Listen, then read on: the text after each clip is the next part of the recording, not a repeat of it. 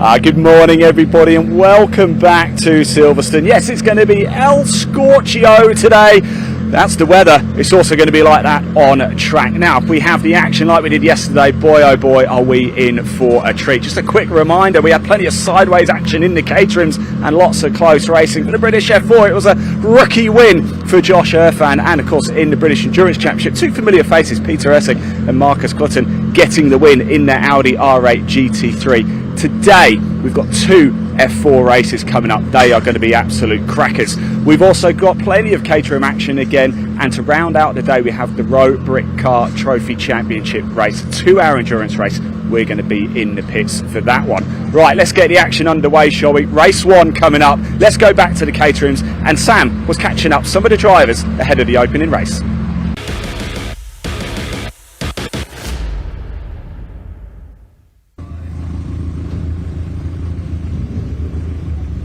Good morning. Yes, I'm down here with Peter Mott just before his second road sport race this weekend. Talk me through yesterday's race, because you qualified 5th and went and finished in 7th. It looked like there was a lot going on out there on track. Yeah, there was kind of a pack of 7 or 8 of us at the front, and I was kind of hanging on and waiting to see if someone would make a mistake or someone would have some contact and try to clean up with the pieces afterwards. Didn't quite work. In the end, there was just a few thousandths between me and 5th in the end, so it's never good to start in 5th and lose a couple of places, but here on the 4th row, a sunny day, Silverstone GP, what more can you ask for? Exactly, and this is your best qualifying for the UK, isn't it? You qualified 3rd at Zandvoort, which is brilliant. Yes, I did, yeah, so it's good to get a little bit higher up. At least it gets me in touch with the guys, which is very important, of course, off the start. So fingers crossed, still close enough today, hopefully I can do something good. Excellent. Well, wish you all the best. Thank you, Peter. Thank you. Right, we'll just move on down. We'll have a quick word with Theo. Sorry, guys. Hope you don't mind me popping in. Good morning, Theo. Talk us through yesterday's race. How was it for you? It was terrible. Terrible in part, like a curate's egg. Good in part. I had stalled it off the line, so I remained stationary whilst 13 cars went past me. So I went from P7 to P20 by turn 1. And then I got 11 places back by the end of lap 1, so I was in full race mode, which was a good recovery drive. And then I got locked in with another driver that we didn't work together, so we ended up losing the pack in front, and then it was just a cruise around until we finished the race. So it wasn't ideal in the last stages, but the early stages I'm happy with the recovery. I think I'll try a different start technique though. Yeah, definitely. That's an awesome recovery. Well, hopefully you can put some of that fuel into your system for today's race from yesterday and make your way a bit further up. Full send. Full send, there you go. Thank you, Theo. Right, now I'm going to have a quick word with Roger Patke. We haven't actually spoken to Roger since his tyre incident back at Croft. Roger, I wanted to just catch up with you, because the pictures that I saw from your whole wheel coming off your car back at Croft looked quite frightening. Yeah, it was certainly exciting. I hadn't actually realised that the wheel had come off until I got out of the car and had a look that there was a whole bit missing. So just a bit too much curb and abuse on that side, I think. But JB, as usual, getting the most perfect photos going. So that's it. So how are you finding the 270 championship this year, moving up from Academy? Well, it's certainly a steep learning curve. The top 10 are just, they're so close to each other. Brilliant racing, really great experience, and loving it so far. Excellent, good. Well, I wish you all the best for this race. Thanks very much. Thank you, Roger. Right, I'll tell you what, let's have a little move on down and speak to Giles Perry, as we've got a few more minutes. Good morning, Giles. Hi. How's your? I'm good, thank you. How are you? How's your weekend going? No, very well, thank you. Good. So, looking forward to today's race. Yeah, very much. Yeah, absolutely. Decent race yesterday, made a few mistakes, lost the toe in front, but yeah, still some great racing, but yeah, some very fast guys out there this weekend, so it's all good. And the toe is so key here, isn't it? You've got to hold on to somebody. Yeah, the toe is massive. If you lose that, then you're dead, and you're just fighting the guys behind you then. So yeah, you've got to keep that momentum going, stay out the guy in front of you, really. Yeah, definitely. Okay, well, wish you all the best for today's race. Thank you, Giles.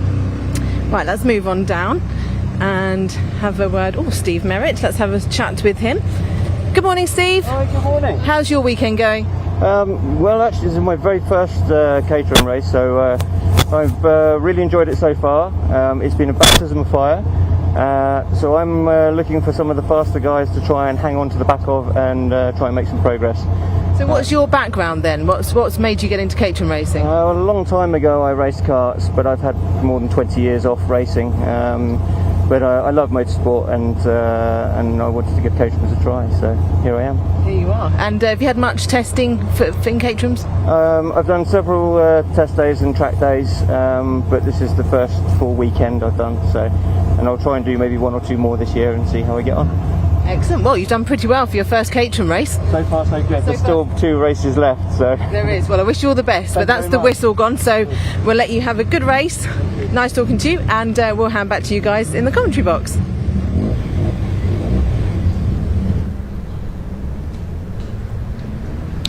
Thank you very much, Sam. Yes, good morning from the commentary box, ladies and gents, and welcome to the home of British motorsport here at the Silverstone circuit, racing on the full Grand Prix layouts here this weekend. It's beautiful weather, the sun beating down here in Northamptonshire, and we are ready for a second day of action here on BARC TV, presented by the British Automobile Racing Club.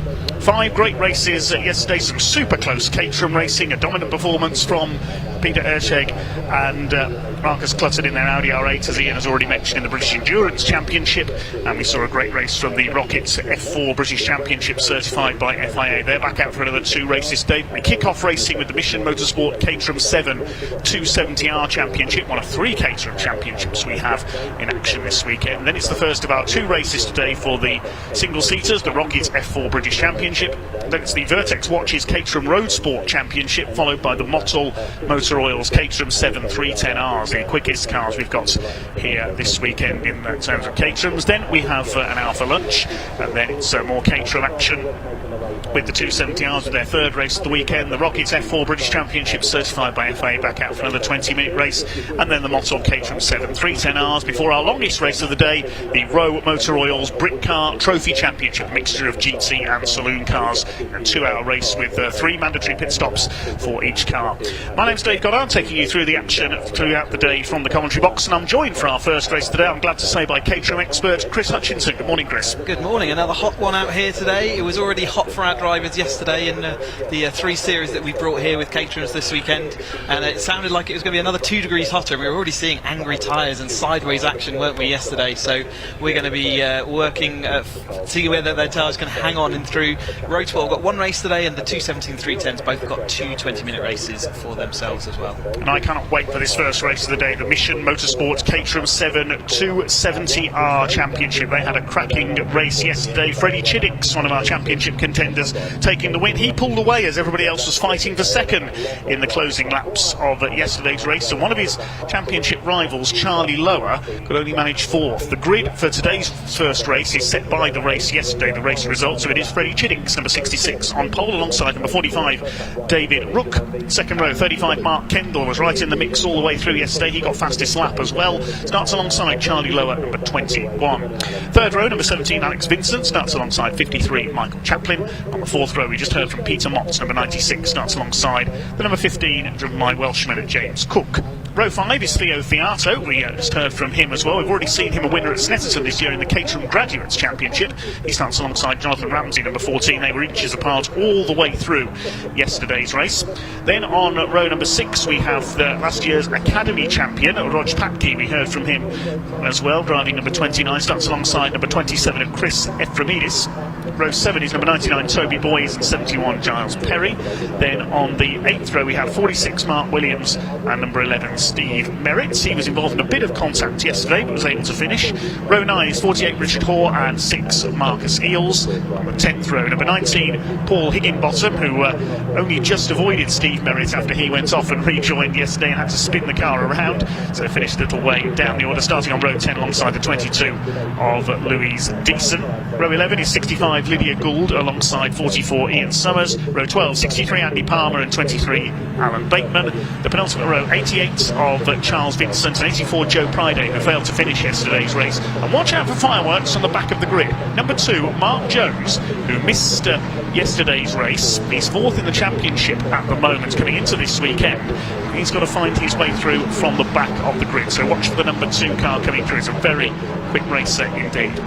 Yeah, always spectacular to watch Mark Jones. He's never a dull moment on track. Him and Theo Theato are often the ones that you can concentrate on, but he's going to have to make his way through an awful lot of cars. But the Silverstone circuit, as we saw yesterday, there were some times when people were overtaking 3 or 4 cars down the straights. So a little bit, the wind today is still sort of gusting around. It's a bit of headwind still down Hanger Straight, so I think we'll see more of the same. And I think that does give Mark Jones plenty of opportunity in his paddle up grey machine at the rear of the field to come through. So definitely one to keep an eye on the timing screens for that.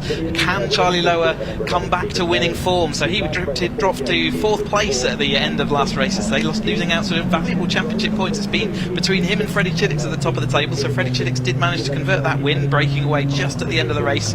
And so he'll be looking to see whether Lower will see he can sort of return the favour. But yeah, David Rook, Mark Kendall having some really good run of form, as was Peter Mott. We spoke to him, as you said, on the grid, and he's really coming good with 3rd qualification at Zandvoort, and now going, he sort of qualified 5th and still stayed in that lead group all the way through. Great for him. Cars just completing their green flag lap to warm up their tyres. This will be a 20-minute race. First of 2 races today for the Mission Motorsport Caterham 7 270R Championship. Mission Motorsport, the Forces Motorsport charity, set up several years ago by Major James Cameron. A lot of money has been raised for injured servicemen and their families through motorsport. So onto the grid they come then. The marshals pull them into position. Freddie Chiddicks, the grey car with the red nose on the right of your picture, in pole position alongside the red and black car, number 45, David Rook, the Scottish-based racer. Second row, Mark Kendall in the green car. I reckon he could be in with a good chance for the first win here today. Charlie Lower, the black car with the blue nose. And Alex Vincent is in green and grey with the sort of citrus yellow roll cage on the number 17 car. Michael Chaplin in a darker blue and black, completing the 3rd row. Peter Mott is in black and white. James Cook, that's a distinctive car, the car with the Welsh flag on the bonnets. Then Theo Theato in orange and black. Jonathan Ramsey in grey and red. That's the colours of your top 10 cars on the grid, so we can see who to follow. The 270R really the 3rd rung on the Caterham ladder, coming up from Academy and Road Sports. Green flag waves at the back of the grid then. Time to go racing on the Silverstone Grand Prix circuits. Everybody in position, waiting for the red lights to come on. When they go out, we will be racing. Away they go, down towards Copse Corner for the first time. Mark Kendall trying to come through the middle in the green car, but it's Chiddicks and Rook together trying to go through the middle. Is Charlie Lower moving across there. They've all made it into Copse Corner. Okay, the number 99 car, that's Toby Boys with the white wheels. We'll see who's leading as they come up towards Maggots for the first time. It's almost 3 wide. Freddie Chiddicks, Charlie Lower's come through into 2nd place into the Beckett's complex for the first time. Freddie Chiddicks has just about held his lead. Charlie Lower and David Rook together. Somebody kicking up the dust in there behind. I think that might have been Theo Theato in the 72 car, the orange car. They make it through this sweeping Beckett's complex, and then they'll charge down the Hanger Straight towards the daunting Stowe Corner for the first time. Back of the field there, number 23, that's Alan Bateman. And Freddie Chiddicks out on a very wide line as they head towards Stowe Corner for the first time. Charlie Lower trying to go through on the inside to take the lead. Yeah, Rook got the best start of all of them and actually led as they went into Copse that time, but he wasn't able to hold on by the time they got to Beckett's S's, and you can see that he's now dropped down to that 3rd place. Chiddicks not giving anyone a tow down Hanger Straight that time as they head down to the Vale for the first time. Does still look like it is Chiddicks out front there with the Boss sponsorship on the back. A little bit of a lock up there. Theo Theato was on the grass already. Wonder whether that's kind of where his car is on that field, but it is Chiddicks. They lead them as they flew through Club Corner this time. Through the club complex then up towards the right-hander onto the Sir Lewis Hamilton straights, past the Formula 1 pits, and then down towards the right-hander at Abbey Curve. Charlie Lower has a look on the inside there. Looks like it could be number 53 of Michael Chaplin up there in 3rd place, the dark blue car. He's made a good start from the 3rd row of the grid. Yes, there he is, side by side for the lead. Charlie Lower at the inside into Village Corner, takes the lead. Mark Kendall's dropped back a little. There's the 96 car in behind him as well. That's Peter Mott. It's Michael Chaplin in 3rd place. Theo Theato on the outside of Mark Kendall. Theo was frustrated with his efforts in yesterday's race, but he's in there in 5th place behind David Rook, who has dropped back to 4th behind Michael Chaplin. A better start from Theo. Struggled off the line in yesterday's race as they start to fan out. Freddie Chiddicks looks to the inside as they go towards Brooklands Corner.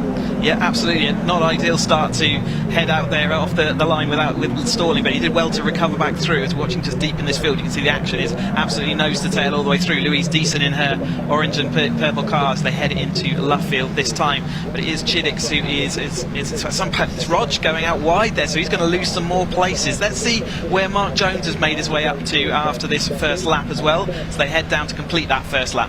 Chiddix leads the way then by a few hundredths of a second ahead of Lower. Chaplin, next Rook, Theato in 5th, Kendall in 6th position. There's Jonathan Ramsey side by side with the number 15 of James Cook. Mark Jones has gained 9 places. He's up into 18th place on the back of the grid. 3 wide for the lead through Maggots, Charlie Lower and Michael Chaplin. Chaplin goes through, 2 places made up. Great move by Michael Chaplin in the number 53 car. Can he hold it on the exit? Chiddix goes down to 3rd place. Charlie Lower in the 2nd. It's Kendall in 4th in the green car. Then it's David Rook, the Scottish base racer. Excuse me, chased down by Theo Theato. I'm losing my voice already. This isn't good. We're only a couple of laps into today's racing. Charlie Lower holds the inside. Chiddix moving out wide to try and break the toe as they head down towards Stowe Corner. Chaplin's caught in the middle, and Chiddix, that move's worked again for him, takes the lead on the outside. So it seems like 2 spaces down Hanger Straight is perfectly possible at this early stage of the race. Chaplin joining us for the first time here at Silverstone this season so far. He did join us last year for some races. I don't think he's doing the full season, but nevertheless, absolutely, once he's joined us, he's back inserted himself fully into this lead group and has put himself out front. But it's Chiddix currently in the lead as there's this absolute pack of cars coming through club. A little bit of a lock up there, looks behind into the Vale that time through, but it is Chiddix that leads us up this Hamilton Straight, and it is Charlie Lowen. So our normal 2 now looking like they're breaking clear of Chaplin a little bit. It's damage on the front of Mark Kendall's car. His nose code's pointing skywards, so I think there's been a bit of contact in there somewhere possibly. We saw a couple of dislodged nose cones in yesterday's races as well. That's going to affect the aero and affect the handling, I would think, on Mark Kendall's car as well. Not good for yesterday's 3rd place finisher. There's James Cook. You can see the flag of Wales on his bonnet. As sliding up the inside, Peter Mott takes the number 17 of Alex Vincent as they come through the loop. Then the left-hander at Aintree and down the Wellington straight towards Brooklands. This is where we'll see slipstreaming. We'll see some daring moves made. Charlie Lower is particularly strong. We saw yesterday in that section of the track. It's over 15 minutes of this race to go.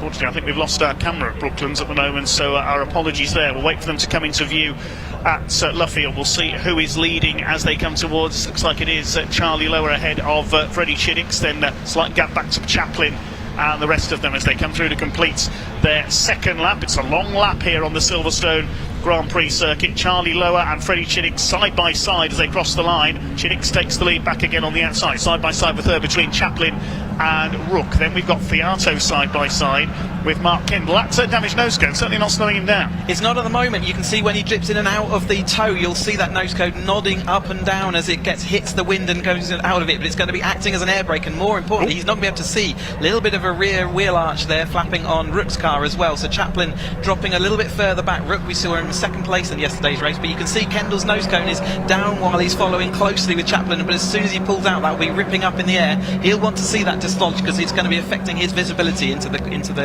corners. And Chaplin's got a loose rear wheel arch as well, I noticed there as well, so the parts department's going to be quite busy already after this race as Chaplin defends from David Rook. Here comes Theo Theato. He's going to try and go around the outside of all of them. The 2 leaders, Lower and Chiddix, the 2 championship rivals, have pulled away, and Theato is going for broke around the outside. So is Mark Kendall, and now Theato. Can he get the line for the Vale and down towards the left into the club complex? I think he's going to get 3rd place here. There's the pink car we noticed there, Rog Patke in the middle of that. There's loads of cars missing rear wheel arches. It's been a bit fraught on these first couple of laps, but the 2 leaders have taken advantage of this squabbling for 3rd place to pull away. As Chaplin there moving to the inside onto the Hamilton straight. Charlie Lower leads from Freddie Chiddix. It's David Rook in 3rd place, then side by side between Kendall and Theato. Theato pulls ahead down the straight there into Abbey on the outside. Next to come through is I think that's Peter Mott next in the order, isn't it? No, it's James Cook, sorry, the 2 black cars, tricky to tell apart from a distance. So 15 of Cook is next in the order. Next is Alex Vincent. Coming through on the inside is Cook. He'll try and take Kendall. Michael Chaplin in behind them, and Theo Theato's run wide there.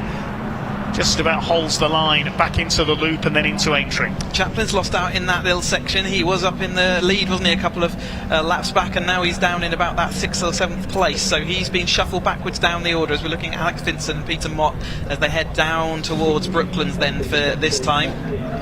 We're waiting for them to come back into our view. Here they are down at Brooklands, and you can see absolutely nose-to-tail action as they head on through.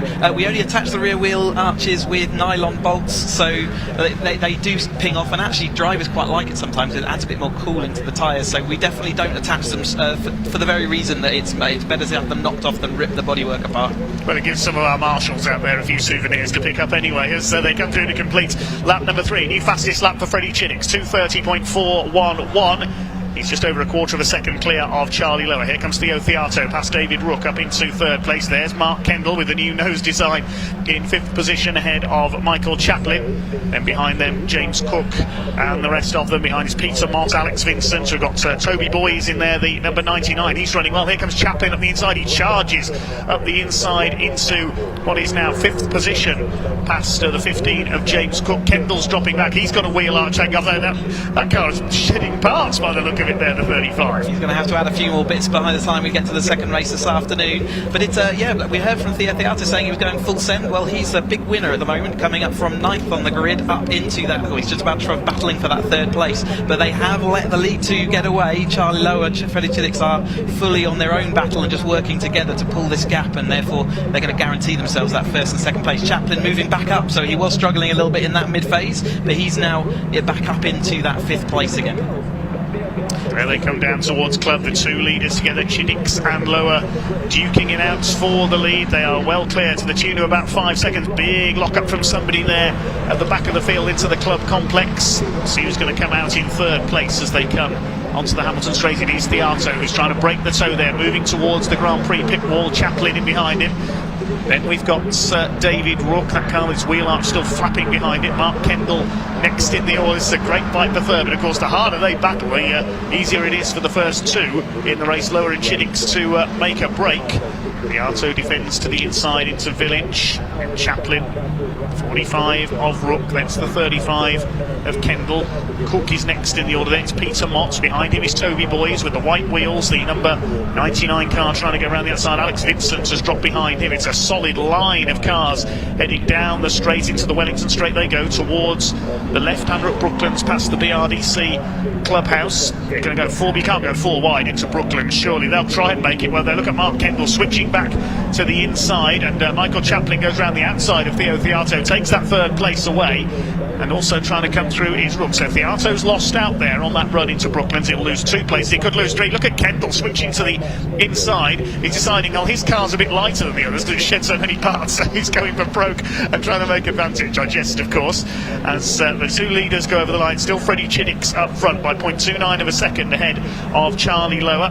Chaplin somehow defending that 3rd place. Yeah, they're having to really sort of jink around, aren't they? They're really a game of chess, like we said yesterday, working out where do I want to put my car, where have I got the momentum. We saw Kendall had a load of momentum, but he had nowhere to put it. Theato being squeezed onto the curb that time through. Track limits have changed slightly for this race, and the drivers are all being aware of it, and they're certainly seeing quite a lot of track limits mark on the sort of timing screens as we go through. Theato losing out in that phase. He's going around there, losing out places. Theato in that phase, and it's definitely Kendall with his nose cone in the air.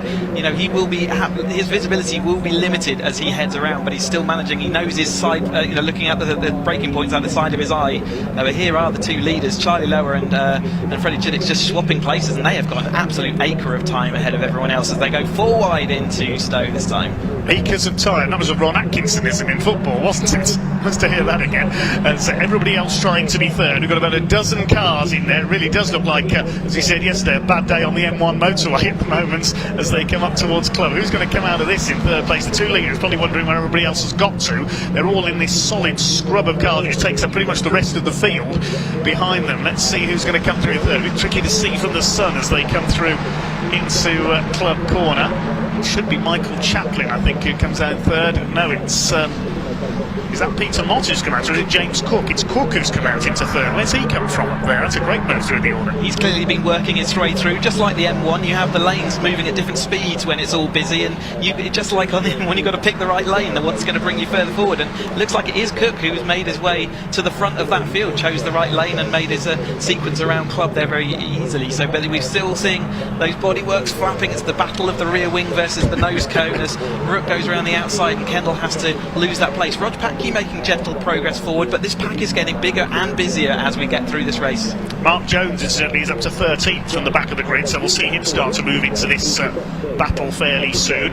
Side by side down the straight, Chaplin moves back ahead of Cook, then it's the 45 of Rook, and Toby Boy's going well, the 99, round the outside of Mark Kendall there, trying to go with him. That's Peter Mott, the black and white car. There's Theo Theato, Rog Packey is in behind him. Mark Jones is in there a short way behind him. Is that Jones moving up the inside there of Packey? It certainly is, so he's now starting to make his move. Yeah, he will do. He's thirsty for that, moving up through the field. He's got another race to move even further forward, but it looks like he's got the opportunity to get to third and no more as the lead two have checked out. It is still this Cook car alongside Chaplin. Chaplin crossed the line in front, but Cook's ahead by the time they turn through Copse this time through. Kendall again moving behind Mott, so Mott's absolutely keeping involved, isn't he, in this lead battle, just like he did yesterday. You just want to make sure that the timing of this now is 6 to 7 minutes to go. You've got to work out where do I need to be with this group. At the moment they're just all trying to figure out how do I carry the momentum. There's such a wide track here at Silverstone, there's plenty of opportunities to sort of put your car on the inside, but it always slows you down because cars side by side are always going to have a problem. Here's a replay of some action further back in the pack. This is at the loop and into entry. Somebody spinning there towards the rear of the pack. A bit tricky to see through the heat haze who that is. Can't quite see the number. Said Louis Deason was just ahead of him, so that where it was, I think there's it's now David Rook. Is that Rook? We've also got it's that one of the cars has got another nose cone set there, so more nose cones going wanting at the moment as they head down into the Vale this time through. But yeah, it's an absolute car park as they head in. We've seen lots of lockups already. Like I say, it's hard to see the colours of the cars as they head through here. They're just one big. We've got another rotator there spinning there. So one of those cars, is that Rog Packey? It might be a pink car there. So keeping an eye out to see as he comes back past the camera. Yes, I think that might be Rog that has spun there. Number 44, Ian Summers, was the other car that spun up the loop a lap ago. No, it was Alex Vincent there that's had a lose. The number 17, I think, further back. Or is that Rog towards... No, there's Rog, the pink car. It was him who spun around there, so he's dropped back. Here comes the pack through towards...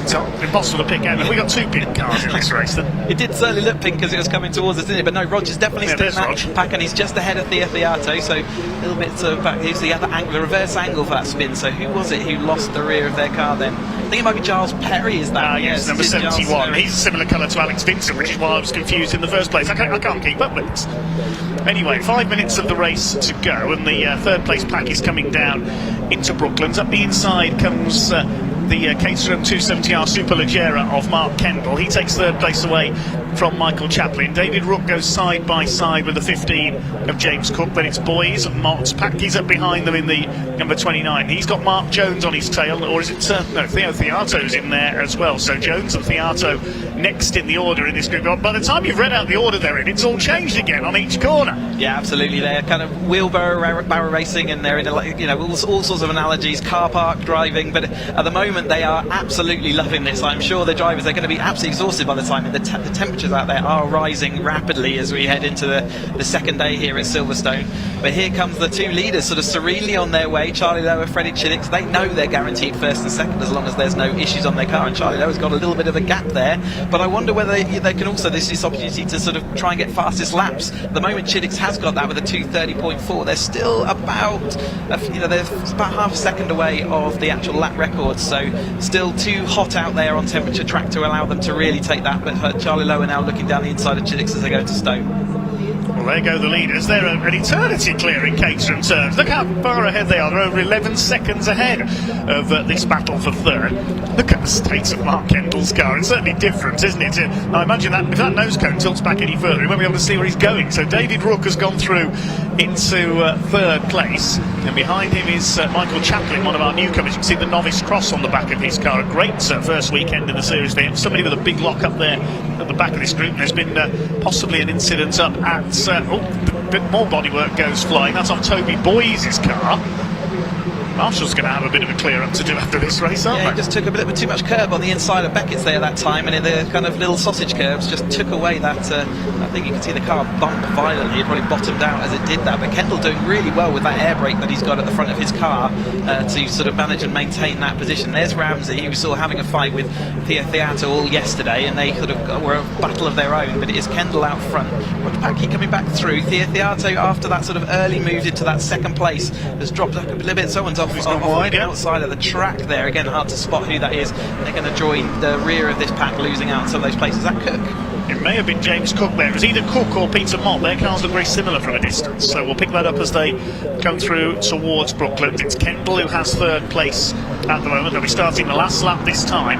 David Rook in fourth place, then Chaplin side by side with Rog Papke, the Academy champion last year, who skipped the Road Sports Championship, which is, and Mark Jones a bit sideways there. Toby Boyes had to back off. Peter Mott goes through. I think that's Alex Vincent moving up on the outside as well in the 17. There's one car all over the place behind there. The rear tyres on these cars are absolutely on fire at the moment. There you can see that there's absolutely no rear end grip for these cars. They're absolutely drifting around. These cars haven't got limited slip differentials. That's purely about grip and the temperatures out there on track. We're going to see that as being a thing throughout the rest of today. Who's going to be able to manage and maintain their tyres to the end of this race? 1 minute 50. Going to see when the actual leaders went across the line as to whether this is the last lap, but it's definitely getting close to the absolute death of this race. Well, Chiddix leads ahead of Lower at the line. We'll pick the two leaders up in a moment. David Rook holds third ahead of Kendall now as they come through the Beckett's complex. The right, left, right onto the hangar straight. There's Chaplin in behind. There's Rog Patke. The 15 of James Cook and Theo Theato, the orange car, in behind him. They're still side by side for the lead. And there's even a wing coming off Freddie Chiddix's car now. The front wheel arches lifted up on the Boss racing car. So strong around the outside line there coming through Stowe into Vale, then down towards the Club Corner complex, braking for the left-hander off the Vale, then this long right-hander onto the Hamilton straight. It's Chiddix from Charlie Lower, and the rest of the pack not even in sight at the moment as they squabble for third place. Got a minute left to see whether they're going to get back to the line in time. I think this will be the final lap. So where they've been working together for the entirety of this race, and you've seen how much of a gap they've developed just by doing that, they've got to now work out where do I want to be at the right time with 44 seconds left on the clock. Where do I want to be with Chiddix? Is Chiddix strong down into Brooklands? It looks like Lower's going to wait and see whether he can just trail him down and overtake into Brooklands. That's certainly what would be on my mind in this case. There's still chance though out of Luffield to get that place back by the time we get to the line, as Charlie Lower does get the slingshot out then as they go through entry onto the the Wellington straight for the last time. 20 seconds on the clock, so I think it's going to be checkered flag this time, and Charlie Lower is ready. He's going to attack as they come down into Brooklands. He's stronger through this section. We saw yesterday he could slingshot his way up the inside. Here he comes. Charlie Lower goes through, but has he got the move done too early? Because Freddie Chiddix could get him back, as you said, Chris, on the run up to the line, out of Woodcut Corner. Here they come through the double right at Luffield. The clock's gone to 0, so we're going to see checkered flag this time. Which side is Freddie Chiddix going to go? He's going to try and get in the slipstream and pull up alongside. They're absolutely side by side as they come up towards the line. They both run out wide. Checkered flag at the ready. Who's it going to be at the line? It's Freddie Chiddix, according to the timing screen, by 0.042 of a second. Well, Freddie outside Chiddix, I think is going to be his nickname after that one, because he went around the outside at Woodcut as well. Now, who is going to be third? Here they come towards line. Kendall and Rog Patke together, and despite the damage to his car, Mark Kendall finishes on the podium for the second time this weekend ahead of Patke, Rook Theato, Mock Jones, Cook, Vincent, Merritt, Ramsey, Pride, Williams, Fefremidis and Chaplin as quickly as that. Stunning race there by the 270s, and absolutely Chiddix worked that one out perfectly. He went out that wide angle, and absolutely perfect. Michael Chaplin must have had a moment on that last lap, because he only came across the line in 16th, so he must have either run wide or had a half spin somewhere. Certainly. So he's down to 16th. Yeah, not a good end to his race, and he's got a lot of work to do at the end. And I did see a little bit of a gap there between Rog Patke and Kendall, which kind of suggested something might have happened down at Brooklands that time through. But it is Chiddix who worked that one to perfection, got the slingshot out wide, and was able to carry that momentum around the outside. Charlie Lower pushed him to the edge of the track, but he had that run. You see his front wing there just let go. We normally only glue the front wings on, so there you go, another reason that we'll see these things flapping around. Charlie Lower, though, has been bettered twice by Chiddix. He's got one more opportunity to try try and get his own back a little bit later on. The temperatures are only going to rise, and we're going to see more of the action that we saw just then. That was absolutely fantastic, to say the least. We'll confirm the results in a moment. Just a quick chance to mention a thank you to everybody who's commented on our YouTube feed. Hello to Colin Meakin, to Carl Britchford, John Ridley, and everybody else who's commented so far. Let's have a look at the results then. Freddie Chiddick's the winner by 400ths of a second, ahead of Charlie Lower, who nabbed it back again. Freddie Chiddick's out of Woodcote for the last time. Mark Kendall's rather battered car completes the podium ahead of Roger Patke. David Rook in 5th ahead of Theo Fiato. Then Peter Motz, Mark Jones from the back of the grid up to 8th place. James Cook and Alex Vincent completing the top 10. Then Stephen Merritt, our newcomer this weekend. Jonathan Ramsey 12th. Joe Priday makes up for a non-finish yesterday. He came through from the back as well to finish 13th. Mark Williams 14th. And in 15th was Chris Ephraimidis. 16th for Michael Chaplin, a problem for him on the last lap. Then Giles Perry, the number 19 of Paul Higginbottom. Toby Boyes had a bit of damage in there. He dropped down to 19th. Then Louise Deason completed the top 20. Then Marcus Eels was next home. Then Richard Hall, Lydia Gould, Ian Summers despite a spin, Andy Palmer, Alan Bateman, and the number 88 of Charlie Vincent completing the finishers. All 27 starters went the distance, which I'm pleased to say. Yep, speeds out there not quite up in the lap record territory. Then again, the temperatures are likely the reason for that, but Freddie Chiddick certainly worked out how to control those temperatures out there. Charlie Lower behind. Mark Kendall will be happy to be back on that podium. He's making a habit of that, isn't he, being the best of the rest, and Rog making his way back through that difficult battle pack into that 4th place. Rook will be a bit disappointed, I think, after his 2nd place yesterday to have drifted to 5th, but still strong points. Theo Fiato, he said he was going to go full send 9th to 6th by the time he came to an end, and Peter Mott again holding on just ahead of Mark Jones, coming from right at the back of the field all the way up to 8th place. That was a quite superb first race for the Mission Motorsports Caterham 7270R to kick off our second day here on the Silverstone Grand Prix circuit. Next up we have the Rocket F4 British Championship, certified by FIA. Teenage racers just moving out of karting and junior racing. We could be seeing future Formula 1 stars in action here in our next races, especially as one of the first champions in British F4 a few years ago was somebody called Lando Norris. Wonder what happened to him. We'll be seeing him here at Silverstone in just a few days' time at the 2023 British Grand Prix, of course. Circuit being prepared at the moment. Let's hand down to our pit reporters to hear from some of the drivers in Parc Fermé.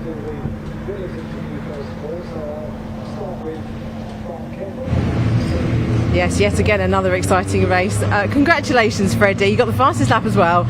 You and Charlie were just in a league of your own there, weren't you? Yeah, that was a brilliant race. I'm so happy when it's Charlie and I out at the front like that. We give ourselves a bit of time to make a gap, and then we go and have a bit of a play and some fun. Too wide around some corners was really nice and interesting. To get a win and fastest lap was brilliant.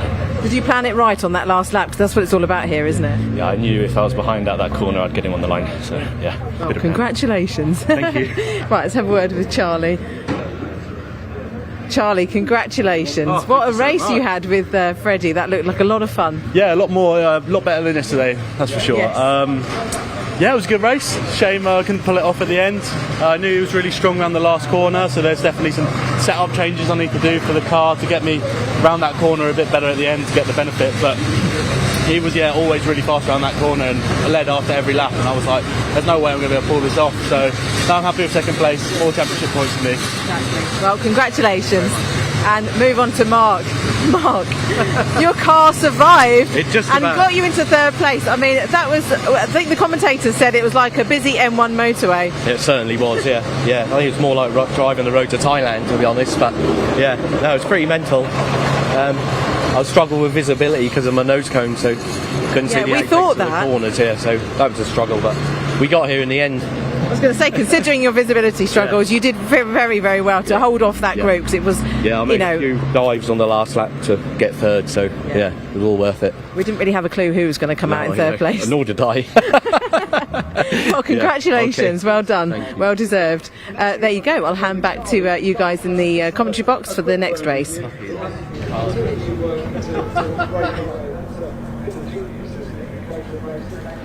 Okay, thank you very much, Sam, as we get ready for our first single-seater race action of the day. It's a reverse grid from qualifying yesterday for the Rocket British F4 Championship, certified by FIA. some of the highest rated young racers making their moves up from karting and into the world of single-seater racing. Identical cars, the Italian-built Tatus T421 chassis powered by 1.4 litre Abarth engines. It'll be a 20-minute race. They have 2 races coming up here today. The first race yesterday, that was a first ever win in the category for number 12 Josh Irfan for the Rodin Carlin team. He's one of the Rookie Cup drivers this year as well, so a rookie victory in yesterday's race, but with a reverse grid from qualifying yesterday. Anything could happen here. Let's hear from some of the drivers a little earlier on today.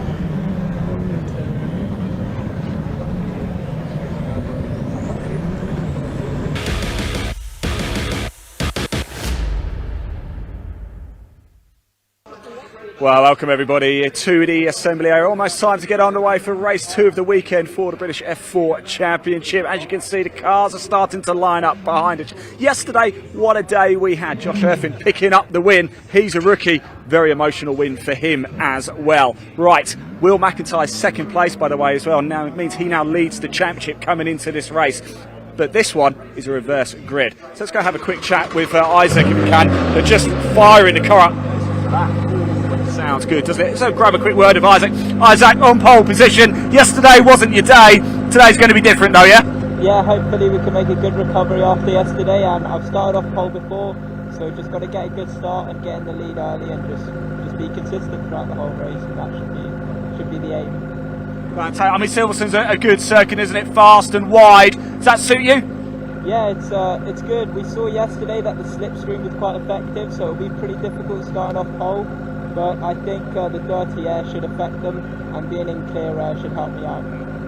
Fantastic. Isaac, best of luck. Thanks for talking to us. Really appreciate it. Yet to get a podium this season. 18 drivers have. Another driver who hasn't yet, but has got a great opportunity, is Kai over here as well. I wonder if we could just jump in with Kai.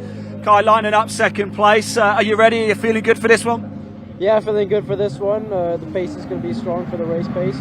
Looking forward to getting some good points today. Yeah, it is going to be a fantastic race, isn't it? So look, I'm going to let you crack on. Thanks for talking to us. Best of luck. Let's keep going. I must admit, I didn't get to catch a lot of that because just as I was saying it, the Caterham just came steaming past us as well. I just want to grab a quick word with Mika Abrahams here. Just turned 15 years old, so joined sort of halfway through the season. But Mika, how are we feeling ahead of this one? And tell us a little bit about how you've enjoyed racing in F4 so far, even though it's only been a short time. Yeah, it's been a good start to the season so far. Obviously, we've had limited driving compared to all the other drivers, so just trying to catch up. We have good pace. Silverstone just messed up the quali a little bit, so we're looking forward to hopefully getting a podium or win this race. But yeah, I know we started off really strong and we're looking to continue. Fantastic. Best of luck, mate. Thank you for talking to us. Going to go for the podium. Watch out for this man. Could be a very good run. Reminder, reverse grid. This is going to be so exciting, this race. So I'm going to hand back to Dave, who's going to call the action, and I'll see you in Parc Fermé afterwards.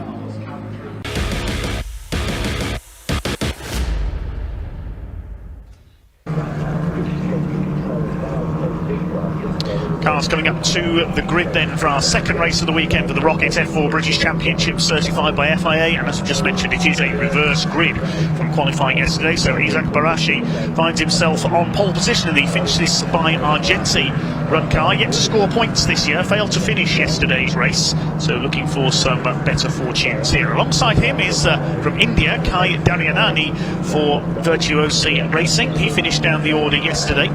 Second row, number 78 of Jack Sherwood for Chris Dickman Racing, and Belgium's Dava de Decker in the Virtuosi Racing number 28. Row 3, number 29 Mika Abrahams from South Africa, and number 72 Sonny Smith recently got his first ever win at Alton Park. And on row 4, number 2 Noah Lyle from Australia for Rodin Carlin, and Jaden Parrier from India in number 77. Row 5 is another Aussie, Patrick Huitzenroder for Fincis by Argenti, alongside number 11, the championship leader coming into this weekend, New Zealander Louis Sharp. He had a very quiet race yesterday, only finished down in 12th place, so looking for some better fortune here. On the 6th row of the grid, we have number 49 Daniel Ginchard for Chris Dickman Racing, alongside 87 Deegan Fairclough, the leading player in the Ginetta Junior Championship last season, the Racing Star Scholarship man from over the winter for JHR Developments. Row 7 is number 14 Akil Alipay the South African for Virtuosi Racing, and Sweden's Gustav Jonsson, the current leader of the Rookie Cup points. Recognise the rookie cars in this race, they have yellow number plates as opposed to the white back numbers for the other cars. Yesterday's winner Josh Irfan starts back on row 8 for Road Incarnate alongside Japanese driver Kanato Lei. He had some problems before the start of yesterday's race and had to race through the field from the back. Row 9, number 18 James Higgins and 55 of Dion Gouda for Fortec Motorsport and Road Incarnate. The 10th row, number 5 Will McIntyre for the High-Tech Pulse 8 team. That team based here at Silverstone. His teammate number 7 Gabriel Stilp starts alongside him. And completing the grid will be Australian James Piszczek for High-Tech Pulse 8 from the back. So the High-Tech cars all down there towards the back of the grid. Watch for them coming through the order. So it is the number 26 in pole position. Isaac Barashi made his debut at Silverstone here last autumn, the 17-year-old for the Finsis by Argenti team, founded by former Porsche Carrera Cup champion Michael Meadows. Running in the same colours as his Porsches, the blue and black livery. Scored a podium here, Isaac Barashi, at Silverstone last season. He's joined on the front row by the number 8 of Kai Dariani for the Virtuosi team. One of a number of drivers from India on the grid. A lot of drivers having come through the karting ranks in India. The likes of Dion Gouda out there, who was 3rd in the points coming into this weekend behind Louis Sharp and Will McIntyre. Look out for Jack Sherwood as well, driving for the Chris Dickman Racing team, their familiar red, yellow and black colours. Kai Darianani is his first full season of single-seater racing. He raced in the winter in the UAE Formula 4 Championship at the Yas Marina circuit in Abu Dhabi as well. He's one of the elder statesmen of the grid. He's only 18 years of age. Drivers 15 to 18. Yes, we really have got drivers as young as 15 in this championship. Good to see a sizable crowd here in the grandstand down towards Brooklands, I think that is, here on the Silverstone circuit. We certainly have had a variety of winners. I think we've had 9 different winners up to this point. Well, it may even be 10 with a first win for Josh Irfan yesterday. The season opened at Donington Park at the start of the season. Louis Sharp scored a couple of wins there, and there was also a win for Noah Lyle, the Australian. There were wins up Brands Hatch on the Indy circuit for Kanato Lee, James Higgins, and for Dion Gouda. He got his first win there. Then at the Snetterton 300 circuit, Dion Gouda had a win there as well, and I think Akil Alibai got his first win as well for Virtuosi Racing. They then went to Thruxton in Hampshire, the fastest circuit in the UK. James Piszczek got his first win there, the Australian. A success for Will McIntyre there as well. At Alton Park last time out, Sonny Smith, as we mentioned, got his first win. The wins for Kanato Lee and James Higgins there as well. He's a new name going to join them as a winner in the Rockets British F4 Championship, certified by FIA. This is really the first rung on the single-seater ladder, the FIA single-seater pyramid. You never know. Remember these names, you might see some of them make it all the way to Formula 1 someday. Many karting champions out there. Plenty of drivers are recruited from the likes of the Ginetta Juniors, the Fiesta Junior Championship. Deegan Fairclough was successful in Fiesta Juniors. He had some great battles with Jensen Brickley, now a touring car racer. Beautiful conditions here at Silverstone today. This will be a 20-minute race. Josh Irfan going for his double, but he's way back down the grid on the 9th row of the grid here for this second race in the number 12 car. Irfan driving for the Rodin Carlin team. Carlin, of course, one of the great names of single-seater racing in recent years. Multiple kart champion, and also in the Super 1 British Esports Championship as well, Josh Irfan. His teammate Louis Sharp currently leading the championship, the New Zealander. Hoped to make his debut at the start of the 2022 season in this championship, but he wasn't old enough. He didn't turn 15 in time. Scored 12 podium finishes last year and finished in 4th place in the championship, Louis Sharp. He's back on the 5th row here, only finished 12th yesterday. Dion Gowda was quite a way down the order as well, his teammates. 15-year-old from India. I'm really looking forward to this race. A great start from the 2nd row that lifted Josh Irfan into the lead in yesterday's race. There's James Pizzit, what's for him coming through from the back of the grid, the number 4, the Australian. 23 there, Gustav Jonsson, the Swede, in the familiar colours of Chris Dickman Racing. Remember Chris racing in the F3 Cup in an old Dallara a few years ago, before setting up his eponymous race team.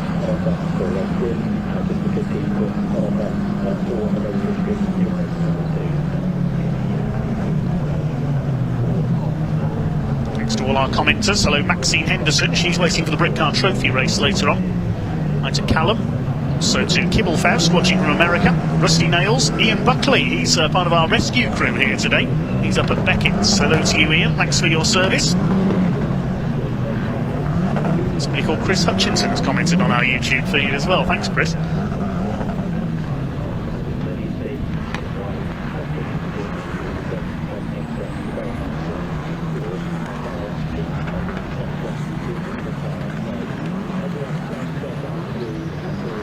So up to the grid they come then.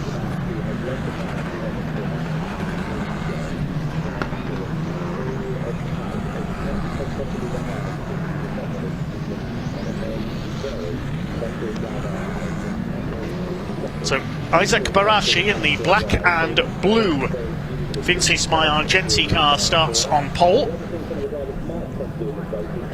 Kai Darianani alongside. He's in much more blue machine, far more blue on the Virtuosi livery. Almost the reverse of the Vincis livery. Second row, Jack Sherwood, 78. He's in the familiar black, red and yellow of Chris Dickman Racing. And the 28 of Douwe de Decker, the Belgian. In the colours of Virtuosi. There's a bit of pink. He's got BWT sponsorship, of course. Familiar Formula 1 sponsors with Alpine. Row 3, number 29, Mika Abrahams in red and white. 72, Sonny Smith, he's in black. Watch for some of the quicker runners from qualifying coming through from towards the back with the reverse grid format in use. Well, the second race of the weekend for the Rockets British F4 Championship, certified by FIA. He could be seeing Formula 1 stars of the future here at the Silverstone circuit. The revs are rising from these 1.4 litre Abarth engines. Second race of 3 this weekend for the championship gets underway. There's a yellow flag further back, so somebody hasn't got away there. Was that our pole sitter? Yes, I think Isaac Barashi hasn't got away. Oh, disaster for the pole sitter. And his bad luck this season continues. The race has got underway. We'll see who's leading as they come into the Beckett's complex for the first time. There's a bit of chop and change. It looks like it could be Kai Darianani who has got the lead. Pick it up when we can see the numbers on these cars. It's a Chris Dickman Racing car in second place. That's likely to be Jack Sherwood up there in second place. Everybody else is away cleanly towards the back there. The 29 of Mika Abrahams, not the best of starts for him. He was 5th on the grid, side by side for the lead. Jack Sherwood having a look down the inside. They start to fan out across the hanger straight into Stowe Corner. There's the number 28 car, Douwe de Decker, with the BWT sponsorship on the side pods. You can pick his car out as they head their way into the complex for the first time. Looks like it is Jack Sherwood, number 78, the Chris Dickman Racing car, who holds the early lead. 3 or 4 wide into Club Corner further back there. That's impressive from these little single-seaters. Sherwood leads the way then. Kai Darianani is in second place.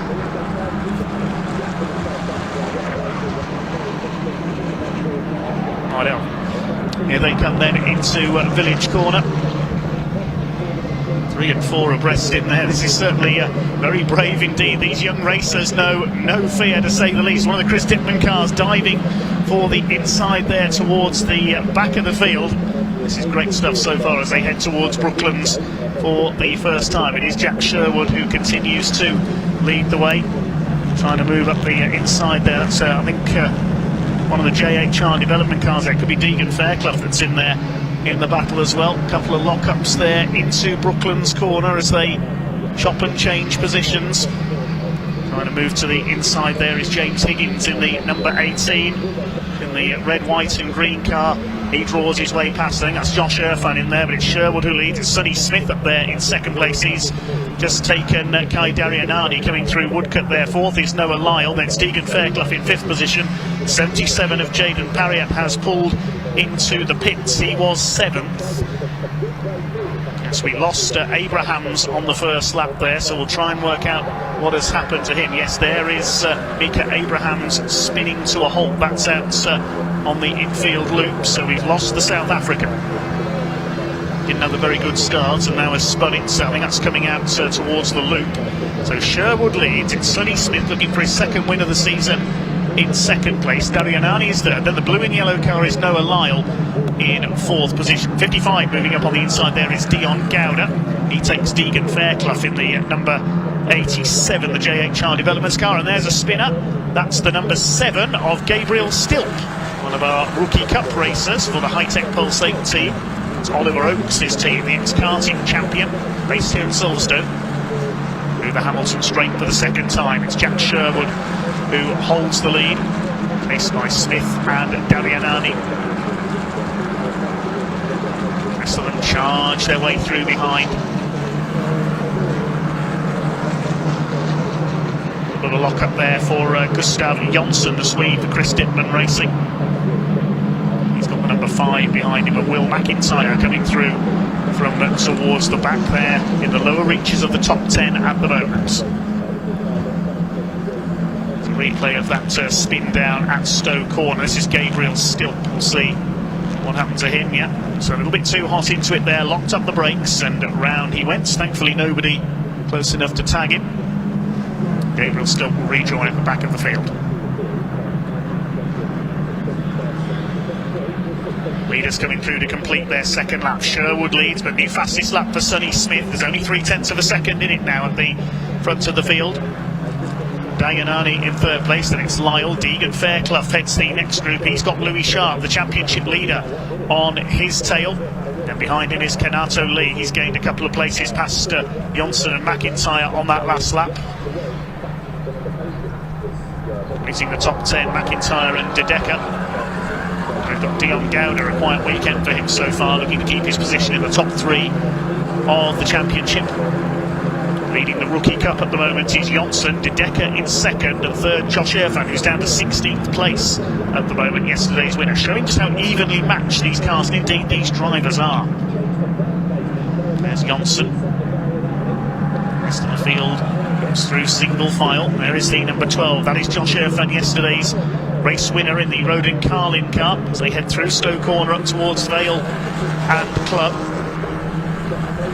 Now, Isaac Barashi's got his car going. He's down in 18th place. He threw away his pole position, stalled on the line. Thankfully, nobody hit him. He's kept it going.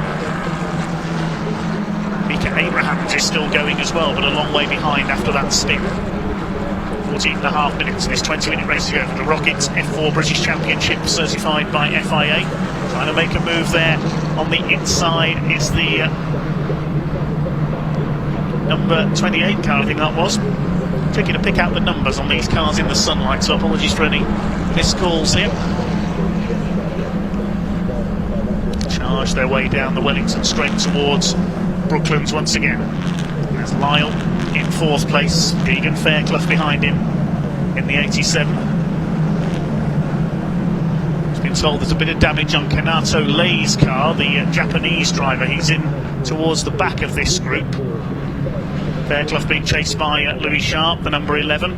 It's for 5th and 6th position. The lead gap remains at 0.3 of a second as they cross the line, so no change up front. Sherwood from Smith. Lyle's up into 3rd place, then it's Fairclough. Rest of them come through. Yes, Kanato Lei has pulled into the pits, I can tell you, with that bit of damage. And Darianani's pulled into the pits as well. I thought we'd lost the 3rd place man. Didn't see him pull in there. So we lose a couple of cars there. Darianani has got some sort of a problem as well. So it's Noah Lyle up to 3rd. Fairclough is 4th. Then Sharp is 5th. Gustav Jonsson up into 6th position. There's the number 4, that's James Pissick, who has come through to 13th from the back of the grid. Leaders head into Stowe Corner for the 4th time in this second race of the weekend for the Rockets F4 British Championship. There's number 17, Patrick Huitzenroder for the Argenti team. Australian currently in 11th position. Out of Club Corner. Sherwood trying to increase his lead over Sonny Smith. Jack Sherwood down in 15th position in the points going into this weekend. Best result he's had this year is a podium in round 3 at Donington Park.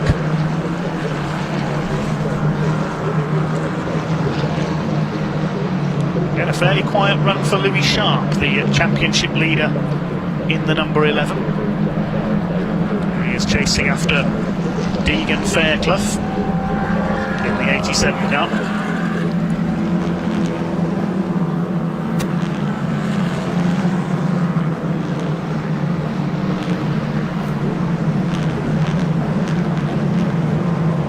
Midfield heads down to Brooklands. There's one of the Chris Dittman racing cars in there. 3 of them in the race. That'll be Dan Ginchard further back with the white numbers on his car. He's chasing James Higgins. They're battling for 14th place. The lead gap has come down to by a few hundredths there between Sherwood and Smith. Noah Lyle up there in 3rd. Then it's Fairclough, Sharp. Johnson leads the Rookie Cup in 6th position. Will McIntyre behind him. He's come through well from towards the back. Will McIntyre, the ex-junior saloon car champion. 8th behind him is David De Decker, and it's Dion Gouda and Patrick Huitzenroder now completing the top 10 because we have lost Kanato Lane. He's headed back out of the pits, so has Darianani. There's one car still in the pits, that's Jaden Pariat in the number 77. Here come the leaders. Through the right-hander and Stowe. Lyle coming under pressure now from Fairclough for that 3rd place. There's Jonsson, the Rookie Cup leader, and McIntyre. There's De Decker, number 28 for the Virtuosi team. With a lock up there, somebody gone straight on up there. I saw smoke on the outside.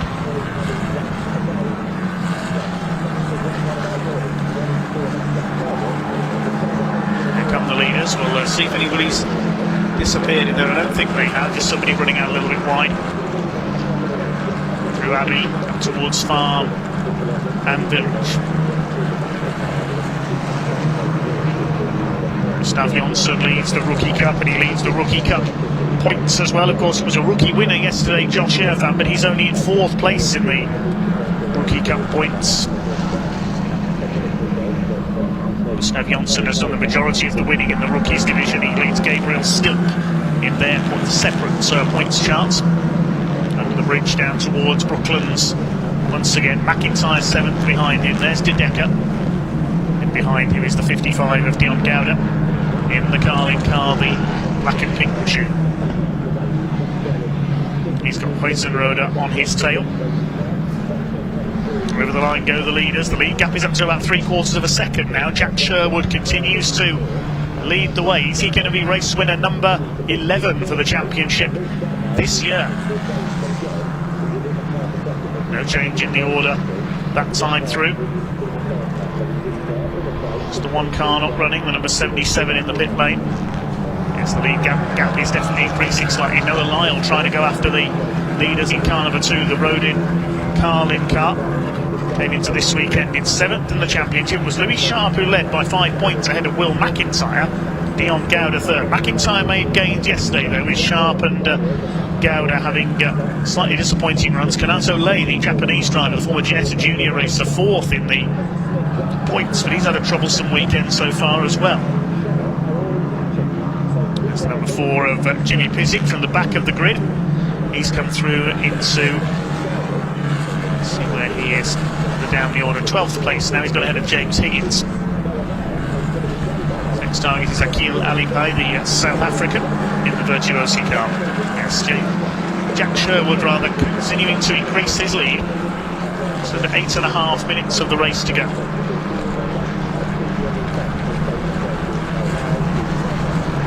Noah Lyle turns his way through Village.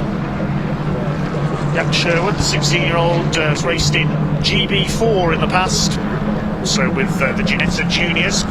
Drove 4 rounds of the series last season as well. Somebody off there, that's problem 4. One of the Chris Dittman cars. Is that our leader? I think our leader has slowed. Yes, I think that's Jack Sherwood.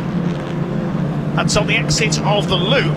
So problems for Jack Sherwood. Rather put the curse of the commentator on him there. And the Chris Dittman racing car is clearly out of the race. I'm not sure what the problem is, whether he's doing a reset. Well, he's got it going again. I do not know what's happened there. So your leader is now Sonny Smith, number 72, looking for his second win of the season, ahead of Noah Lyle by 0.9 of a second. And Deegan Fairclough up into 3rd place. What on earth happened there for Jack Sherwood? Disaster for the long-time race leader. He's down to, we'll see where he comes to. I think he's down to the back of the field. Sonny Smith leads Drew Beckins. Then we've got 7 minutes of the race to go. Scored his first win recently at Hills Park. No, Jack Sherwood's pulled off again under the bridge on the run into Brooklands. There's clearly an issue with his car and he's out of the race. Disaster for Jack Sherwood. Was all set for his first win. Son of Justin Sherwood, the long-time single-seater and GT racer based up in Leicestershire. So Sonny Smith continues to lead the way then from Noah Lyle, now in 2nd place. Deegan Fairclough is in 3rd place. Now Louis Sharp is up into 4th position now, the championship leader, the New Zealander. Gustav Jonsson, the Rookie Cup leader, rounding out the top 5. First 4 breaking away slightly now. Still around 3 more laps to go. Go towards Village. Noah Lyle is starting to turn up the wind now and start to attack Sonny Smith out in front. Deegan Fairclough isn't far away either, nor is Louis Sharp. Towards the Wellington straight they go once again. But up holding on now for Chris Dittman Racing is Gustav Jonsson and Daniel Ginchard, who's down in 13th place, the karting graduate. Big lock up there from our 2nd place man. That's the number 2 of Noah Lyle. He's up into 2nd there on the run into Brooklands. Great move by Noah Lyle down the straight as the pit boards signal the drivers over the line. Let's see what the gap is, and Noah Lyle's going to go for the lead as they come into Cop Score. He throws it up the inside like a cart through there. Has he made that move stick? That was a superb move out of nowhere from Noah Lyle. They're side by side on the exit up towards Maggots. Deegan Fairclough tucked in behind. Look at this, 4 of them going at it. Lyle slings it up the inside, somehow gets the car stopped for Beckett. Oh, brilliant. Noah Lyle takes the lead. I don't know how he got through there in one piece.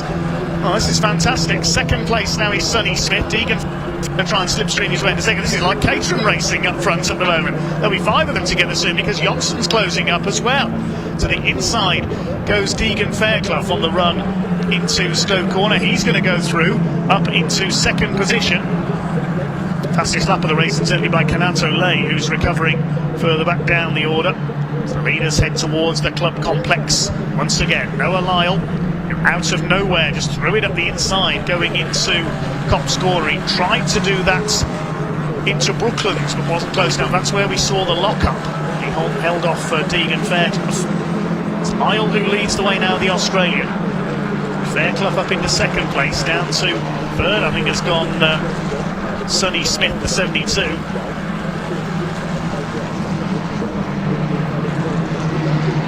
Through Village, here comes Gustav Jonsson up onto the tail of Louis Sharp now. 5 of them together for the lead of this superb 2nd race for the Rocket F4 British Championship, certified by FIA. Noah Lyle could definitely be one to watch for the future with bravery and car control like that. There's a yellow flag on the run into Brooklands there because of the stranded car of Jack Sherwood. Lock up there from Louis Sharp. They're not letting Noah Lyle get away here. Deegan Fairclough keeping up the chase. So is Louis Sharp. 3.5 minutes of this race to go, so it'll be 2 laps to go this time. Up towards Copse Corner there. This is where Noah Lyle slung his way into the lead a lap ago. Fairclough 0.59 of a second back on him. 2.5 seconds covers the first 5. 6th place Will McIntyre is trying to close in as well. He's only about a second further back. Through Beckett's go the leaders. There's McIntyre, the silver car, in 6th position.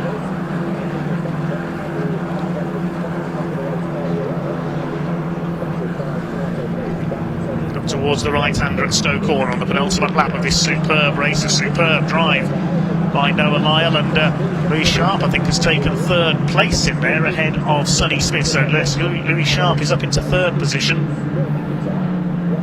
Sonny Smith tried to resist the pressure, couldn't quite do so.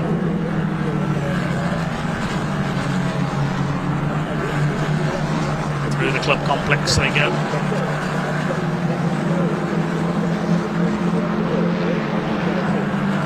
Caterham lay into the new fastest lap last time through, although he's running at the back of the field after making a pit stop with some damaged bodywork. 3 leaders now pulled away. It is Louis Sharp in 3rd, Sonny Smith dropping back into the clutches of Gustav Jonsson in that 4th place. It's in the order McIntyre, then De Decker, Gouda, Hudson-Roeder and Alibai round out to the top 10. Double yellow flags out as the marshals try to recover Jack Sherwood's car to a position of safety behind the barriers. Going round to start their final lap this time. Noah Lyle, the Rodin Carlin driver, lead Deegan Fairclough of JHR Developments. Louis Sharp in 3rd place in the 2nd of the Carlin cars.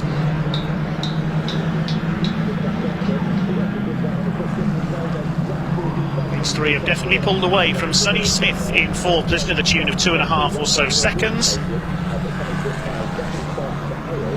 into the Beckett's complex.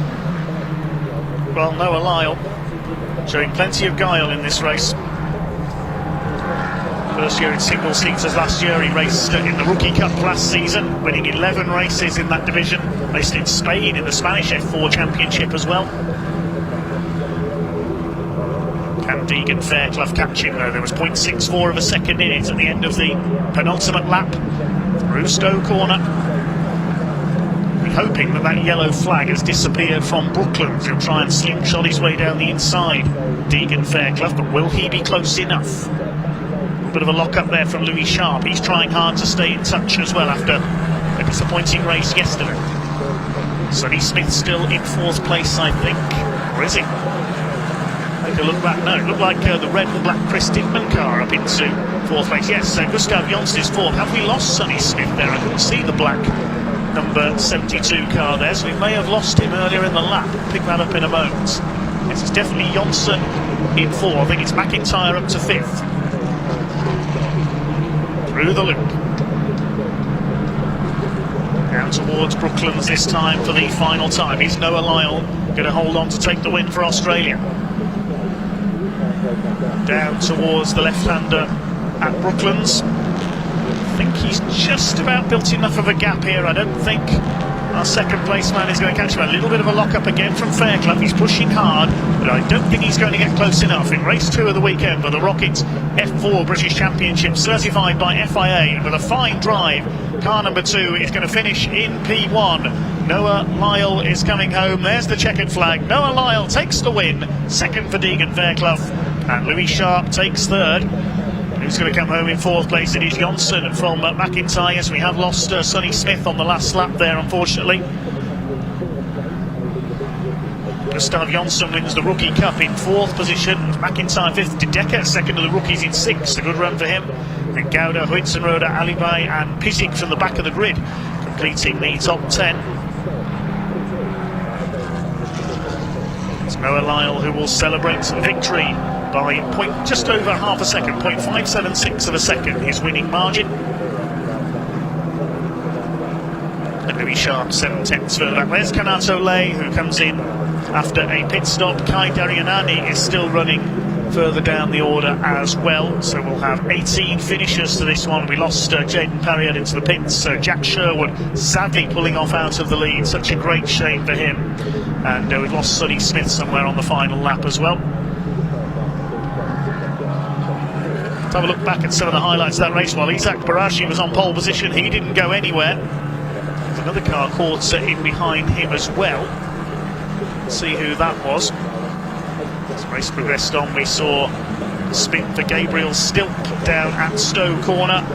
Move of the weekend so far for Noah Lyles, throwing the car up the inside at Copse Corner, side by side with Sonny Smith for the lead towards the Beckett's complex, and then sideways on the entry. He gave it full send, as they say through there, to take the win. Take the lead and take the win. Noah Lyle, quite superb indeed. Sadly, we then lost Sonny Smith out of a potential podium. Well done to Noah Lyle, an accomplished drive from the young Australian.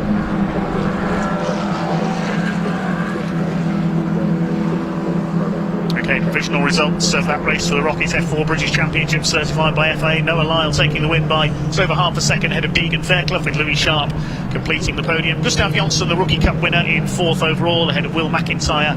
A good result for Devon De Decker in there in 6th position. Dion Gouda was 7th, ahead of Patrick Huitzenroder, then Akil Alivay and James Pishing, who started from the back, completing the top 10. James Higgins next, ahead of Daniel Ginchard. Josh Erfan, yesterday's winner, 13th. It was Isaac Barashi recovering from stalling at the start to take 14th place, then Gabriel Stilk, Mika Abrahams despite a spin, then Kanato Lay and Kai Darianani, the final finishers after their pit stops. We lost Sonny Smith, sadly Jack Sherwood out of the lead, and Jaden Parriott was an early retirement as well.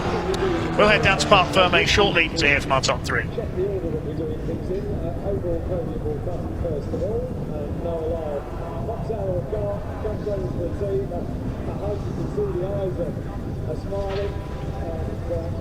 We've got 2 podiums. Overall, top 3. First celebration. Oh my word, what do you make of that? What a race. Here is Noah Lyle. He wasn't even going to be here this weekend. He was going to race the Spanish F4. I bet he's absolutely delighted right now. Let's have a word of him. No, I'll let you get your helmet. You take your helmet off, don't worry, maybe have a little rest. But this is what it means. Let everybody high-fiving, everybody clapping. This was absolutely incredible. No, you weren't even going to be here, were you? You were going to do Spanish F4. I bet you're glad you came now. Yeah, I mean, it would have been nice for qualifying to go a bit better, but, you know, it's like pretty good consolidation to come back with a win in race 2. Yeah, it was a really tricky race, managing the tyres and keeping Deegan behind, but we kind of took the opportunities when it came and, yeah, made the most of it. You say you take the opportunity. It was a hectic race out there, wasn't it? A lot of it was a case of take the opportunity, stay on track, pump in lap time after lap time, and you did it. Yeah, I think it was just a case of consistency and just waiting for the opportunities to come, and, yeah, I think we did a great job of it. The car was mega out there, so couldn't be happier. Well done, Noah. Congratulations. Go celebrate. Where's Deegan? There he is as well. What a drive it was from this man. He started well down the order. Deegan, before you go for debrief, that was incredible out there. You started way down the order to come in second. You've got to be happy. You don't look happy, but you've got to be happy. Come on. Well, I mean, that was good racing. Well done to Noah as well. I think there was some good racing, and obviously coming from the back in the reverse grid feels quite good, honestly. But I, on my behalf, think it's a racing incident, the contact that I made at the chicane, because he locked up and then started going towards the apex when he knew I was clearly coming for the overtake, and then yeah, we made a bit of contact and he lost his rear wing, and luckily my car was alright, and then I was able to just head down and then carry on and then manage to get on the podium. But it's such good racing this year. Well, yeah, this year is so close in everyone in the championship, so it's bringing some good racing, but I think there's still a bit of racing out there that needs to be ironed out, because it's a little bit carnage out there. Yeah, absolutely. Well, you did an incredible job, Deegan. Thanks, George. I'll see you later anyway, mate. So there we go. Let's just keep going down. I wonder if I've got Louis Sharp over here. He finished in 3rd place. Of course, he won the opening 2 rounds of the season. Louis, let's have a great. It's great to see you back on the podium, but it's quite chaotic out there. Just a case of keeping it going. Yeah, no, it was a really tough race. Starting from 10th. I knew maybe we had a shot at a podium, but I knew it was going to be tough, and luckily I was able to make some moves and benefit from other people's mistakes, so I was able to get a P3. So no, it's a good bounce back from yesterday, because obviously qualifying wasn't. I mean, we didn't qualify where we should have, so I was a bit disappointed. And obviously race 1 yesterday didn't go to plan either. So yeah, it's a good confidence booster to get back on the podium. But saying that, I still need to put together a solid last race, and hopefully we can. Still time in there. Good luck. Great to see you as well. Right, there we go. We must give a mention to Gustav Johnson as well. Top rookie. Well done to him. Next race coming up for the Caterham, so I'm going to hand back to Dave, who's going to take you through the action.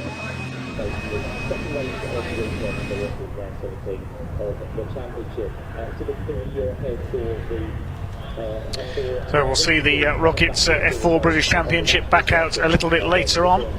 Next up on track today is going to be our second and final race of the weekend for the Vertex Watches Caterham Road Sport Championship. It was the first win for Edward Cozzi in the number 3 car, the Sussex driver, in yesterday's race, with the championship leader Ben Timmons beaten in a photo finish, just 11 thousandths of a second between the two of them. It doesn't get much closer than that. So can Ben Timmons get back to winning ways, or will the likes of Toby Ballard, Tom McEwing challenge from the second row of the grid, and the marvellously named Lionel Tolmash, who took the win in the opening race of the year at Alton Park?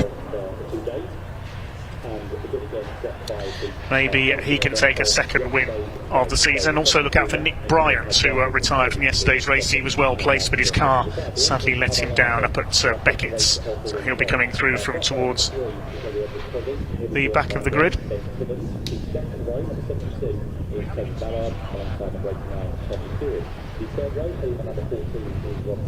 Two races to go until the lunch break. The Motul Caterham 7 310R Championship will be our last race before lunch, the quickest Caterhams we'll have here.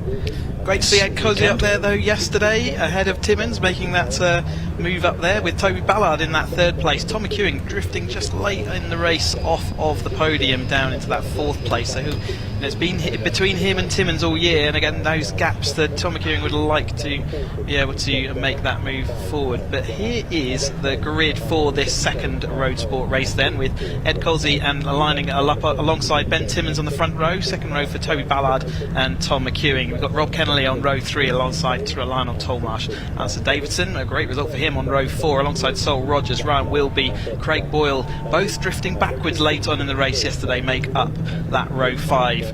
And row 6 is headed by Richard Harris, who's going to be alongside Darren Butler. Lyndon Arnold lines up alongside Henry Littlejohn. Oliver Kibble-White is alongside Guy Crossman. Rob Gregor lines up 17th alongside 18th place Tony Jenner. And then a little bit further back, we got Harvey Lawrence, with a disappointing race for him. Starts 19th today, so he's going to be trying to make his way forward. He lost a lot of places late on. Alongside Rob Lowe, who we saw had a spin halfway through. James Empson a little bit lower than we might expect. Graham Finlayson alongside him. Simon Sabin, Mark Soden, Zach Lower, Andrew Bailey, Charles Hazelwood, Garrett Cross, Ian Bettis lines up on 29th on the grid. We had 2 DNFs yesterday, and that was Nick Bryant, who saw lose an engine. He's got a new engine and gearbox strapped into his car for today's race. Daniel Hope as well was another one. Craig Boyle set the fastest lap yesterday, and looking to do more of the same, see whether he can make his way up from 10th place on the grid. Ian Bettis is looking forward to a good race this year. He's looking to see whether he's also shouting out for some sponsorship. He says he's got plenty of room on the back of his Crazy Horse car, and if anyone there is, he said in fact he would like Vertex watches. He's seen some of their watches out there this time, so thank you very much to Vertex for sponsoring the Road Sport Championship, and he would happily take a Vertex logo on the back of his car. Yes, Vertex watches, great to have them here this weekend, the sponsors of the Caterham Road Sport Championship. This is the second rung on the ladder of Caterham racing, effectively. Well, we can hear from some of the drivers who our pit lane reporters spoke to earlier on.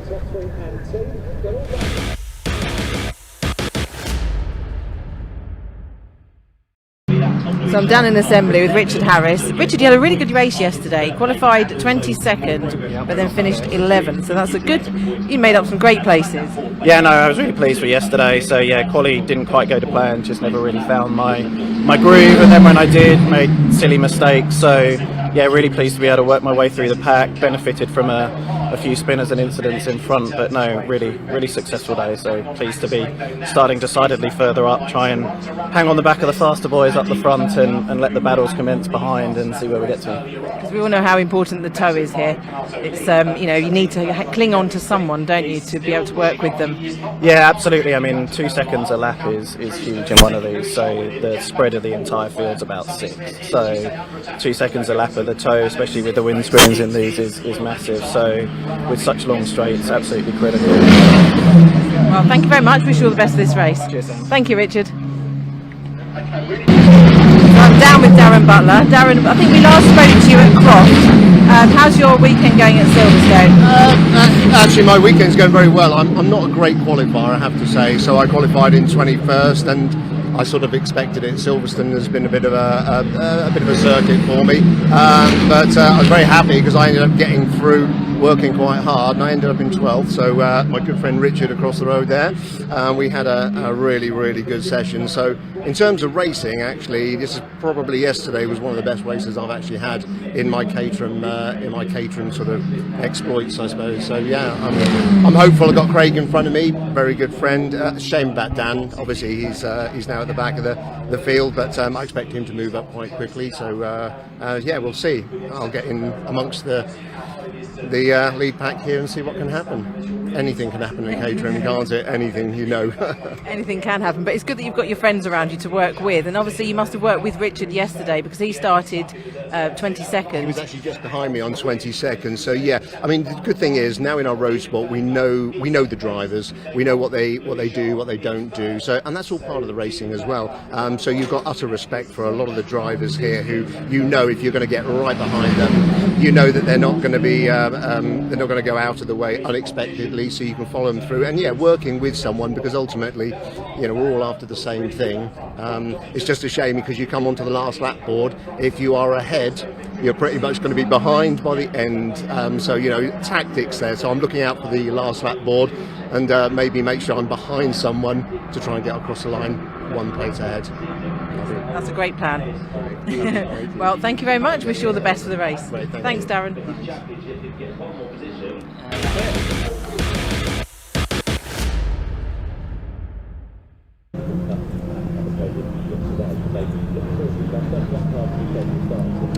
Well, thanks so much to Sam down there, catching up with a couple of the drivers. The car's out on their green flag lap then. Let's say hello to Melissa Brownsell, who's watching with partner Carl while having breakfast. Thanks for getting in touch. Melissa's daughter Holly has been doing her cycling for motor neurone disease research. British truck racing fans will have seen Holly being interviewed by our pit reporter Pointy on the truck coverage. We'll see them back out at Thruxton, I'm sure, in a couple of weeks' time. There's Nick Bryant towards the back of the field. Engine failure ended his race yesterday. He'll aim for some better fortunes here. Watch him coming through. But it's Edward Cozzy, the black car with the yellow trim on pole position. Ben Timmons, distinctive purple machine on the front row of the grid. Toby Ballard and the green machine of Tom McEwen. Third row, Rob Kenley and Lionel Tolmash. We've got Alistair Davidson, good race for him yesterday, and likewise Sol Rogers. There's Craig Boyle, the number 93 car, the bright yellow car there. It's going well in yesterday's race when he had a spin up the loop. He did. He wasn't. There wasn't the best result for him in the end, was it? Because he was right in that lead pack, and then, like you say, had a late spin, which meant he couldn't fight his way back through. Ryan Wilby also drifted back. He was up in about second or third at one point.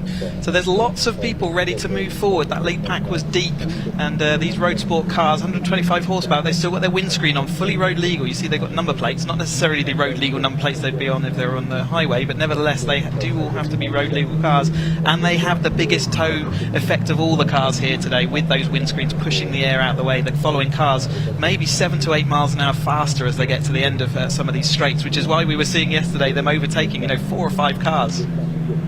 This will be a 20-minute race then for the Vertex Caterham Road Sport Championship. Good to see Dan Hopes back out, number 99 at the back of the grid. They had some contact off the start line and broke his suspension yesterday. So up to the grid they come. Easy to recognise Edward Cozzy's car with that yellow, Dayglow yellow number plate cover on the front of his car. In purple it is the number 8 of Ben Timmons alongside him. In grey and orange that's Toby Ballard, number 72, from Bristol. Completing the second row, Tom McEwen in the bright green number 89 car, the Yorkshireman.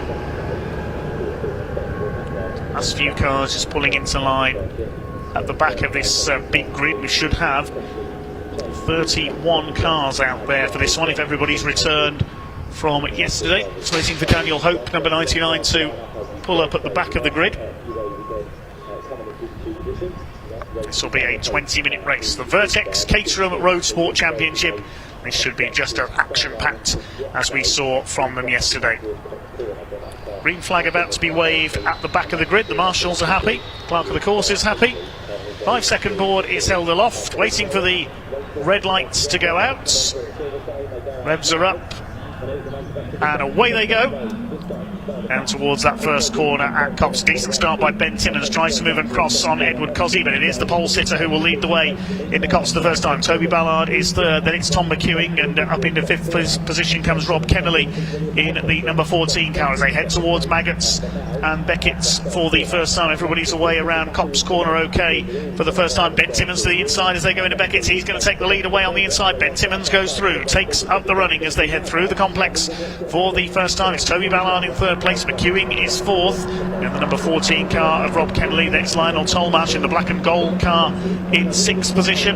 And everybody round the first few corners okay. Side by side, the 70 of Simon Sabin, the 20 of James Edson. Sabin was the car that made contact with Dan Hope at the start of yesterday's race, so he's got some work to do through the field. Toby Ballard moving to the inside in the 72. He's going to try and take lead, and McEwing does a Freddie Chiddicks around the outside almost there, and it was almost 4 wide there for the lead into Stowe corner for the first time. Fantastic sight these Road Sport cars make. There's Harvey Lawrence trying to fight his way back through, but he's out on the dust on the outside of that white line there as he heads through Stowe, so that's not the great start, but a great sight these cars make as they come through the Vale and Club Complex this time through. And it does look like Timmins has gone back, and McEwing did make that outside move stick then, so he did overtake 4 cars as he went into Stowe that time through, and he now leads Timmins as they head up the Hamilton Straight. Well, Tom McEwing it was who made that outside move stick coming into the Vale. Here comes Toby Ballard. He cuts back around the outside now, retakes the lead. Number 88, Ryan Wilby, is on the move from his slightly lower than usual starting position. Who's going to get the lead as we go into Village? 22 moving up on the outside, that's Tolmash. Swinging into the left-hander at the loop, it's Toby Ballard from Tom McEwing. Ben Timmins could be shuffled back even further through there. As the lead pack heads up towards the Wellington Straight. Yes, Ben Timmins is caught on the outside somewhat there as they fight their way along towards Brooklyn. Now it's time to break the toe. Edward Cossy's being shuffled back as well. It is Toby Ballard who's got the lead. Tom McEwing's going to try and send a move up the inside into the left-hander. He won't get the line away though. Although Toby Ballard, a little bit of a wiggle there under braking, and McEwing gets the overlap. He takes the lead. Ballard into second place. It's Timmins back up into third position meanwhile. And, challenging behind him is Edward Cosy, yesterday's winner. Yeah, Tomash just behind him as well. McEwing looking determined at the moment, but you can see the toe just starts dragging in. So McEwing's going to be under threat from Ballard and Timmins as they head through this opening lap.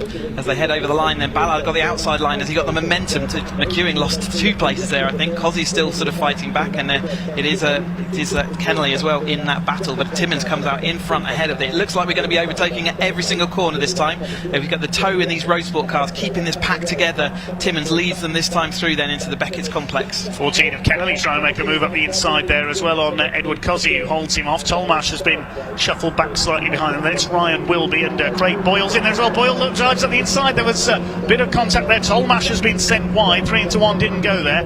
And Lionel Tolmash, who beat Ben Timmins in a photo finish for the win in round 1 at Alton Park, the only man to beat Ben Timmins until yesterday here at Silverstone this year, has dropped back down the order. 3 wide for the lead as they head into Stowe. Round the outside again comes Tom McEwing. But round the outside of both of them, it's Ballard who does a Freddie Chiddicks this time and takes the lead. Side by side between Timmins and McEwing for second place. Already great action here with Ed Cosy shadowing them in fourth.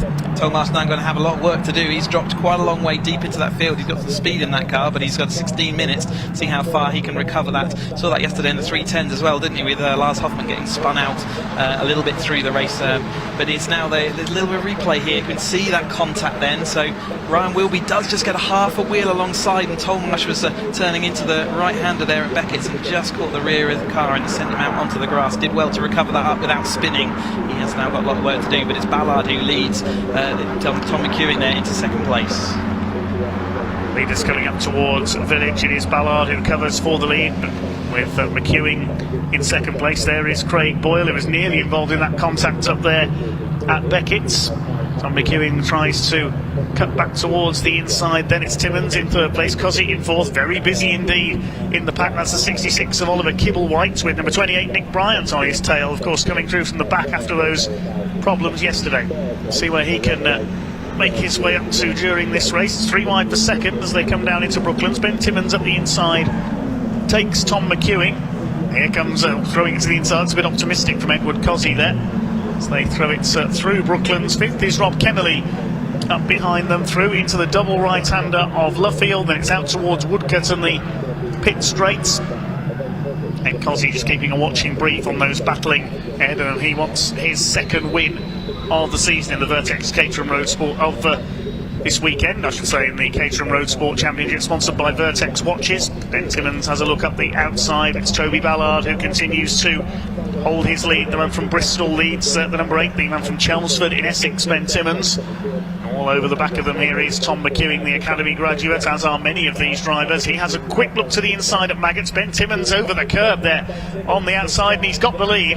Ben Timmons cut the curb quite fine there going into the Maggots-Beckett's complex. That was a good move. He's got the lead away from Toby Ballard. He leads again then as they're coming out to the hangar straight. That probably means he's not going to be leading from Ballard as they enter into Stowe, as they get down the end of this long, slightly downhill and also slightly headwind, crucially, as they come down. You can see Ballard also alongside Cozzy, looking to see whether he can get that double slingshot. McEwing closing in quickly in that green car as well. It is going to be Cozzy to the outside then as they head into Stowe. That outside momentum line is really working today, isn't it? You can see McEwing looking down the inside, but he's going to be pinched, so he's not going to have the run out, and the outside line has the benefit if it turns into the inside line as they head into Vale, as the crows go scattering as this pack of cars come through and down into Vale this time. Superb from Edward Cozzy once again, and he's got the lead for the 2nd time this weekend. It's Timmons in 2nd place, then the green machine of Tom McEwing.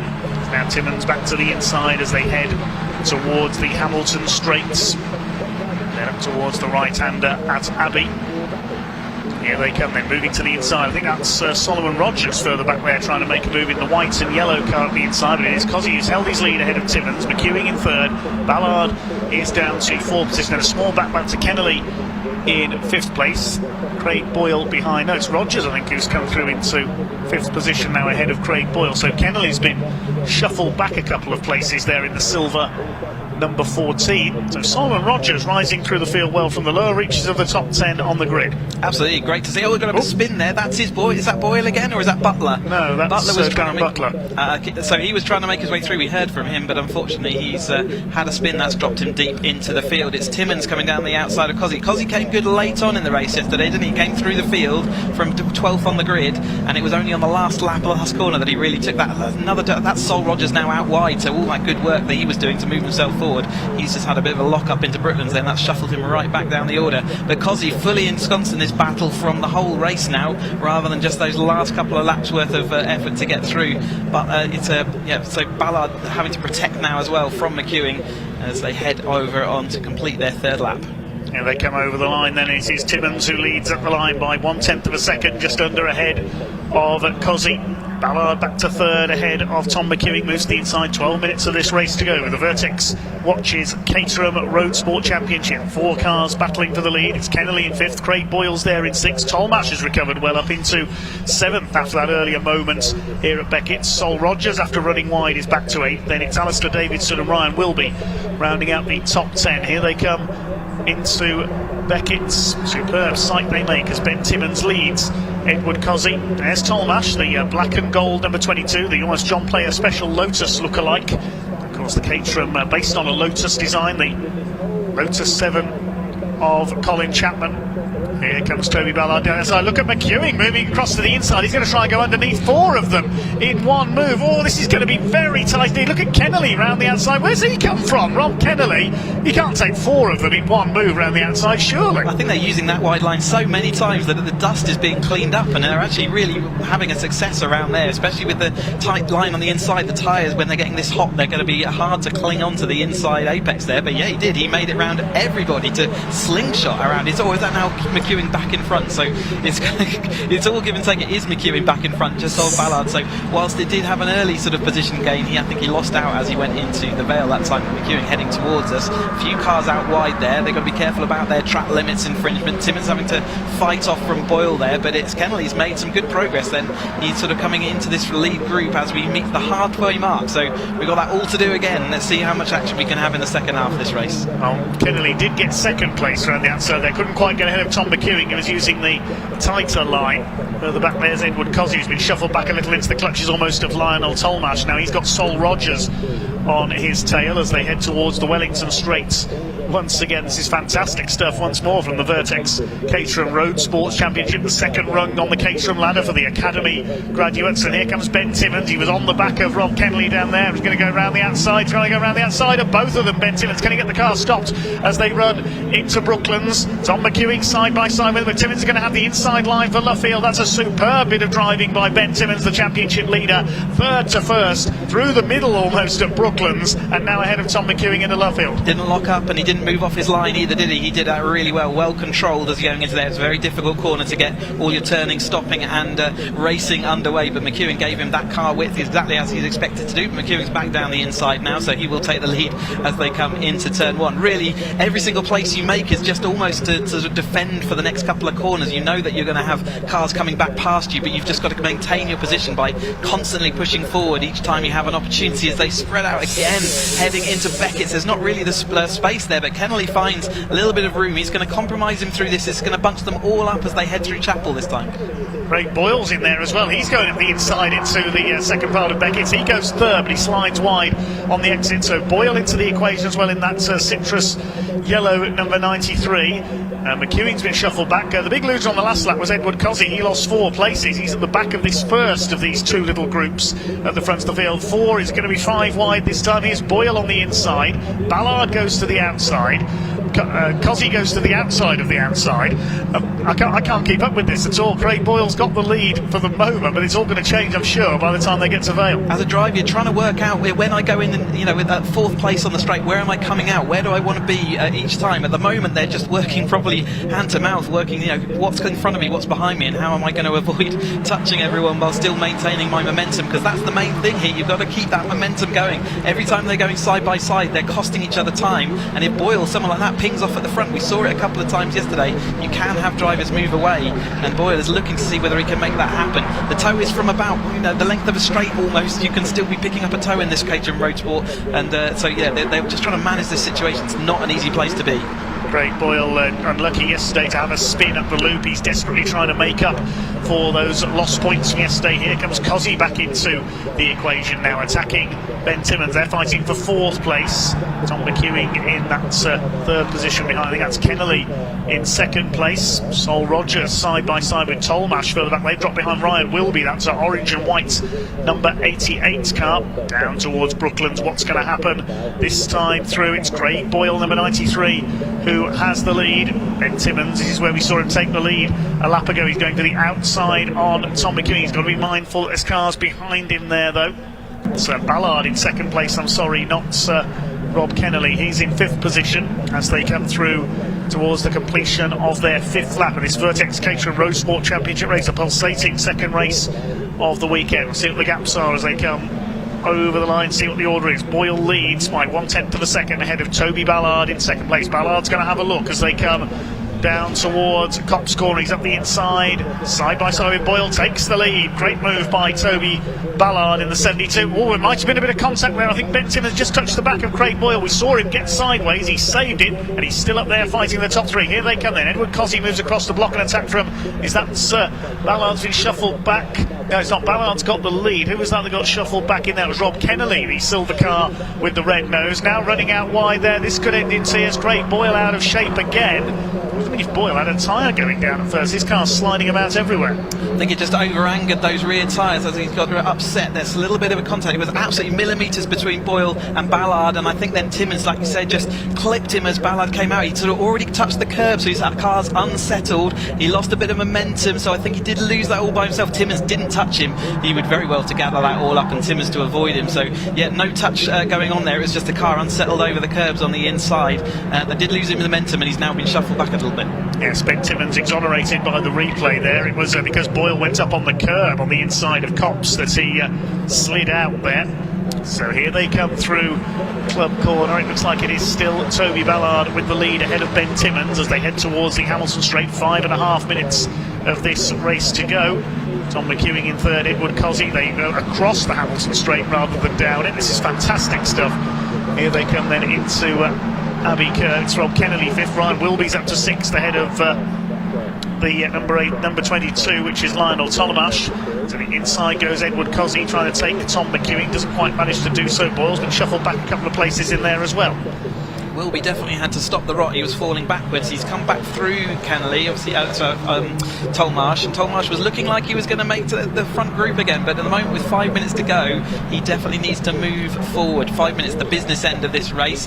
Can see further back in the field, there's absolutely epic battles further down, towards the top 20 as well, but they're concentrating on this lead battle quite rightly as going every which way. Cozzi looking now down the inside of McEwing. McEwing this time trying to defend around the outside. I think he might have learned that lesson, that as long as you can hold on around the outside, you get the inside now for Luffield, which kind of maintains your position. So at the moment they're kind of defining their tactics on a corner by corner basis. Boyle fighting back through now, but Cozzi, remember, he came good late and he's got a little bit of work to do to make his way back through, and he's going to come down the inside of Woodcote this time through on the inside of McEwing. They've got a 5-minute board being shown to the drivers this time through. It's 4 minutes 20 on the clock, so probably a couple of laps left.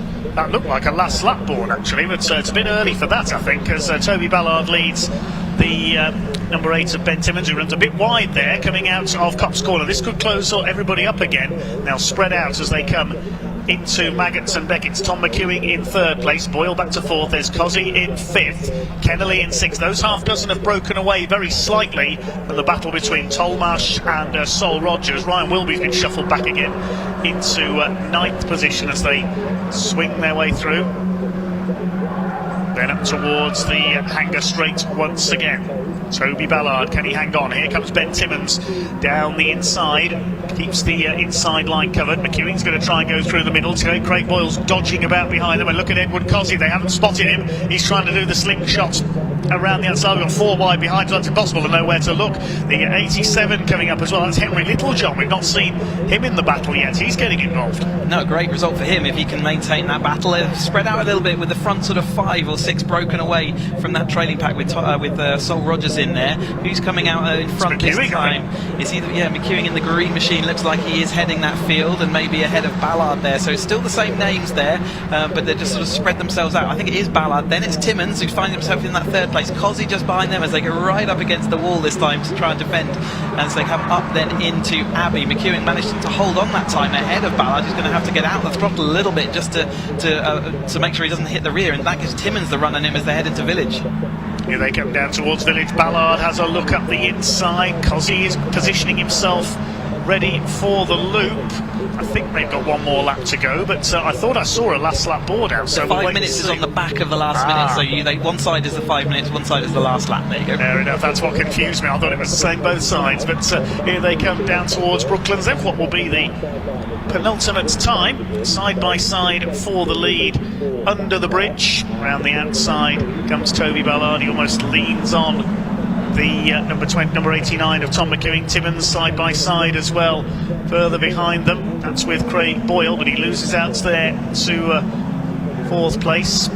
That's I think Kennelly that's come through in there. It could be Ed Cozzi as well. We'll pick up when we see he's got that yellow band on the front of the car, but it's Toby Ballard has retaken the lead from Tom McEwing through the final section of the lap. Now we go last lap. Here we go. Now it's time for the drivers to really attack. They'll see that signal be like a red rag to a bull, and see if they come up towards the Cops Corner, and Ben Timmins has gone past both of them. Timmins up the inside. Well, he didn't waste time on the attack, did he? He's taken the lead, but the place you don't want to be leading is probably into Brooklands for the final time. I was going to say, we've got Hanger Straight to go as well as the Wellington Straight, so this might be the best place for him to be. He might well drop back on this the Hanger Straight as they exit the Beckett's this time, but that probably puts him in a good place to come back up. McEwing onto the grass on the inside of Beckett's. Is he going to be able to rejoin this? A dodgy situation for everyone. He managed to catch it all together. Boyle goes round his outside. Well managed. That was a scary situation for a bit there. He just lost the rear of the car and it sent him onto the grass. He had nowhere to go, but it's Timmins now. That was his championship rival losing out. Yes, indeed. McEwing has been shuffled back to about 8th or 9th place. Here comes Toby Ballard around the outside. Cozzy's not finished yet either. He wants a weekend double. Kennelly's in there. Boyle as well. They're fighting for 4th position. And I think that's Ryan Wilby that's come through into 6th position. He's not finished yet either. There's still 10 or 11 of them battling for the lead of this race. They come down into the Club Corner complex. It looks like it's Toby Ballard who's just about got the lead from Ben Simmons, or is it? Because somebody's run a little bit wide in there. It is Ballard that's got the lead, Timmins second. Boyle was the driver, slightly out of shape, but he has been for the whole race. He's in there in 3rd. Cozzy in 4th. Now they go across the Sir Lewis Hamilton straight once again rather than along it to try and break the toe. Timmins moving to the inside. Here comes Cozzy up the inside as well. He's got to time his move absolutely right. It's like the end of pack racing in NASCAR at Daytona or something. You've got to time your finishing move absolutely right. He was trying to get through then, he didn't manage it. Can he do it up here into the loop this the village this time through? He can't, so he's going to have to try and make up 4 places. I think that's left slightly. Boyle out wide though. Cozzy looking around his outside. Can he have the momentum around the outside? They are going to go side by side. 93 on the inside. A squeezes, shows the edge of the track to Cozzy. That's going to ruin their momentum. The front 2 then are clear. Ballard, Timmins heading off with a nice little gap above the following 3rd and 4th. So I think Timmins is in the hot seat at the moment. Here they come then, down towards Brooklands for the last time. Ben Timmins moves across. He's going to try and make his move on Toby Ballard. He's got it absolutely right, but he's got to hold it through Luffield and Woodcote if he makes this stick. He does make it stick ahead of Toby Ballard. Going after them is the number 3 of Edward Cozzy. He wants to try and steal a second win of the weekend. It's side by side for 4th place behind him, but I think Ben Timmins has got it right, just as we suspected he might. That's a very well judged last lap from the championship leader. Ben Timmins comes in out of Woodcote for the final time to take the win in our second Vertex Caterham Road Sport race of the weekend. Timmins wins it, so we'll see what the order is as they come across the line behind. It's Ballard 2nd, Cozzy 3rd, Craig Boyle is 4th, then Kennelly, Tolmash, Wilby, McEwing recovers to 8th, then Littlejohn and Rogers completing the top 10. Ooh, what a finish to that race, absolutely superb there. I think Timmins read that extremely well and got a bit lucky with Cozzy and Boyle going side by side. Boyle was very wide in Brooklands that last time through, so he did extremely well to recover it back to 4th. It looked like he might slip further down the line. Tolmarsh coming all the way back up to 6th as well, in fact ahead of Wilby, who he had that contact with going through Beckett's that time about halfway through the race. McEwing going to be really disappointed to slip to 8th there, just a mistake going into Beckett's that time. Rear end stepped out and off we went onto the grass. There's some highlights from the race then. That was quite brilliant from Ben Timmins going into the final lap there, diving up the inside to take the lead into Copse for the last time. There's a bit of 3 wide that didn't quite go through Beckett's, and that put Lionel Tolmash back down the order, but he recovered. He got the fastest lap incidentally as well. Darren Butler's race was ruined by a spin at the loop, and then we had 5 wide for the lead going into Stowe Corner. Rob Kennelly using the extreme outside through there, and it very nearly worked. He took 3 of them, couldn't quite get ahead of Tom McEwing. And then this brilliant move, this was really the move of the race, from Ben Timmins round the outside into Brooklands, managed to stay ahead of Tom McEwing on the run into Luffield. That was a superb piece of driving, showing why Ben Timmins is leading the championship. Then there was a rather scary moment for Tom McEwing as he went across the grass on the inside of Beckett's, gathered the car up, somehow managed to keep going without collecting anybody on the way back onto the tarmac. And then Ben Timmins judged it to perfection on the final lap, down the inside of Toby Ballard into Brooklands, was able to get away to take the win, add to his list of wins for the season, keep his championship lead. Let's have a look at the provisional results then. Ben Timmins taking the win in our second Vertex Caterham Road Sport Championship race of the weekend by 0.22 of a second from Toby Ballard. Edward Cozzy, yesterday's winner, in 3rd place. Craig Boyle, a better result from him, in 4th. Rob Kennelly, a good run to 5th position, ahead of Lionel Tolmash, who got the fastest lap. Ryan Wilby 7th. Tom McEwing will be disappointed to slip to 8th with that mistake late on. Then Henry Littlejohn and Solomon Rogers rounding out the top 10 ahead of Alistair Davidson. Harvey Lawrence, quiet weekend for him. Simon Stave in 13th. And Dan Hope from the back of the grid came through into 14th place. Nick Bryant completed the top 15 ahead of the 44 of Rob Lowe. Lyndon Arnold was next home ahead of Tony Jenner. Then completing the top 20 were Zach Lower and number 40 of Rob Greger. Pleasingly, all 31 cars went the distance as well. And I have to admit this, I didn't see any wings missing. You just pointed that out. I'd never thought about it, but actually, yeah, no, they were all clinging on in there, weren't they, there today? So, yeah, great racing by the second step of this Caterham Motorsport ladder. Remember, they're not the most experienced drivers out there, but they were showing how racing happens here at Silverstone, and what a fantastic Vertex Caterham Road Sport race. That's their final time out here at Silverstone. We've still got a couple of Caterham races, in fact 3 races to go still today for the Caterhams, but we'll see them back out on track then at Thruxton on the 29th, 30th of July. Looking forward to that, seeing them around that really fast circuit at Thruxton and seeing how they can get there. It's more chess games, no doubt, and you saw how compact the whole field was sort of all in that one line as they went down there. Okay, let's head down to Parc Ferme. I must mention a comment on our feed from James Nash, who says, good, clean and fair racing. That sums it up very well indeed. Let's head down to Sam in Parc Ferme, see it from the drivers. Well, that could have been about 5 different people that could have come out of that race winning. So we'll come to Ben first. Ben, congratulations. Thank you, sir. That makes up for yesterday's food poisoning, doesn't it? It does indeed, it does indeed. When I woke up this morning feeling 100% better, I was like, yes, today could be a good day. So, but also I'd like to say well done to pretty much every single person there. And I think that could have been between about 7. Yeah, it was absolutely crazy. And everyone's super respectful, just enough space. Don't think there was any contact really. So yeah, great race. So well done to everyone. Really enjoyed that.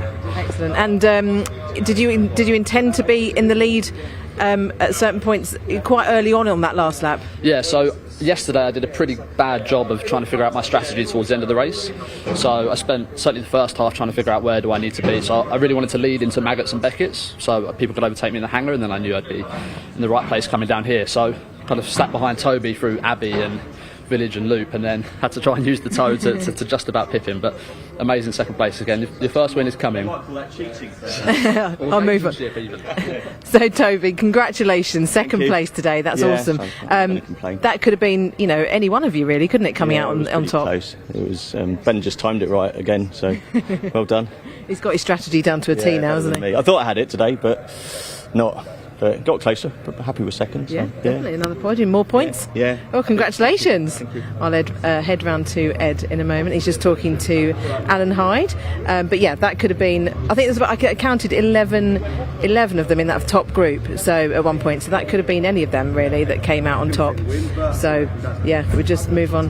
Thank you, Alan.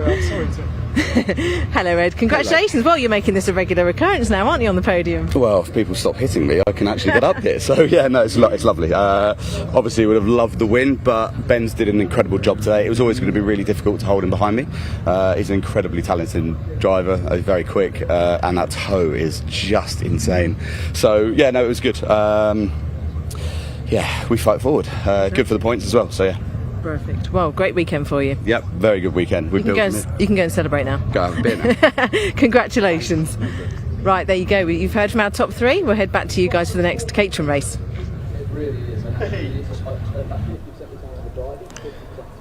Thank you very much, Sam. Yes, one more race to go before our lunch break here at Silverstone, and it is the Mottul Caterham 7 310R Championship. These are the quickest cars we will see from Caterham Motorsport here today.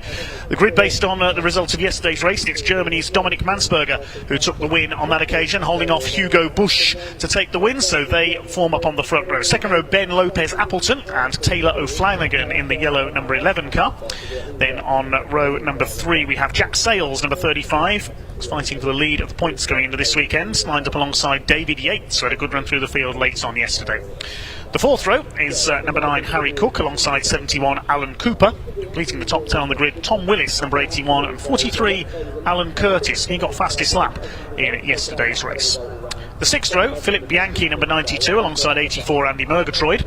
Then row 7, number 70, Lars Alexander Hoffmann from Germany. He got spun out by a bit of contact at Beckett's late on in yesterday's race, so he's going to fight his way through from 13th on the grid. Ryan Lovett, number 28, lines up alongside him. Row 8 is 55 Harry Eyre and 38 Jeff Price. Row 9, number 10, Chris Fraser in the Dutch Barn Vodka car alongside number 77 Kevin Cooper. Row 10 is ex-Caterham CEO Graham McDonald alongside number 8 Darryl Cresswell.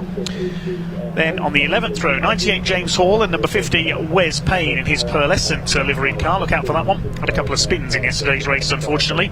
Row 12, 27 Johnny Jarrett and 99 Michael Kelly. Row 13, 16, Steve Metcalf. 85 is Rob Bullen. Row 14 is 68, Chris Welch, and 64 of Paul Herndon. The 15th row, number 12, Ron Mounsey, failed to finish yesterday's race. Likewise, Harry Landy, watch for him coming through. Number 21 was in the lead battle yesterday, had picked up some damage to his nose cone and had to pit in yesterday's race. And 53, Tim Steele, his car is there, picked up some damage. He got a bit of a wallop going into Beckett's for the first time by a car that went across the grass. But the car is repaired and starts from the back of the grid. So Dominic Mansberger then, I believe, going for 5 wins in a row. Yeah, this would be 5 from 5 for Dom. He's extremely happy with that 4th win in a row there after 3 race wins for him out in Zandvoort. A great run of form for him at the moment. Spoke to Harry Landy briefly. He did actually have a radiator puncture, so the nose cone sort of unfortunately damaged his radiator, and it was a leak that caused him eventually to come in. I think it was also affecting his steering. You can see by the leak just get onto his outside tyre so he couldn't turn the car. But Mansberger looking 5 from 5. Hugo Bush came back late in that race, didn't need to get that 2nd place and only just got denied Ben Lopez-Appleton after that contact with Lars Hoffman. So Hoffman, I think that's the watch out for this one. 13th place starting on this grid. He'll be looking to really come through strong. 2nd row of the grid, Ben Lopez-Appleton along with Taylor O'Flanagan, a former Academy champion. Quick hello to Wilf Cooper, who's watching on our YouTube stream. Looking forward to the 310s. Go the Cooper boys, he says. That's Alan and Kevin, of course. Didi Allen ending up in 8th place yesterday after being fully ensconced in that battle, nearly coming away with the podium, but it was just so close at the front. Jack Sales making some really good late moves to demote him back down into that 8th place. Jack Sales ending up in 5th, kind of recovery because he was in about 9th or 10th as he went into Brooklands on that lap, I think. So really good from him, but then all these cars, I'm really looking forward to this race actually. The road sports were epic yesterday, as were the 270s, but today I think these 310s, they've got 2 more, well, this race and another one later as well, so they've still got to look after their cars, because remember the finishing order for here is going to be the starting order as we watch the tail end of this 31 car field then heading around. The car I'm watching for is the number 70 of Lars Hoffman, the Motor Oil's sponsored car. As we said, he got spun out by a little bit of contact in yesterday's race up at Beckett's late on and only finished 13th. He was in the fight for the lead, so I reckon he could come through and challenge for at very least a podium here. He was frustrated at the end of yesterday's race. Something of a surprise package late on yesterday. Number 15, David Yates. He had a great run through. He started on about the 7th row of the grid after qualifying, the Surrey-based racer. He's going to come through from there into 6th position, so coming through from row 3 this time. Highly experienced driver. Started with me in 2013 and has been racing Caterham's pretty much every weekend since, so yeah, knows his stuff, and really good to see him pushing forward, managing that situation well late on again, because he was further back in that pack as we entered into that last lap, so to see him coming out 6th, great result for him.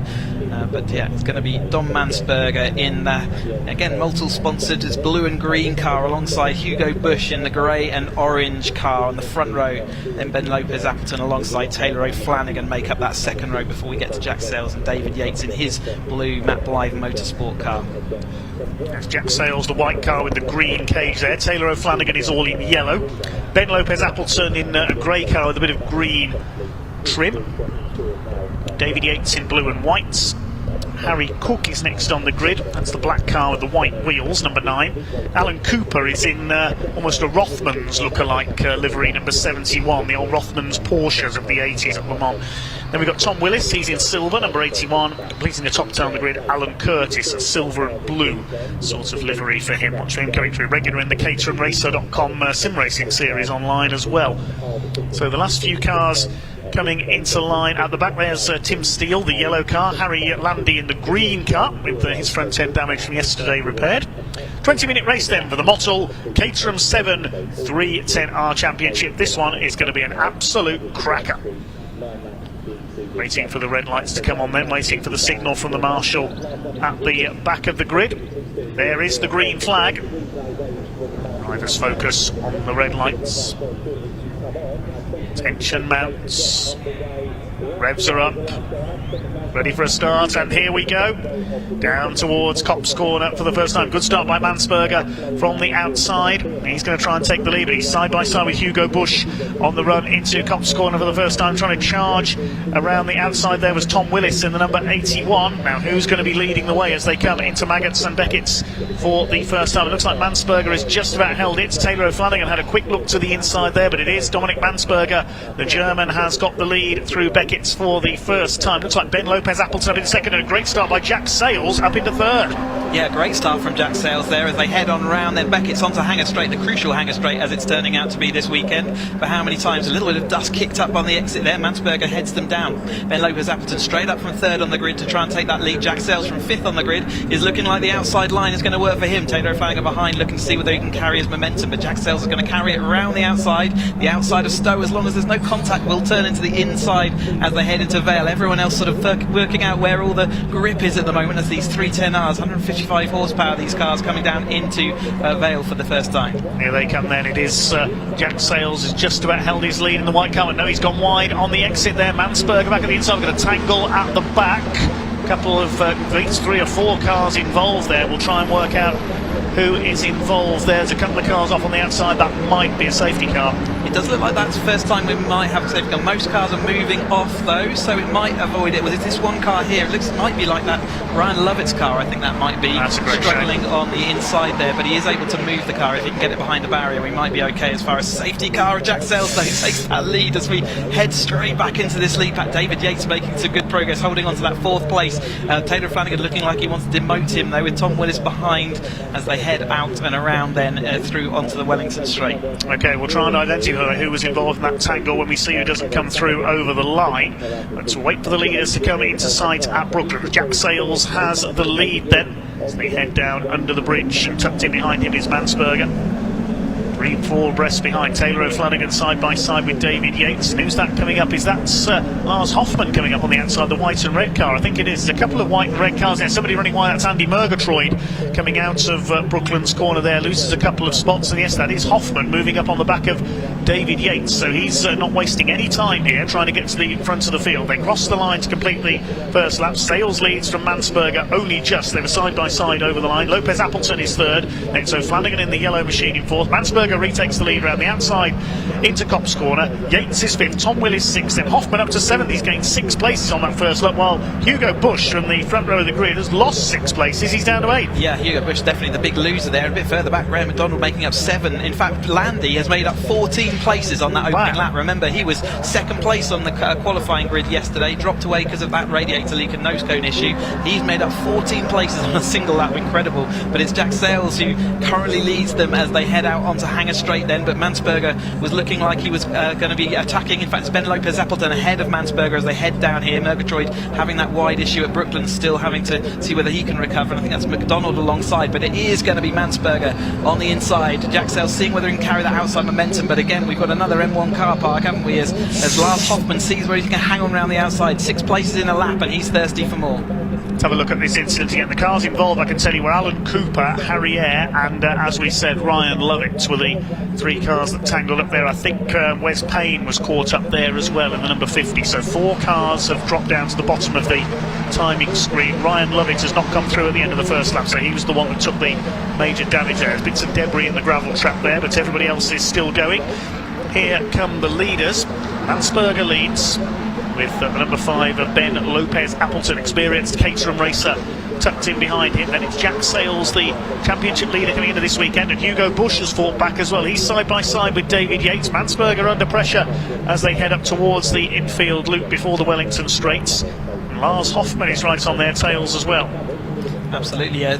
Interesting to see. So Alan Cooper now dropping the 18th, 19th place, so he's come in here quite high up in the championship, so he's now lost out a little bit of that, and ahead of his older brother still in the race here so far. But it's Jack Sales, man on the move, 5th to 3rd, looking like he's going to stay in front of this battle here. But Hugo Bush, who was down in that sort of 6 places down, is now recovering back into the 4th place, just ahead of David Yates in that blue.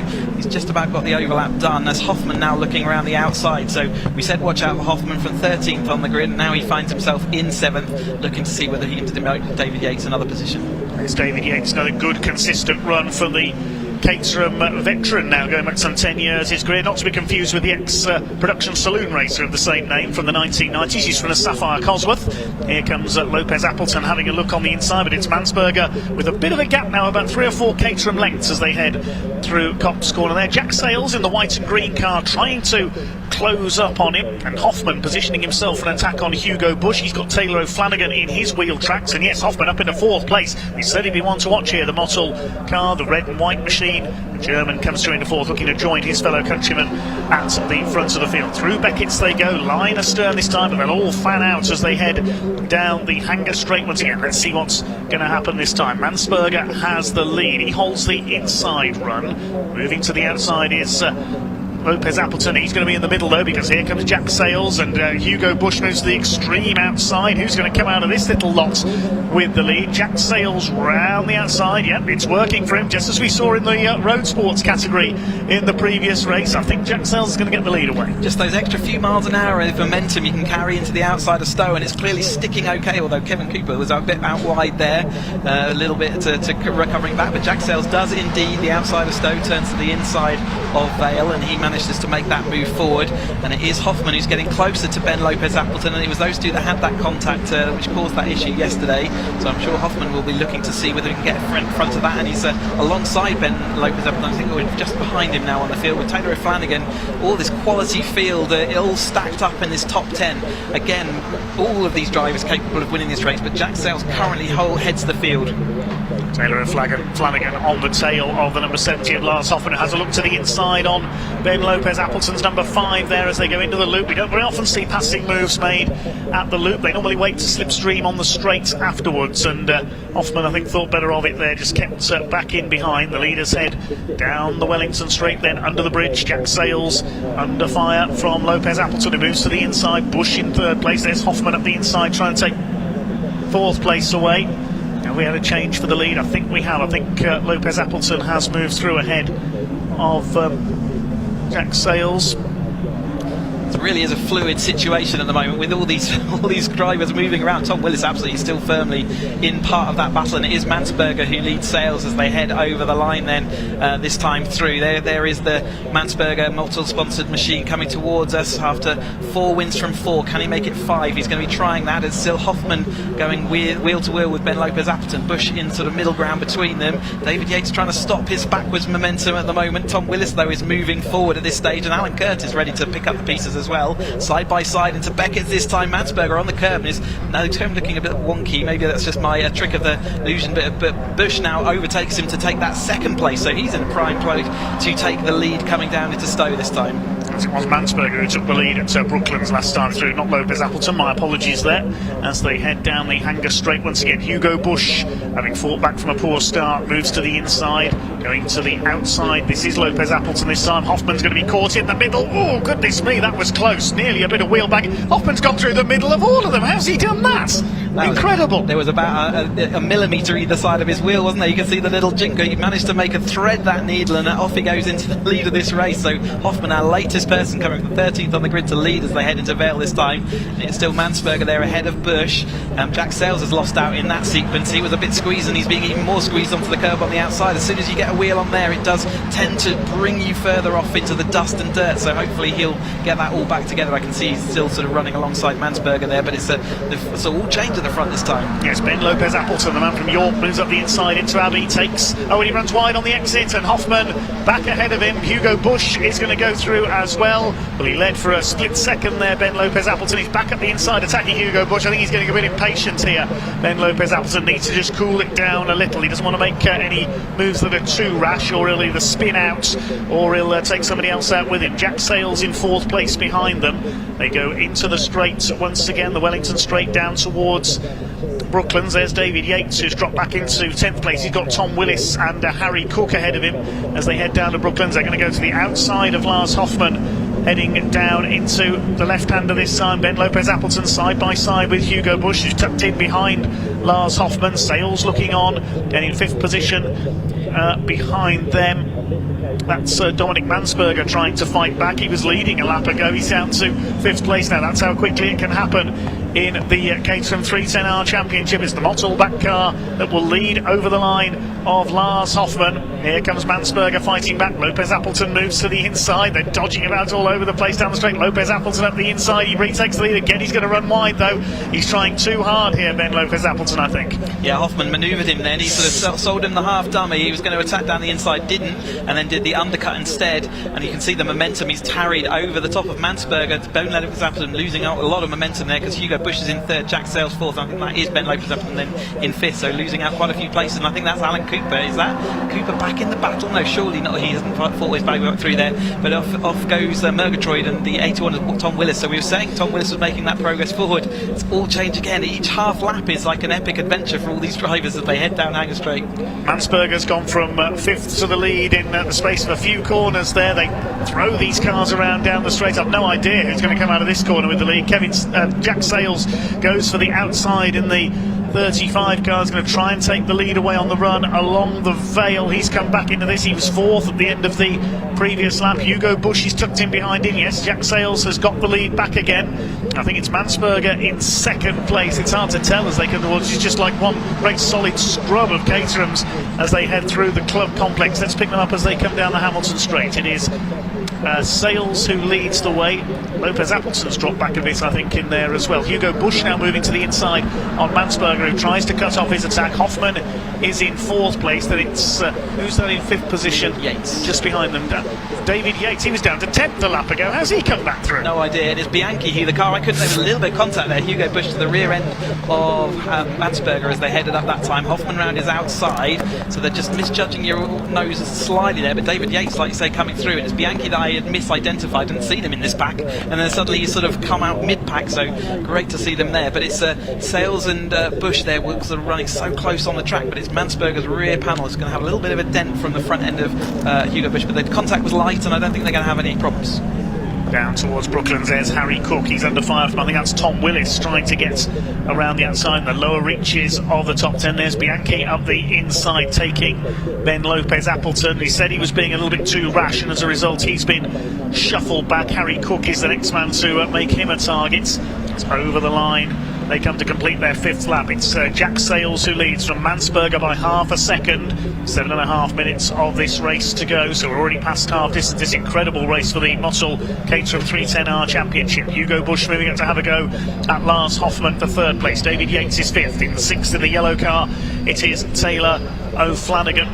Bianchi in behind them. He's missing a rear wing, but he's just lost out to Ben Lopez-Appleton through Copse Corner. Behind them is Harry Cook. Tom Willis rounding out the top 10 as they swing their way through the Beckett's complex once again.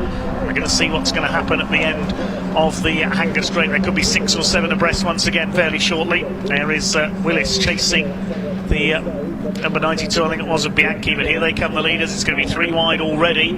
Hoffman in the middle. He had that amazing eye of the needle moment later on. David Yates trying to move to the inside in the 15 and get involved in the lead battle now. He could move into the podium positions here. Sales on the outside, Hoffman are side by side for the lead on the way out of the corner. Who's going to come out of this with the lead into the Vale and Club complex? It looks like it's Jack Sales who's held it.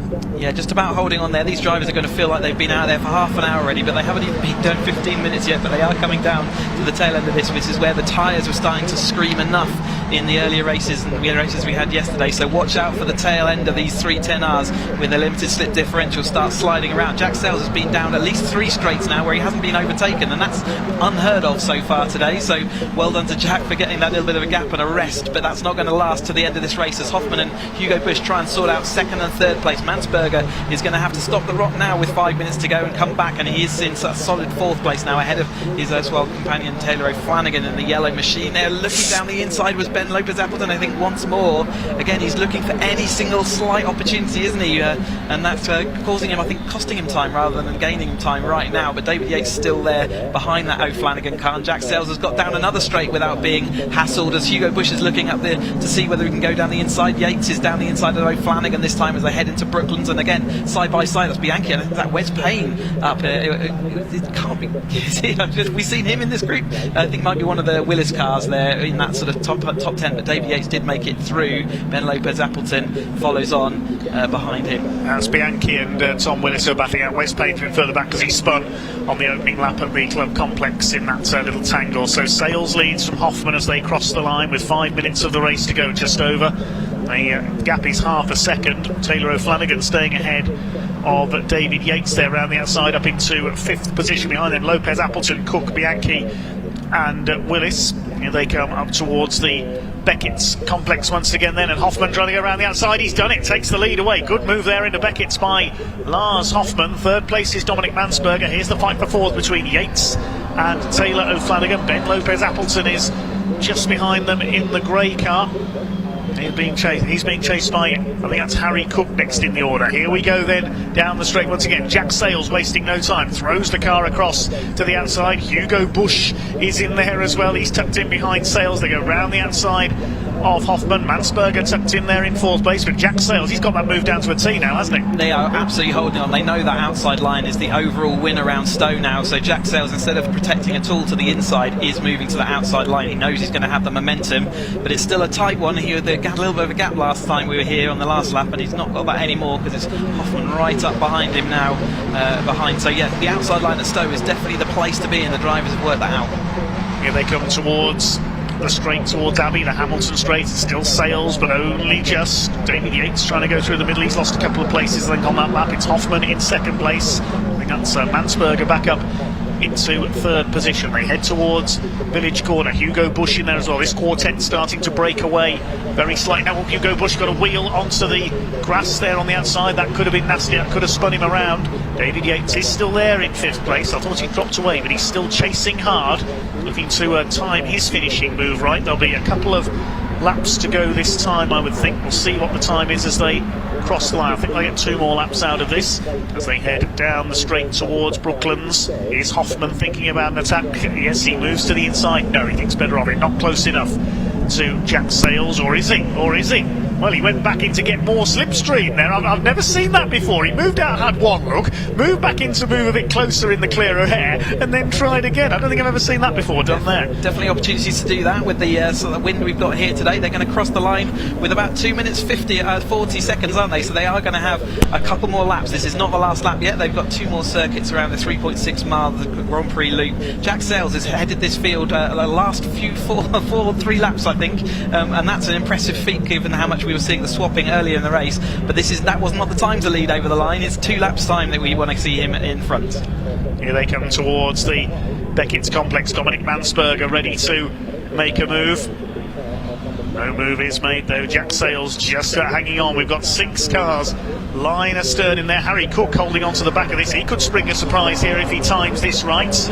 And the next group headed by Lopez Appleton with Bianchi in behind him. Taylor O'Flanagan's dropped back a bit in the yellow number 11 there. Here they go, weaving about down the straight. They look like they're on a green flag lap, warming their tyres, weaving about, don't they? As Mansberger moves to the inside. Hoffman's going for the middle again. We've been here before. Lars Hoffman through the middle. Sales on the outside. We've been here before as well. They're side by side on the exit, and I think Sales might just do enough. So violent was the toe that David Yates had to actually jink his car to almost get it sliding on the hanger straight to avoid the rear. I think it was Hugo Busch he was following as he went onto the straight. One of the cars slow there through the middle of club, maybe a missed gear. That's all shuffled itself once more. I'm not sure. I think it was Jack Sales maybe missed a gear or something, but he's fallen back. And Darren Creswell, I think there was someone having a rear end moment there as the got on the power. But it's Mansberger who now leads. Jack Sales got all that work to do again. Mansberger, where have we seen this before? David Yates to the lead then. He's come through from 5th or 6th place as he crossed the line now into the lead of this 310i race as we've got 1 minute 10. So this will happen 1 more, we believe, to go. That all happened because Jack Sales was slow off Stowe Corner. It's very easy to do there through into the club complex. He must have missed a gear or made some sort of mistake. A lock up there from Hugo Busch. He dies at the inside, and look who's around the outside of Busch as he made that mistake. Harry Cook. I said he might be in with a chance. He's up to 3rd now. It's Mansberger who's got the lead in the Mossel back car. David Yates up there in 2nd position, who came from absolutely nowhere. He was down to 10th at one point in this race, remember. Side by side as they come into Brooklands. Oh, and somebody's off into the pit lane entrance. That's Lopez Appleton. There was some contact there. I didn't see who with. Lopez Appleton, good recovery there. He avoided the barriers. But meantime, the lead battle continues, coming around to start their final lap this time. It's Mansberger from Yates. Cook in 3rd place. Hoffman's still there in 4th place. David Yates almost pushing Dominic Mansberger there, coming through into Woodcote. He moves to the inside, and now we're into the last lap, and all hell is going to break loose really this time. David Yates absolutely wanting to do that. A little bit scary incident down there towards Brooklands, wasn't it? He's I think he did knock his nose cone, so hopefully he's not damaged his radiator, but it is the Cook, yes, like you say, coming out strong in this last 5 minutes. Jack Sale's got a bit of body rub on the rear tyre there. Maybe that's where that front contact happened with the rear end of Jack Sales. There's lots of bodywork now in the middle of the track, but David Yates in the blue Matt Blythe Motorsport car leads them as they head through the Beckett's complex. It's back to Mansberger in that second, Cook in third.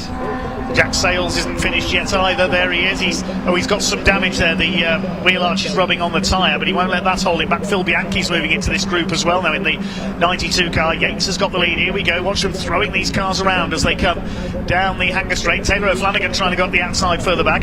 Harry Cook moves to the inside in the number 9. I said he might be one to watch. He was on the back of the group. He was in the right place to try and get his finishing move right. He's got the lead as they head into Stowe Corner for the last time. The clock is at 0, so it'll be checkered flag for definite this time. Up the Vale they go towards the club complex. Jack Sales not letting that little bit of damage slow him down. He's going to try and make his way through this pack, right through the middle of it.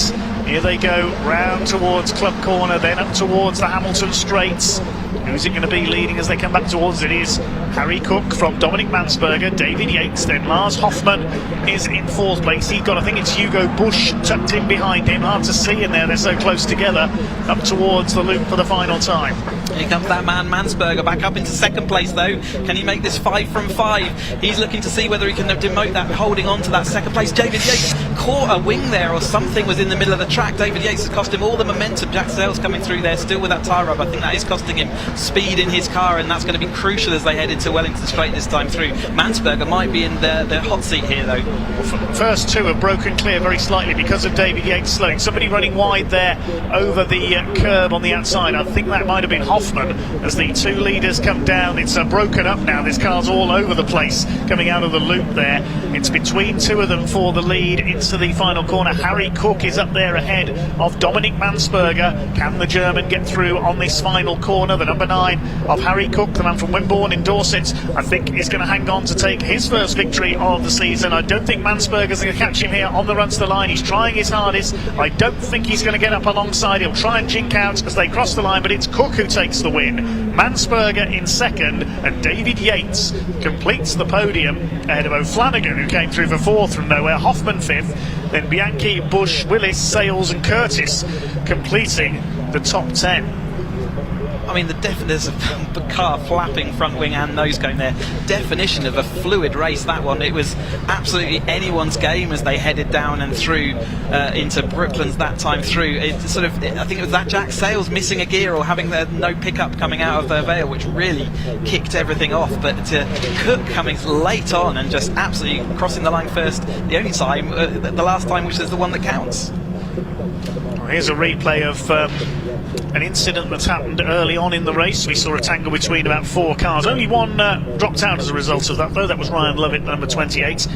And from then on, well, making a highlights package of this race is impossible. Every corner had a highlight of some description. It was absolutely incredible.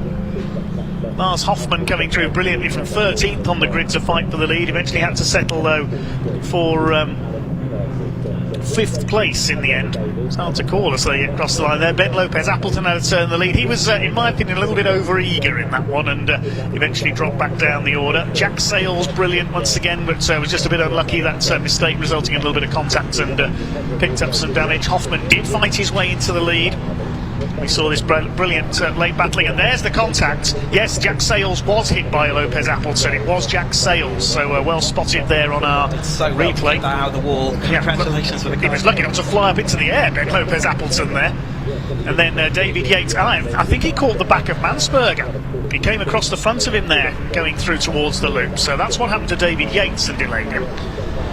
But, well, I have to say I called it there. He was on the back of those half dozen going into the final lap, and Harry Cook judged that to absolute perfection. Yeah, absolutely. .036 is margin of victory over Dominic Mansberger, who fails to make it 5 wins in a row. David Yates taking 3rd place, and Taylor O'Flanagan finishing in 4th. Lars Hoffman was 5th ahead of Phil Bianchi, then Hugo Busch starting on the front row, ends up in 7th. Jack Sales down in 9th behind Tom Willis. Alan Curtis completing the top 10. Well done Harry Landy, running through from the back of the grid to take 11th place ahead of Graham McDonald. Ben Lopez Appleton, after a scary moment there down the Wellington Straight, finishes 13th. Jeff Price in 14th ahead of Alan Cooper. Then it was the number 8 of Darrell Cresswell in 16th place, then Wes Payne, Harry Eyre, 98 of James Hall, and Steve Metcalf completed the top 20. We lost Andy Murgatroyd on the last lap there. The only other non-finishers, Chris Fraser and Ryan Lovett. Fantastic action from the 310s. They're back out on track for one more go at about 1:50 this afternoon. Just after, we're going to go into a lunch break soon, but just after the lunch break we have the 270s out for their final race, so still plenty of Caterham action on hand here at Silverstone.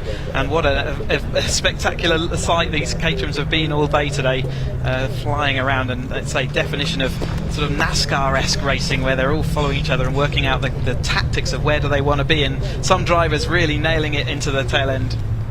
But yeah, some of them coming out on top, but everyone is within a chance of winning.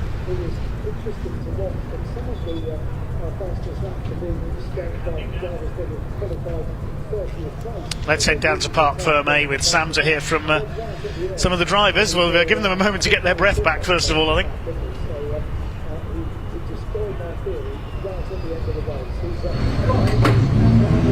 Another great race from Caterham's as always. I just wait for Harry to get out of the car, but he came from 7th on the grid. That's, you know, not easy with these very experienced drivers. Congratulations, Harry. I'll let you get out of the car first. So was the podium in the plans for today's race? Yeah, well, I was hoping for a win. I was hoping 3 wins this weekend, so a bit of a disappointing result yesterday, but happy to have it. It's been a bit of a tough season, but yeah. Got the one, just got to do it again later then, haven't exactly. you? But from 7th on the grid, that's not easy, is it? I know, you know, anyone can win when in a pack where the toe is really strong, but obviously with these guys being so competitive and they're, you know, really strong drivers, it's hard, isn't it? Yeah, I think 15 people could have won the race today. I think it's just that you've got to have a bit of luck and then just make sure you don't fall back to the pack. But yeah, it was good. Happy to win. Yes, well, congratulations. Thank you. Right, I'm going to go and speak to David in 3rd place. Congratulations, David. I mean, that looked eventful out there, didn't it? A little bit eventful, yeah. I was coming off on the penultimate lap, and I took Dom, and I was like, I'm in the lead, and I was like, I'm in the lead, and we're going onto the hangar straight. This is not going to be good. And they all came piling around. Managed to stick with 3rd. Had a small coming together with Don on one of the corners just before the end, but managed to hang on to 3rd, and I got 3rd in the championship. I'm very happy with that. Yeah, definitely. Well, you should be. That was, you know, very eventful and tough race. It was like literally first corner right to the end. It was just full on the whole time. Everybody's fighting for every bit of space, and it was fantastic. Absolutely fantastic. The same as yesterday, and probably the same as we're going to have for the 3rd race. Yeah, we'll be having similar conversations later, won't we? Hopefully we'll be having similar conversations. Excellent. Well, congratulations on you. 3rd place. Dom, not quite the 5th win in a row, but No. still a 2nd. That's great for the championship, isn't it? Yeah, still a great championship when you saw the race today, what happened. I mean, look at my car. It's not looking like a Caterham anymore.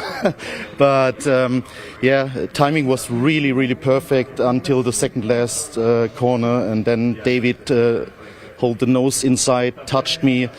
I was about to turn the car around, and yeah, that gave Harry the gap that he needed, because today the wind direction changed a bit, so the toe was not that big anymore on to Brooklands. Yeah, so in the moment where he hit me on the rear, I knew now Harry's gone. So, but I'm happy. It's still the 2nd, good points. Yeah, and good starting position for the 3rd race. Exactly. Well, congratulations. Well done. There you go. I think it's a lunch break now for us, but we've got some more for racing action for you this afternoon. Head back to you guys.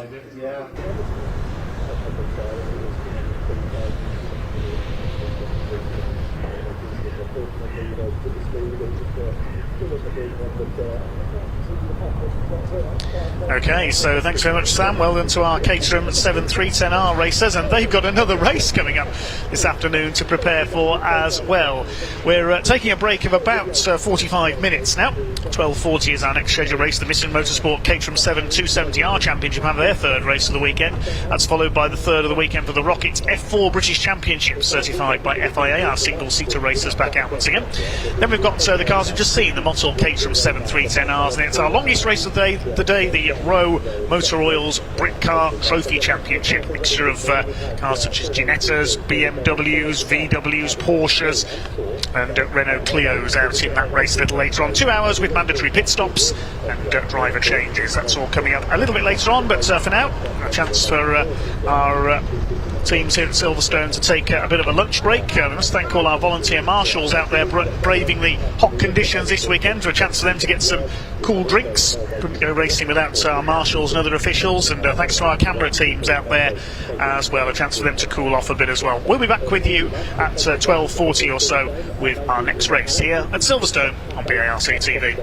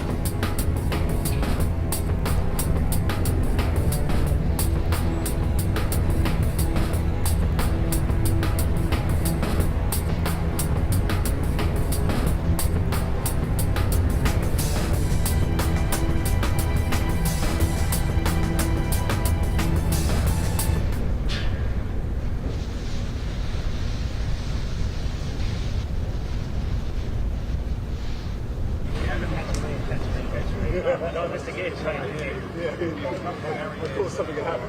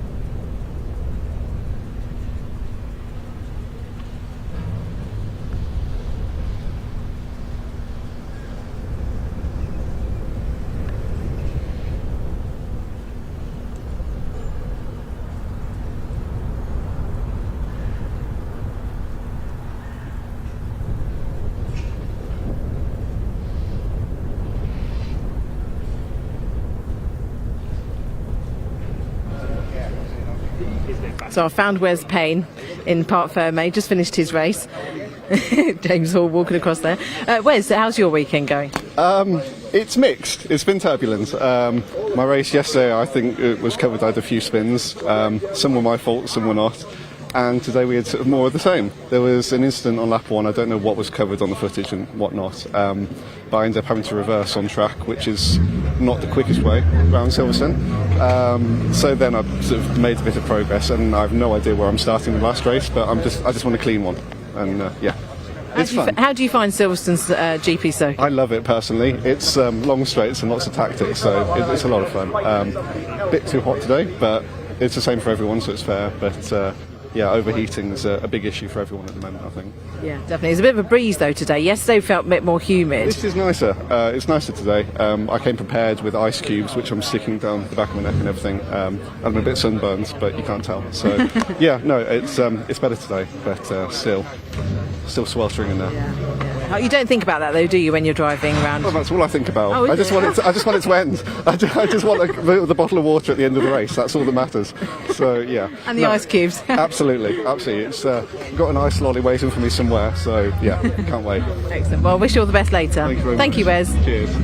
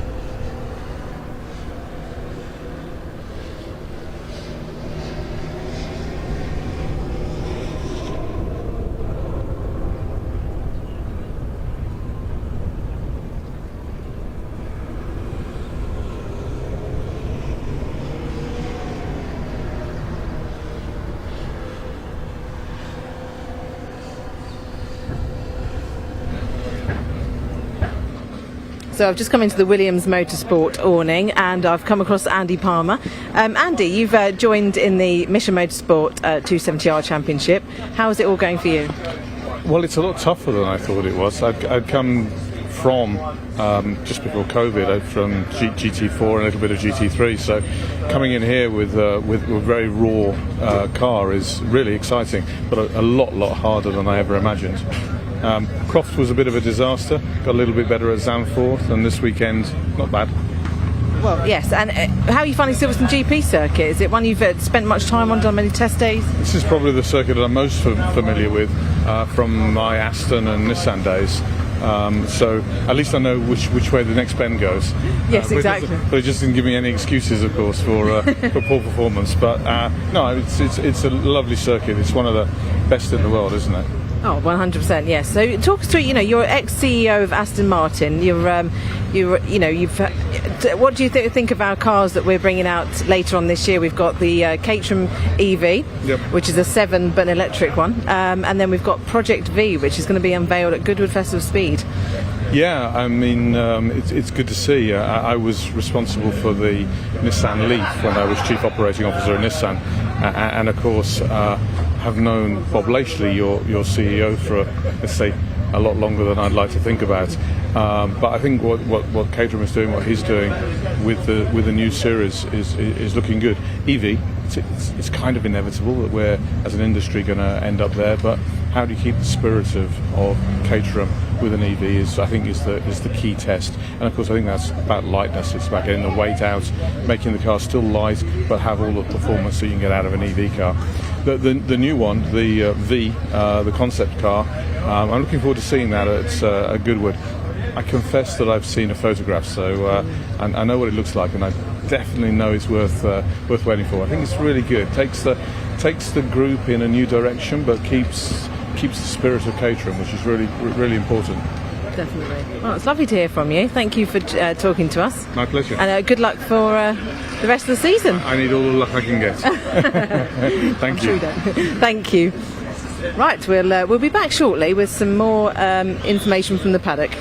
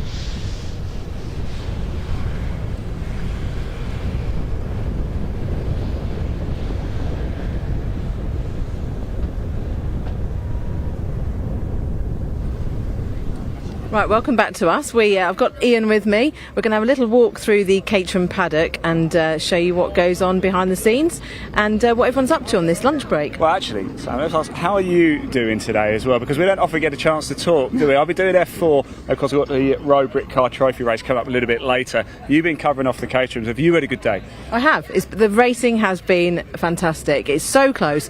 But what is interesting here at Silverstone, because the tow is so strong for these guys here, you know, you have no idea who's going to come out on top, and it could be out of 5 cars, whereas at other tracks you've got a pretty good idea who's going to win. The Caterham racing is so exciting, isn't it? And the wind's just started to pick up now in the lunch break as well. I wonder if that's going to have a little bit of an impact later. Let's take a walk, shall we? Let's walk and talk. So we've got on our left here, we've got some.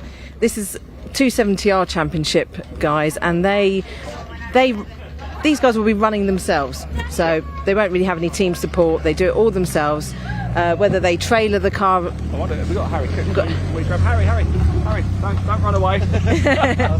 Don't go anywhere. Is it hot enough for you, Harry? Yeah. Yeah, it's very hot.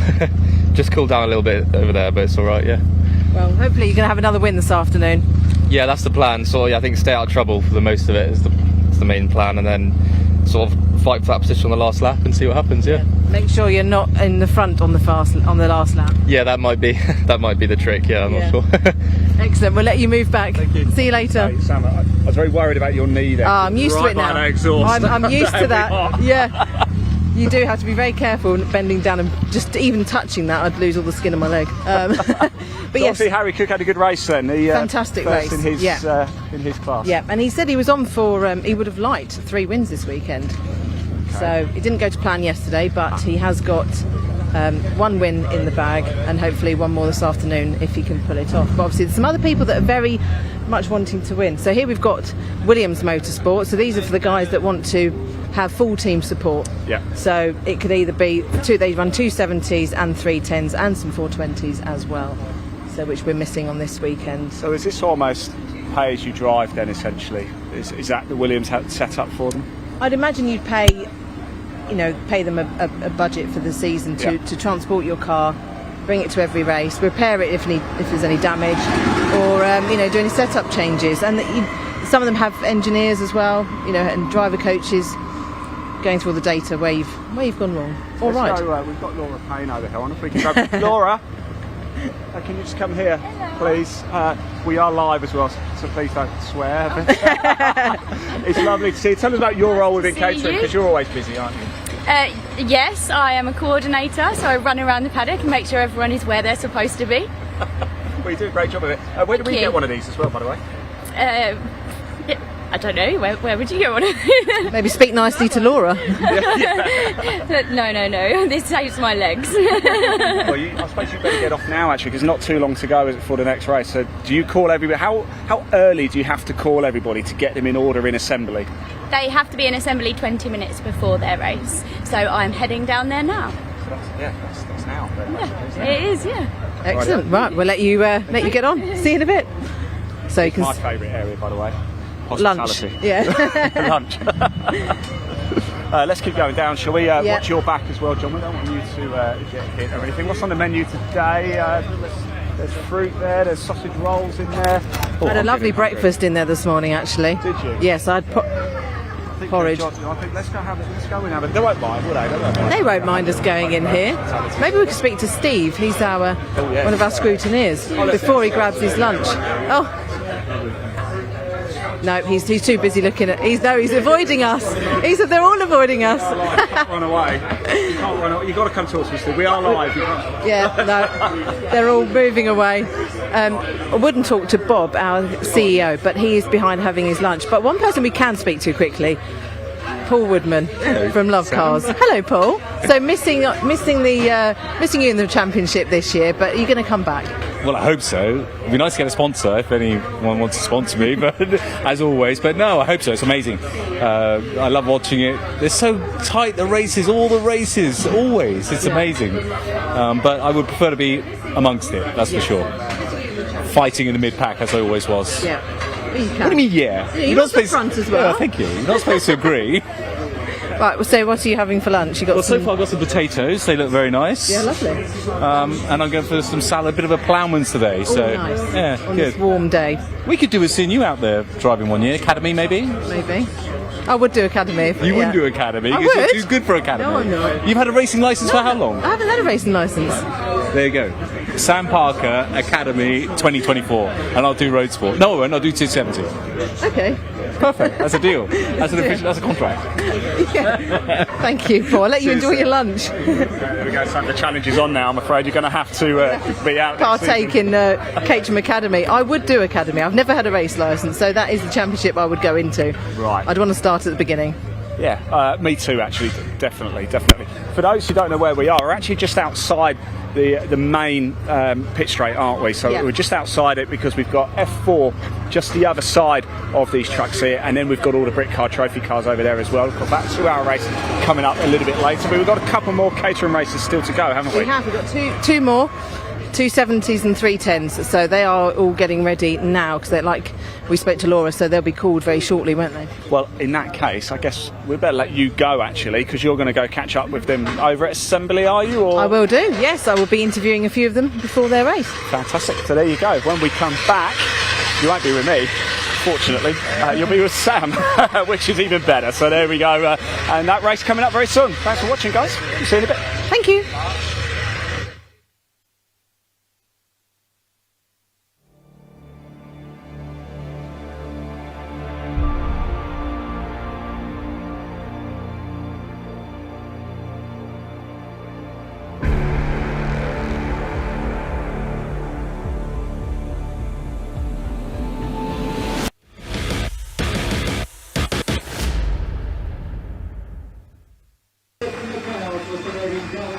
Gets the winner's trophy. Speaking of David and Colin, they are the winning team, and to represent them onto the podium, thank you very much. A team representative from Owen Parley. Well done, our team's winners, and very well done presentation of the trophy with our handshake. That's it. That's the presentation of the overall trophy and the team. They're all backed up together on great. And the second step of the podium, number 28 down the red line. Congratulations, Tara.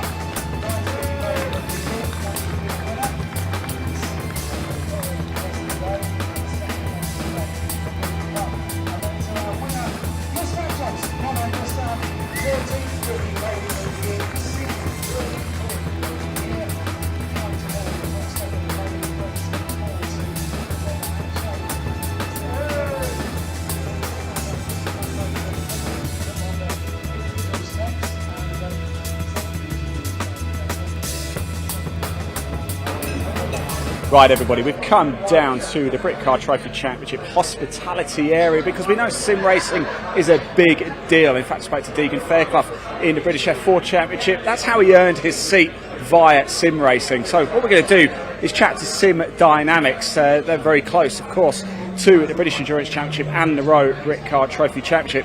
We've got David here now. Now, I believe, David, are you the lap record holder on this? Yes, currently, yes. Now I'm going to put you off, aren't I, doing this? But tell us a little bit about this rig, because I think you told me yesterday it's about a £10,000 setup.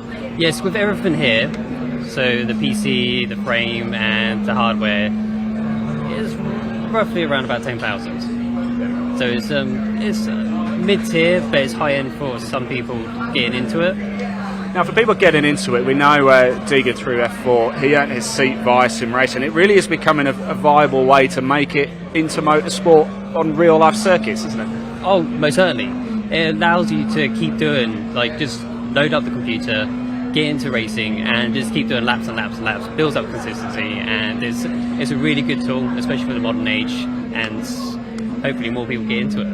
And even at a rig like this at £10,000, it's a lot cheaper than real-life motorsport too. Yes, believe it or not, it's a lot cheaper, and it's a great way for people to train. If you can't go abroad, you can just load up a simulator which has that track, get it downloaded, and just drive to your heart's content. Tell us a little bit more about Sim Dynamics then. What is it you guys do other than providing the rigs?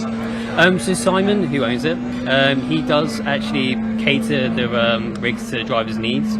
So if they have a certain series, he will download the appropriate software and simulators for it.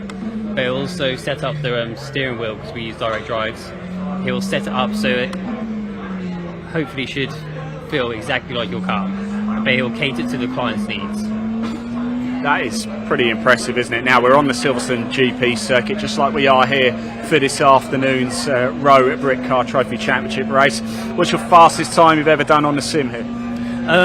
This weekend with R Factor 2, my fastest is the 2016, which I set yesterday when it was slightly cooler in here. But on different sims, Mercedes Corsa, I think I've done 157s and GT3s. It's all sims are slightly different, but you can take the braking point and turning points, they're pretty similar. Has anybody got close to you this weekend? No. We saw a chap yesterday, I think he was doing 208s, wasn't he? And then Truman, actually, our cameraman, said he did a 210. That's not bad, is it? Well, it's not bad. If it's someone that's not into it, they don't know the track. It's all about learning the track and where to, optimise using all the lines. So it's just about learning it, especially the gears as well. So it's just practice. I'm going to let you crack on because you've just done a 203, so it's my fault you're going 2 seconds a lap slower. Right, don't forget that 2-hour row Britcar Trophy Championship race is coming up, and it is going to be sweltering. It's going to be an absolute cracker. Dave Goddard's going to call the action. We'll be in the pits for live driver reaction. See you soon.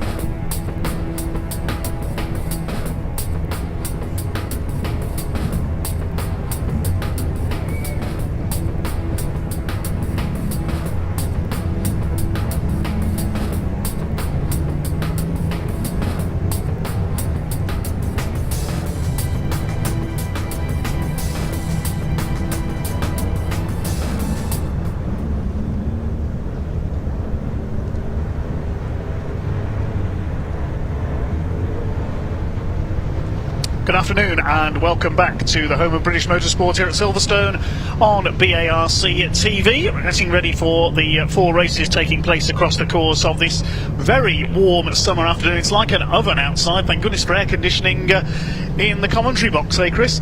Yeah, I've nipped out to grab some food, and yeah, I'm quite happy to be back in here now in the nice cool breeze of the commentary box and ready for some more Caterham action then. So it's the Mission Motorsport Caterham 7270R Championship, their second race today, their last race for this weekend, and we've already had Chiddix winning both races so far, and it's been a couple of different places. So Charlie Lower making it back onto the podium in our last race we saw this morning, as well as Kendall maintaining his 2 third places, but plenty more action, another 20 minutes of action, and we've seen how much they can pack into that 20 minutes. Yes indeed, so the grid lines up with Freddie Chiddix going for a hat-trick on pole position. This grid based on the result of the race we saw earlier on today. Charlie Lower alongside him in the number 21. They were well clear of everybody else earlier on. Second row of the grid, 35, Mark Kendall, who's hopefully reattached his nose cone and other bits of car that fell off in the earlier race, and Roger Patke goes alongside him. Row 3, David Rook, number 45, and 72, Theo Theato. Then on row 4 of the grid, 96, Peter Mott, and number 2, Mark Jones, came through from the back of the grid to 8th place in the first race today, so he'll be a factor here. James Cook and Alex Vincent completing the top 10. Row 6 got number 11, Stephen Merritt, and 14 of Jonathan Ramsey. Row 7, Joe Priday and Mark Williams, 84 and 46. On row 8 of the grid we have 27, Chris Ephraimidis, the Greek driver, alongside 53, Michael Chaplin. Row 9, 71, Giles Perry, and number 19 of Paul Higginbottom. Row 10 is 99, Toby Boys, and 22, Louise Deason. On the 11th row, number 6, Marcus Eels, and 48, Richard Hoare. 12th row, 65, Lydia Gould, and 44, Ian Summers, survived a spin at the loop in the earlier race. Then row 13, Andy Palmer, 63, 23, Alan Bateman, and 88, Charlie Vincent lines up at the back of the field. Now I reckon the man to watch in this race could well be Theo Theato, number 72 from the 3rd row. Yeah, he made up some of those places, didn't he, in the first one? Always spectacular out there himself, and Roger Patke, who came through late in that race, didn't he? But it's Freddie Chiddix and Charlie Lowe dominated the race this morning. I also caught up with Lydia Gould. She finished in 23rd after the race this morning, and she was just saying how absolutely she's back in after having a knee operation, and she's saying how just one little mistake cost you so many places around here at Silverstone, given how many cars we pack into such a short amount of space. But I think Chiddix and Lowe will be looking to do the same thing again, won't they? They'll be looking to tidy and work together, and you know that people like Theo Theato and Peter Mott are going to be working to try and stop them from doing that. So they get underway with their green flag lap then. There's Alan Bateman, number 23 at the back of the field. Thanks again to Mission Motorsport, the Forces Motorsport charity, who have raised so much money over the years, founded by Major James Cameron. They've raced in all manner of motorsport, everything from MX-5s to Caterhams to the Citroen C1 24 Hours. I remember them fielding a couple of cars at Rockingham, the sadly missed Northamptonshire venue several years ago. Absolutely, and while I'm watching a green flag marshal there, this is why it's called the green flag lap. All the marshals supposed to be showing those green flags. So my chance to say a huge thank you to all of the Orange Army and everyone out there on behalf of all the drivers, Caterham specifically, but you know, everyone out here today. We can't do what we love to do without them, and we love them for that, and thank you, especially in these really hot conditions. Okay, it's not wet and miserable, but they're suffering in the heat today, so make sure that you get lots of water on board. But again, thank you so much for all you do. The cars head through Stowe Corner then. Freddie Chiddix, the grey and red car in pole position. Charlie Lower, the black car with the blue nose. They were the class of the field in this morning's race, finishing a long way clear of the rest of the field. We'll see what let's take on the results sheets, what the exact margin was there. 15 seconds clear of everybody else. Virtually unheard of, but because they were working together and the chase pack were absolutely stumbling over each other. We've seen how wide the Silverstone circuit is, and when you don't use the full width of it, you carry significantly less speed through, and so they managed to fire off, and it was all down to pretty much the last minute they decided who was going to win that race, and it was Chiddix who came out on top. So 3/4 of the way round there. Green flag lap then. Other colours for leading cars. Mark Kendall is in bright green. Roger Patke is in his familiar pink, the Academy champion of last year, who decided to skip the step of road sport, go straight up into the 270R class. David Rook is in red and black, number 45. Theo Theato is in orange. Peter Mott in black and white. Mark Jones in black and red. I think he'll be a factor here started last in this morning's race because he missed qualifying in race 1 yesterday due to family commitments, and managed to breeze through the field into the top 10. James Cook with the familiar Welsh flag liveried car on row 5 alongside the Dayglow yellow and grey car driven by Alex Vincent, number 17. So those are the colours for your top 10 on the grid. Alex Vincent's got a kind of green Union Jack on the back, so that's where he can easy to spot him. Like you say, Mark Jones coming through in his grey paddle up machinery. Watch to see whether he can make his way up in that number 2 car. But plenty of people to keep an eye out for, and one thing we know is that it's been unpredictable today. But the most consistent has been Freddie Chiddick's managed to get those 2 wins, but there'll be plenty of drivers seeing the opportunity here. 3rd race for them, last opportunity today for them to get out there before we see them again at Thruxton on the 29th and 30th of July, so looking forward to that. But yeah, another game of chess for them. 20 minutes of this Mission Motorsport Caterham 270R Championship. Yeah, certainly the fastest games of chess you will ever see. Into position then, ready for 20 minutes of racing. The Mission Motorsport Caterham 270R Championship. Chiddicks versus Lower from the front row once again. Mark Kendall with 2 podiums so far this weekend. Out to stop them, the green car with the blue roll cage. Can Rog Patke get his first win at this level? The pink car there on the left of your screens, positioned ready to attack down the inside, ready to rumble once again here on the Silverstone circuits. Looks like everybody is just about in position, ready for a start. Here we go.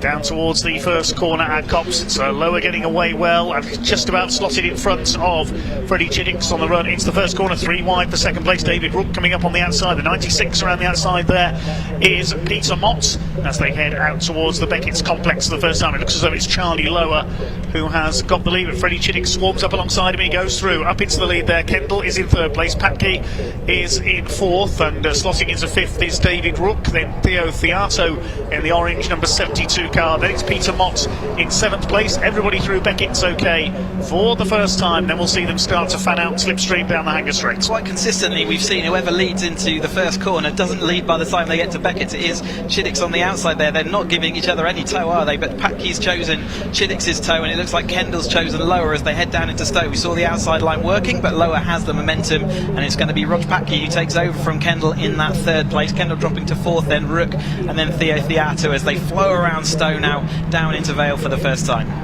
They head up towards the Vale and Club complex then. Trying to move through on the inside is Mark Kendall from 4th place, but it's Rog Patke who holds that 3rd position. Chiddicks just ahead of Lower at the front of the field, but only just. David Rook finishes the top 5, then it's Theo Theato behind him in 6th position. So a slightly more reserved start this time compared to the earlier race, it has to be said. Charlie Lower tries to make a move at Abbey, but doesn't quite make it down the inside. Chiddicks, the championship leader, continues to lead the way. It's just behind Charlie Lower by a couple of points coming into this weekend in the championship table. Yes, there was only 1 point between them, so Chiddicks will have leapfrogged into the championship lead with his 2 wins so far this weekend. Patke's in 3rd place. Then we've got Mark Kendall, David Rook, there's Theato. The number 17 of Alex Vincent from 10th on the grid has come through into 7th place ahead of Peter Mott in that sort of black and white, almost camouflage liveried car in 8th position. Mark Jones is in behind him. They head down the Wellington Straight, and Freddie Chiddicks on the inside line. Charlie Lower around the outside. He cuts across into Brooklands. He's going to get the car stopped there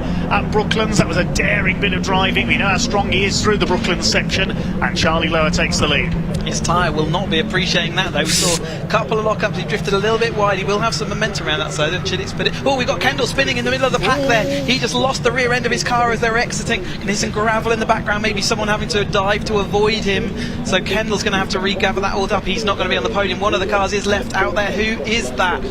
Is that Mark Jones? No, it's 14. That's Ramsey, isn't it? I think. Yes, Jonathan Ramsey, unfortunately. So he had to go into the gravel to avoid a spinning Kendall, and that's going to be, I think, probably the end of his road, certainly from a competitive point of view. As the timber businessman from Lancashire out of the race, sadly, as Chiddicks and Lower go side by side once again on the road to Beckett's.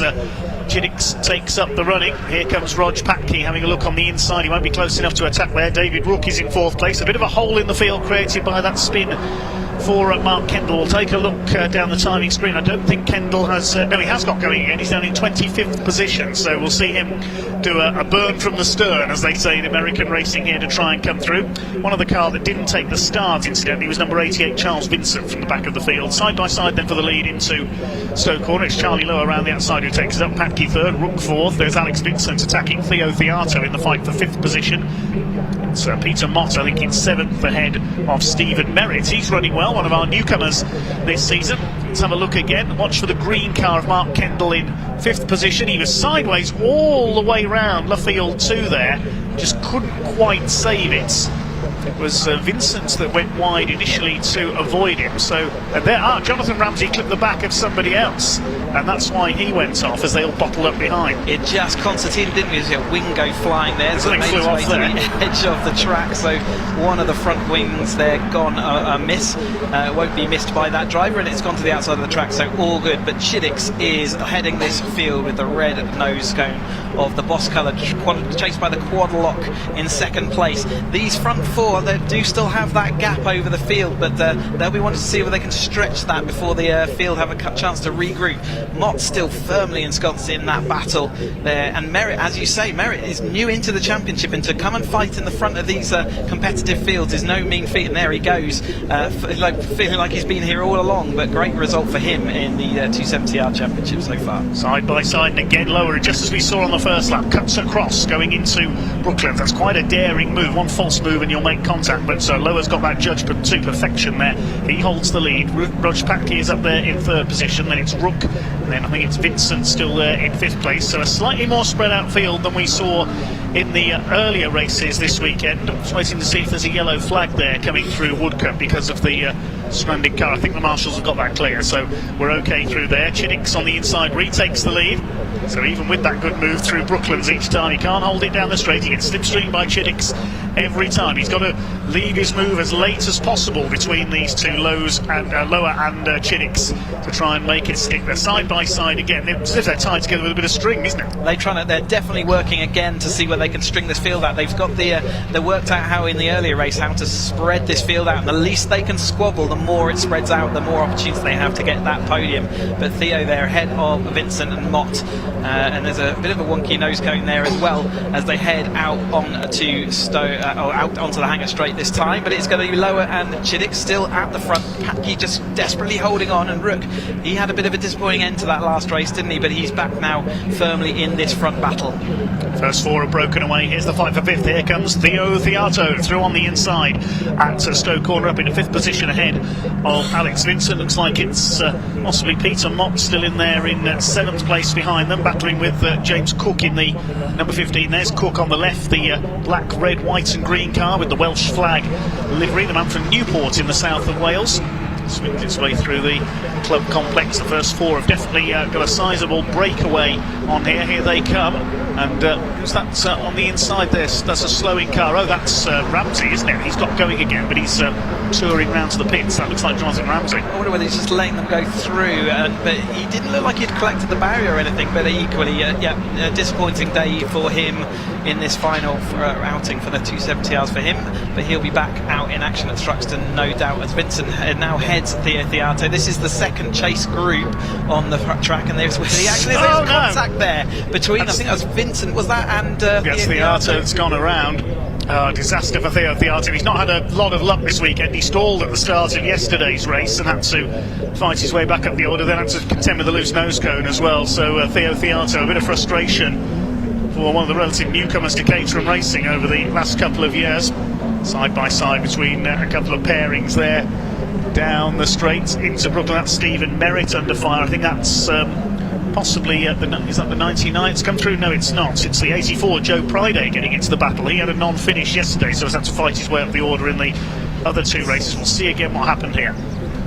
So just, I think it was, is it Vincent up the inside, just a little bit of an overlap, and as Theo Theato's just sent spinning around the rest of the field. It was Mott that had contact with him. Vincent was just in front. Just caught the rear as Theo Theato turned into that corner, therefore, and sent him spinning around. That's going to be he was already behind the lead group, so he's certainly not going to be figuring on the podiums, all things being equal now.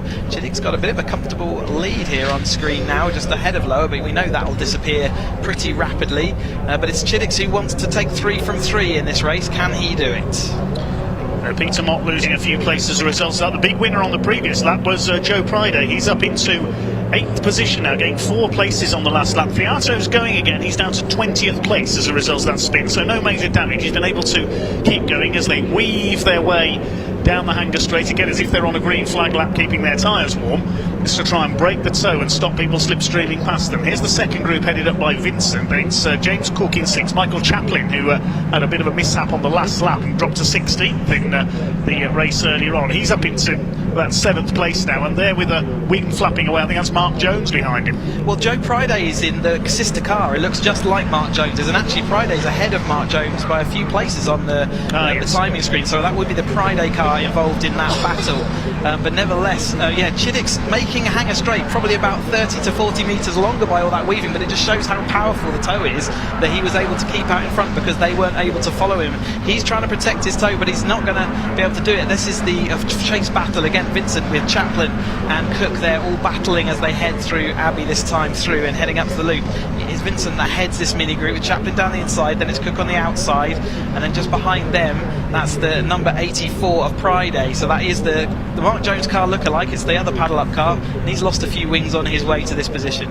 That's the 84 of Priday, just ahead there of number 11 of Steve Merritt, who's enjoying, I think he said earlier it was his debut weekend, the man from Oxfordshire. He's chasing hard at the bottom end of the top 10. Peter Mock behind him, recovering after that bit of a tangle with Theo Theato earlier on. They're going to try and go 3 wide, maybe down into Brooklands there, but no, Priday moves back to the inside. Chaplin has got the place away from James Cook into Brooklands. We reach half distance, 10 minutes of this race to go. Freddie Chinnix and Charlie Lower continuing to scrap it out for the lead at the head of the field. Roger Patke currently holding that 3rd place as the leaders go over the line. We'll see what the gap is. Chinnix ahead of Lower by 0.4 of a second. New fastest lap for Charlie Lower, 2:31.157, and now Patke and Rook, if anything, started to get just a little bit closer there to the back of the 2 leaders. They don't want them to get away again and win by 15 seconds, these two. The gap back to Vincent is now just over 5 seconds, so it's a breakaway of 4 at the front. It's a bit like a stage of the Tour de France, isn't it? You've got the breakaway at the front, then the rest of the peloton trying to catch them up. There's only 3 podium paying positions at the front here as well. Fastest lap is important in Caterham's. That's an extra point on your championship total, and you've seen how hard it is to keep and maintain a position here, so an extra point is definitely worthwhile having as they come absolutely side by side onto the straight. Chiddick holding to the inside, and maybe even we'll get the double toe as he just skips along the back. I think he is going to get round the outside now. It's not, Charlie Lowe has still got the overlap, but there is an opportunity on the hanger straight to get that double toe as they head down, but they've had plenty of opportunity today to race as the pack behind continue to squabble, and therefore will continue to lose time to that lead group as Priday moves forward again, so he's just behind Chaplin and Vincent there, but it's all coming back together in this chase group. Yes, they were almost 5 wide there into the right-hander at Stowe. See the 4 cars in the breakaway for the lead ahead of them. Still just about Vincent that's got the place for 5th position ahead of Chaplin. It's Priday up into 7th place. Down the Sir Lewis Hamilton straight they come. Further back we've got Chris Efremidis, the Greek driver, holding off. I think that's Mark Jones trying to recover up the order after a bit of a slip earlier on. Battling his way through has been a feature of his weekend. He's had to do it twice today. He slipped back at the start, and the 45 car, David Rook, has got a wing hanging off there. He's run wide into the loop as well. It's lost him a little bit of ground. So here comes the battle for 5th, and Vincent under intense pressure now. Well, he was under intense pressure from Michael Chaplin, who just made a mistake and slid wide there into the loop. Yeah, he just didn't hook up the inside of the line there again. Remember, we're well over halfway distance now. These Avon ZZ-S tyres will be crying foul as Charlie Lower once again proves he's the master of Brooklands this weekend so far. He's flinging it around the outside, he's flinging it down the inside, and Chiddick's watching him go, but it is this 2 that have kind of firmly pulled ahead of the chase 2 of Patke and Rook, who are going to be fighting out for that final position. Charlie Lower still maintains that lap at the moment, but Chiddick's coming round his outside as they head through Woodcote this time through, see whether he can take that fastest lap back. So these 2 starting to pull away slightly now. They're a couple of seconds clear of Roger Patke in 3rd place, side by side with David Rook, and Chiddick retakes the lead around the outside again, coming down the straight there. Seems to be so much stronger on the outside line, does the Boss Racing car. They head up towards Maggots and Beckett's. Here comes Charlie Lower. What's he going to do into Maggots? Yep, goes through once again. They swap places for fun, these 2, in every race. Yeah, from on board it is all about the momentum, you know, and you've got to almost get a clearer view from your onboard rather than from a camera angle outside, and it's about where you're carrying that extra speed, and if you've got to run around the outside, even though it's the longer run in a Caterham, once you've got that extra 5 miles an hour and you're side by side, well, you're going to continue to maintain that. And as they continue to work together, though, they're not really fighting hard against each other at the moment. They've known how to do this. We saw them move to a 15-second lead. They're now a couple of seconds ahead of their chase group, who are already still another sort of 5 seconds or 6 seconds ahead of the group behind them. Towards the Vale, they were side by side through Stowe Corner. Once again, it's Chiddix who comes out with the lead this time. Rog Patke under fire from David Rook. They're still scrapping for third place, and then everybody else is trying to be fifth, with Alex Vincent coming under fire, trying to get around the outside of him there. We'll pick up who that is in a moment. Here come your leaders down towards Abbey Curve, out towards Farm and Village. It's Chaplin in 6th position further back, then Friday and the rest off. Battle of the third between Rog Patke and slightly damaged car David Rook, and a man with a wing hanging off. Still Chiddix has got the lead, only just ahead of Charlie Lowe, with David Rook jinking around in the wake of the pink number 29 car as they battle for third position. 5.5 minutes of this race to go, and again David Rook runs wide. He always does there. He's trying to take the slingshot, isn't he, out of the corner, and it's sort of helping him a little bit, but you almost want to be sat a little bit further off the rear of the car as you're joining the straight, so that you've got then that little bit of run and momentum. So you'll often see, actually, if you're 4 car lengths off, that's actually a better place to be. This time through, we see Chiddix has worked out how to get into Brooklands in the lead, as Lower watches him do that, and they're going to be analysing each other. They're moving into this final 5 minutes, but as we saw in the race number 2, they kind of left it to the very last minute before they actually started shuffling things around for the actual race lead. But it continues to be Patke who leads Rook, and has done for quite a few laps now, and this chase group haven't really got any closer, so it's all kind of become stationary, and this chase group are a bit more strung out, where they're trying to chase down and maximise their speed. So it's 2 for the lead, and then it's 2 for that final podium paying positions, and then it's everyone who wants the position for 5th. David Rook getting closer again to the back of the 29 car of Rog Patke for that third place. Less than half a second in it for the lead between Chiddix and Lower. Is Rook going to make his move here as they come into Maggot's corner? Yes, he is. He's going to make it stick. Yes, David Rook up into third position. Further back, I can tell you, Michael Chaplin, we just caught a glimpse in the background, has got ahead of Alex Vincent for 5th place. Then it's Friday, Cook, Boys, and Peter Moss has dropped down into 10th position. Here comes that group out of Beckett's. Side by side, though, for the lead, and Chiddix nearly edged onto the grass there to the right of the Hanger Straight, the left as we look at it, as they come into Stowe Corner. Still Charlie Lower that's got the lead, and Patke back up the inside retakes third position. Retaking 5th position around the outside is Alex Vincent. Chaplin will fight back. There's Friday in his wake, number 84. Then it's the number 15 of James Cook. In behind him is number 99 Toby Boys in the Matt Blythe Motorsport car. You can recognise his cars by the white wheels. Into club they come, the 5th place fights. Very close indeed between about 7 of them. It's definitely the on-track action is in that chase pack down there, with this wheelbarrow racing going on between this lead of the race and for that final podium playing position. But this little battle pack have actually been again swapping around. It's not quite as tight as they were earlier in the race.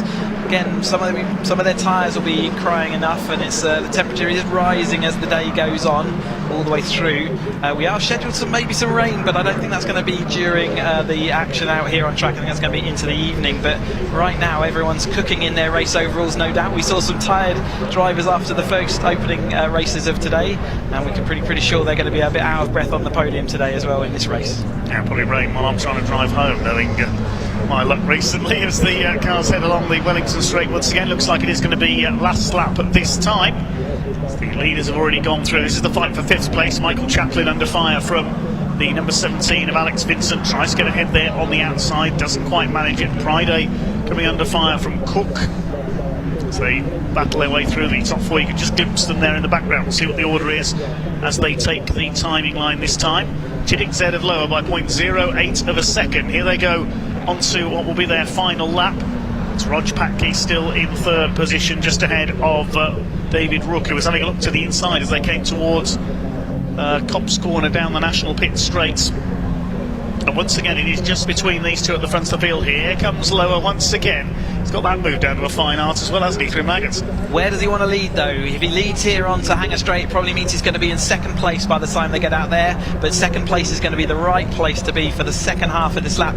They're going to try and manage each other, and I've been in early races before where you both try and go as slow as you can, and they've got a bit of a gap there, haven't they, to the chase group, so they don't have to worry about the cars behind. They're going to be working out between themselves who wants to be in the lead. It is going to be Chiddix who leads going into Hanger, but they do look like they're having a thought process going on, and maybe Chiddix will try and let him go through, and it's before they get to Wellington Straight. I think it's whoever's going into Brooklands has the best chance, but we've even seen overtakes happen before the start-finish line, haven't we?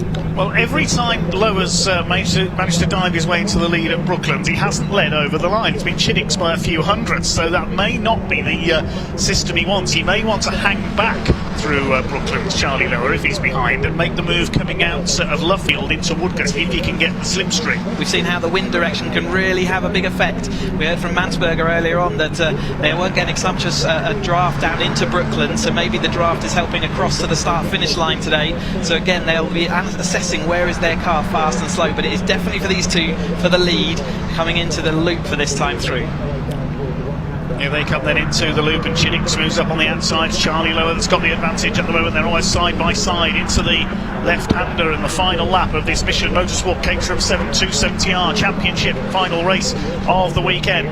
Up to the outside goes Freddie Chiddix. Charlie Lower, has he got the position he wanted here? Does he want to be leading going into Brooklands? Here comes Chiddix. He's going to go to the outside into Brooklands. He's going to go all the way around him. What's Lower going to do to counter this? He keeps to the inside line. There won't be room for him to defend the position. He's right up on the curb, and Lower back up the inside. We nearly loses the rear. He's going to try and stay alongside, but Chiddix is going to go the long way round on this final turn. They're going to finish side by side. Surely Chiddix sprints ahead around the outside through Luffield. That's an excellent bit of driving by Freddie Chiddix. Charlie Lower's gamble didn't work, and it's going to be a hat-trick for Freddie Chiddix in the 66. He makes it 3 wins out of 3. Frustrates Charlie Lower to win by 0.244 of a second. And well, the man from Manningtree in the southeast has taken 3 wins out of 3. Rog Patke holds off David Rook to take that 3rd place. And I think we may have lost Michael Chaplin on the final lap. He's dropping down the timing screen. It's Vincent that takes 5th position. 6th, it is Peter Mott. Where did he come from? James Cook 7th, then Pride 8th, Merrick 9th, and Mark Jones in 10th. So we've lost Chaplin, and we've lost Toby Boys as well. They're slipping down the timing screen. So they've tangled somewhere around the final lap. We were concentrating on the lead battle, so it may well have been a collision further back. There's a bit of debris there on the run to the line as well. Blue bit of wing or something going on there, so yeah, maybe it did, but Chiddix worked a masterpiece there actually as he went through into Brooklands. He took that outside line, he held on round the outside, and even though Lower tried his best to stick it down the inside of Luffield, Chiddix just had the outside momentum and carried it all the way through. Here is a bit of a replay going on from earlier in the race. There is Charlie Lower sweeping around the outside. You saw they're absolutely on the limit of what his tyres would give him, so these are some of the race highlights we've got. Tucking down the inside, this pack of cars all heading through. That was where Kendall lost it in the middle of the pack, and that actually sent everyone scattering. Bit of contact here between Mott and Theo Theato as they went up into the loop that time through, and Theo Theato sent spinning around. He tried to recover. This was the battle that we had for the final podium paying position. It was Rog behind at this point with just ahead of him, and they were battling all the way towards the tail end of this race for that final, which Patke would come out on top of with this chase group. There is Chaplin, so he was still in the race at this point, but we lost him later on in the left part of the race and see what happened to him. But here is that lead battle again, a masterclass from these two. They've been up front for the majority of this season, and in fact all through their road sports as well. They were absolutely paired like this. They're very used to each other's driving, and here was that move around the outside then. Absolutely managed to hold on. Charlie thought he had the momentum, he had the overlap, but Chiddix was wise enough to go to the outside once more, and it just gave him that little bit of extra speed and momentum as they headed out that corner, out onto the start finish straight, and therefore he came home for a victory. That is 3 from 3 for Freddie Chiddix. Congratulations to Freddie Chiddix then. We'll check out the provisional result then. Chiddix ahead of Lower by 0.24 of a second. Rog Patke, I think that's his first podium in 270R, I believe, in that 3rd place ahead of David Rook. We'll check that in a second. Alex Vincent in 5th ahead of Peter Mott, then James Cook, Joe Pryday, Stephen Merritt, and Mark Jones completing the top 10. Theo Theato slipped down to 12th after a spin, recovering from 20th place though, to his credit, behind Chris Efremi. Mark Kendall, who completed the top 15 after his spin, early on. There's a couple of retirements there. We lost Jonathan Ramsey after his trip into the gravel. He pulled the car into the pits, and we lost Michael Chaplin and Toby Boys on the final lap. Rog got a podium on the very opening race of the season. Came from Academy into 270 and got on that podium alongside Matt Larby, the other person who came up from the Academy. And so, yeah, good to see him back on the podium. Thank you very much, Chris, for going to the statistical side of things there. Let's head down to Parc Fermé with Sam.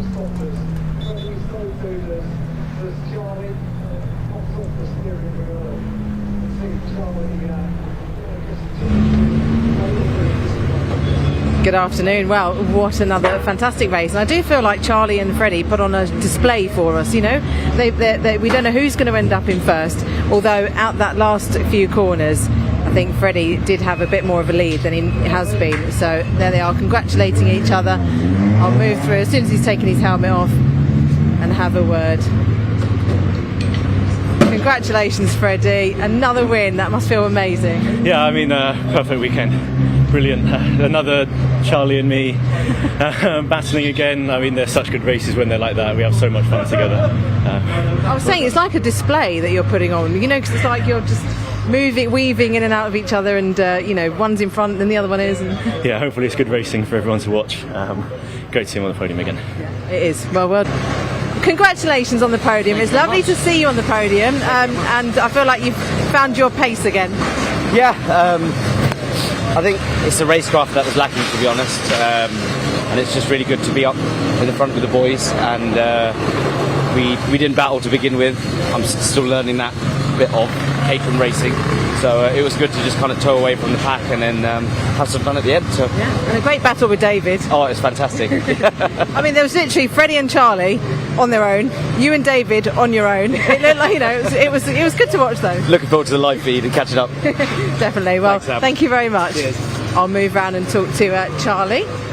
Excuse me, Charlie. Let's have a quick word with you. Congratulations. Thank you very Fastest lap much. as well. Oh, brilliant. I was aiming for that, so that's good. I thought you might make Yeah, happy with that. Yeah, definitely. Yeah, it was really tough. Tried everything I could and nothing stuck. So, yeah, I definitely threw everything I could at it, and yeah, he just much faster around that last section than me. Yeah, you could see that. It was that's where he pulled away from you. Yeah, it wouldn't matter if I was in front going in or if he was in front going in. We tried a mixture of different things, but I don't know what it is, but his car can hook round right corners pretty well. But no, it was good. It was really good, and yeah, all my cars in one piece, and bring on Thruxton. Yeah, it's excellent. Well, thank you very much, and congratulations. There we go, 3 very happy drivers. So we'll hand back to you guys for the F4 race. Yeah, absolutely. It was good fun. Thanks very much, Sam. Yes, our final single-seater race of the weekend, then race 3 for the Rockets F4 British Championship, certified by FIA. Tell you there was a penalty issued in the second race for Deegan Fairclough. He hit the back of Jaden Parriott early on. That's why Jaden retired, due to damage to the rear of his car, lost his rear wing and had to pull into the pits. So a 7-position penalty for Deegan Fairclough, dropped him from 2nd down to 9th place in the race we saw earlier on for the Rockets F4 British Championship, certified by FIA. Just like to say a quick hello to one group of viewers, the Howland family. That's Chip, Rebecca, Austin and Daisy. Rebecca, our motorsport photographer. Check out her page on Facebook, Rebecca Howland Photography. There we go, that's the advert out of the way. You owe me a pint for that one, guys. We get ready for our third race of the weekend then, the Rocket F4 British Championship, normally seen supporting the British Touring Car Championship, one of the top single-seater series in UK motorsports. The results of this grid taken from qualifying yesterday. And it will be James Pijik who will start on pole position this time, the number 4 car in the high-tech Pulse 8. Came through the field from the back of the grid and the reverse grid earlier on into the top 10. James Pijik will start alongside his teammate Gabriel Stilp in the number 7 car. We saw him have a spin in race 2 earlier on, so it's an all high-tech front row. Indeed, they've locked out the top 3 places on this grid, because Will McIntyre, who will start as one of the favourites here, going from the 2nd row of the grid alongside another championship contender, 55, Dion Gowda in the Road and Carlin car will complete the top 4 on the grid. Row 3 will be number 18, that's James Higgins for Tech Motorsports. His teammate Aidan Neats is not out this weekend. I believe it's Aidan's birthday this weekend as well, so he would very much like to have been racing this weekend. Starting alongside James Higgins is Kanato Lee. The Japanese driver has not had much luck this weekend. Some damage in race 1 yesterday and problems today. Well, problems yesterday. He failed to get away at the first start. The car stalled. He had to make a pit stop in the race this morning with some bodywork damage as well. Row 4 is yesterday's winner, Josh Irfan in the number 12 car, and number 23 of Gustav Jonsson. They're both rookie racers, of course. On the 5th row of the grid, number 14, Akil Alibai starts alongside 87, Deegan Fairclough. He'll be fired up after that penalty earlier on, looking to come through to make up the lost points. Back on the 6th row, Daniel Ginchard, number 49, and Louis Sharp, the championship leader coming into this weekend. I think his championship lead by now, though, is under threat from Will McIntyre. After that on the grid, we've got Patrick Huizenroder alongside Noah Lyle on row 8. It'll be on row 7 rather. It'll be interesting to see Noah come through from there. Sonny Smith and Mika Abrahams on row 8. The 9th row, David Dedeker and Jack Sherwood, so unlucky in race 2. Row 10 is Jaden Pariat and Kay Daryanani, and Isaac Barashi will start from the back of the grid. In a moment we'll hear from a few of the drivers ahead of this race down in the assembly area pre-race.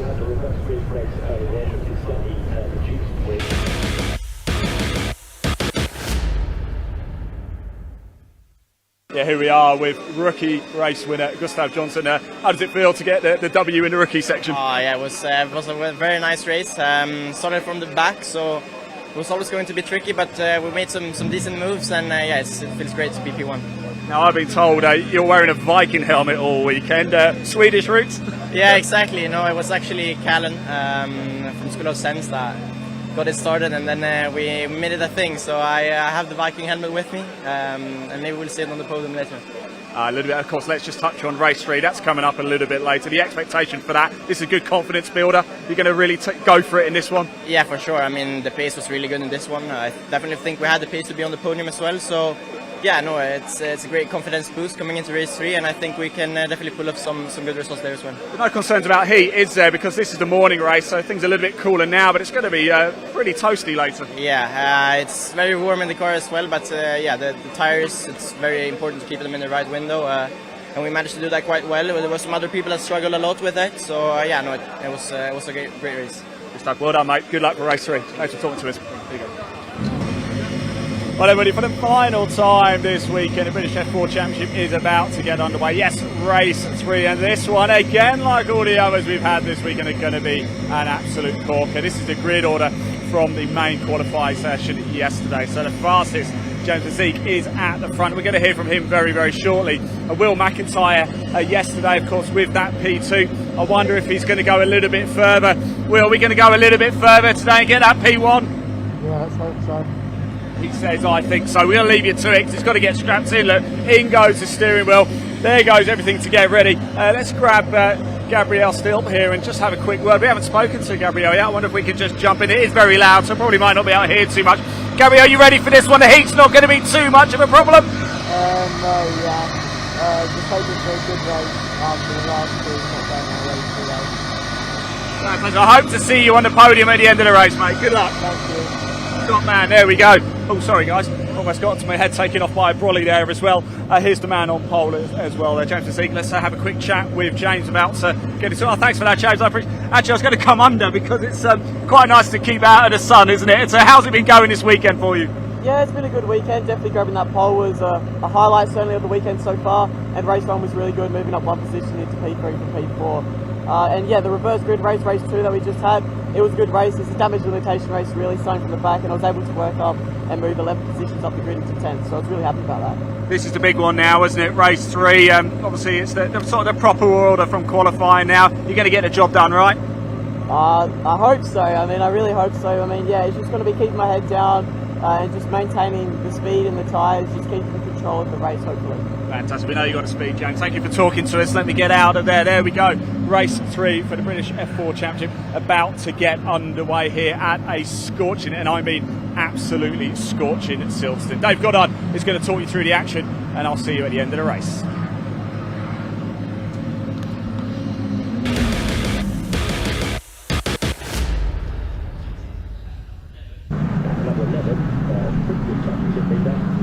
Thanks very much, Ian. Yes, the cars on their way round on their green flag lap then for what will be a 20-minute race.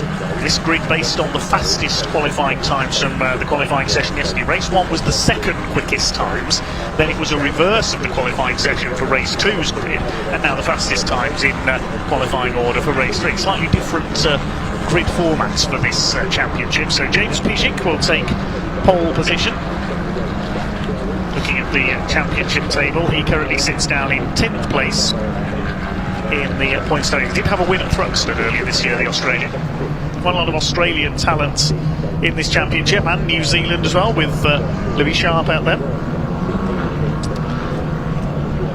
Thanks to all the sponsors of this series, title sponsor Rocket and their many associates as well. As the cars head round to the grid, there's one of our rookies, that's Isaac Barashi at the back of the grid. What a disastrous weekend he's had so far. Failed to finish yesterday, was on pole for the reverse grid for race 2 and probably stalled it on the grid, unfortunately, and didn't get away. Did manage to finish the race, albeit well behind. Gabriel Stilp on the front row, he's one of our rookie cup racers. Came into the weekend 14 points off Gustav Jonsson for the points lead in the rookie cup. It's High-Tech Pulsate showing their speed here on their home circuit at Silverstone. They've locked out the top 3 positions on the grid for this one. Will McIntyre, the former junior saloon car champion, will start 3rd on the grid. He was just 5 points off Louis Sharp coming into this weekend and has had probably the best results out of the top 3 and 4 in the championship so far this weekend. Canato Lee's had a disappointing weekend. Dion Gowder's been down the field. Louis Sharp did get a 2nd place, inherited 2nd when Deegan Fairclough was penalised earlier on today.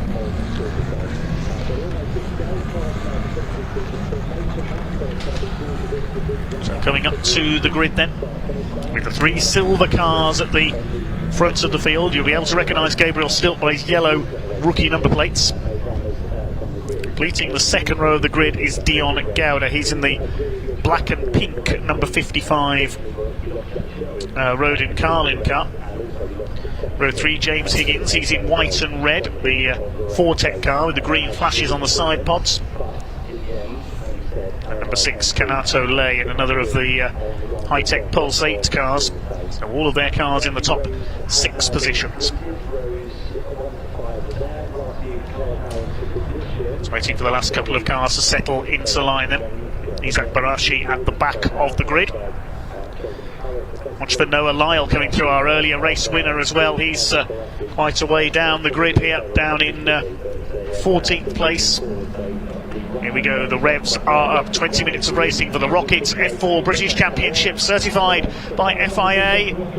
Let's hope nobody stalls on the grid this time. We're underway. There is a yellow flag towards the back. Someone hasn't got away, but it's a sea of silver at the front of the field. Looks like our poleman has got away the best. James Pizik will take the lead into the first corner as they surge their way. Watch for James Higgins coming up the outside there, the white and red car, but it's the silver cars 1, 2 and 3. It looks like Gabriel Stilp trying to hold that 2nd place, but his teammate gets around the outside, but somebody going across the, rather that's Deegan Fairclough across the tarmac runoff area, I should say, and dropped him further down the order. Not the start he wanted after his penalty earlier on, but it is James Pizik out in front, and teammate Will McIntyre has come up into 2nd place. Gabriel still making it a high-tech 1, 2 and 3. James Higgins side by side with Dion Gowder in the 55 for 4th place. He gets around the outside, and also trying to slide his way through is Canato Lay in the number 6. Try and make it high-tech 1, 2, 3 and 4 for the numbers 4, 5, 6 and 7. Everybody round the first lap okay so far. We'll pick up on who that was who struggled to get away from the grid. There's one car adrift at the back of the field we can see there. Not sure who it is at the moment. So here come the lead. You can see the heat haze on the Lewis Hamilton straight. Somebody running wide onto the gravel there. That was, I think, one of the Argenti cars. Either Akil Aliboy or Patrick Oysenroder, I think, that went right there. As they sort themselves out around this opening lap. Already James Pissick looks to have checked out in the lead. Battle further back there, that's the number 23 of Jonsson, Gustav Jonsson, getting involved. It's fairly busy in the midfield, and somebody running wide. That was one of the Chris Dickman racing cars I caught a glimpse of there, running wide, coming out of the loop onto the grass. Jonsson moving to cover there. He's got one of the Fortec cars behind him. That's James Higgins, 3 wide into Brooklands. Oh, that's a bit dodgy. They managed to get away with it though. Just about managing to sort themselves out there. That was very close indeed, and the man who lost out, I think, was one of the road in Carling cars. That was Josh Irfan, I think. So leading across the line is Pissick. McIntyre's gone through into second place ahead of Gabriel Stilp in third. Dion Gouda is fourth. We've had a message from race control say start under investigation, so I'm not too sure what has happened there.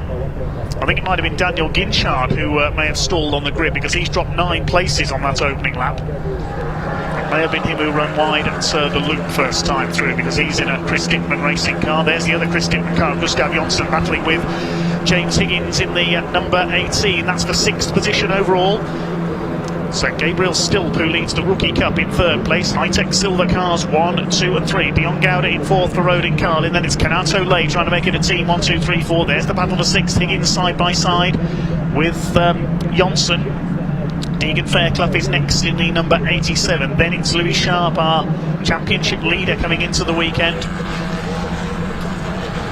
Brilliant fast-paced start. Can High-Tech lock out the podium on their home circuit? They're going the right way about it at the moment. They're going clear along the Sir Lewis Hamilton straights. Gustav Jonsson runs a little bit wide there. James Higgins trying to move up the inside, and trying to make a move on both of them is Deegan Fairclough, the 87. He is a bit of a risk taker, is Deegan. He's shown so far in his junior career. He's made up 1 place there, I think. As we watch Dion Gouda coming under fire from Canato Lay, who's desperate to improve his performance, the former Ginetta junior racer. You can see clearly these cars really do look like scaled down Formula 1 cars with the halos in place and everything else. Somebody running wide there onto the grass at the loop. I'm going to work out who that was. That may well have been Douwe de Decker, the Belgian.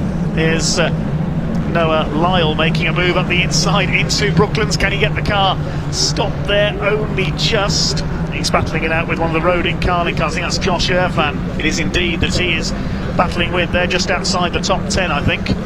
Over the line they go. Pissick leads the way ahead of McIntyre by just over a second. Gabriel Stilp has done the fastest lap in third place, 2:03.230. Gustav Jonsson's got a bit of a train building up behind him here as they jockey for position down the straight. There's Josh Irfan coming under fire from, I think that's the 17 of Huitzenroda, from our Australian young talents. Dion Gouda battling it out with the number 6 of Canato Lay. This is great stuff for 4th position. It's still High-Tech all the way. They would love to get a 1, 2, 3, 4 clean sweep here, and if Lay can get past Gouda, they'll be in with an even bigger chance.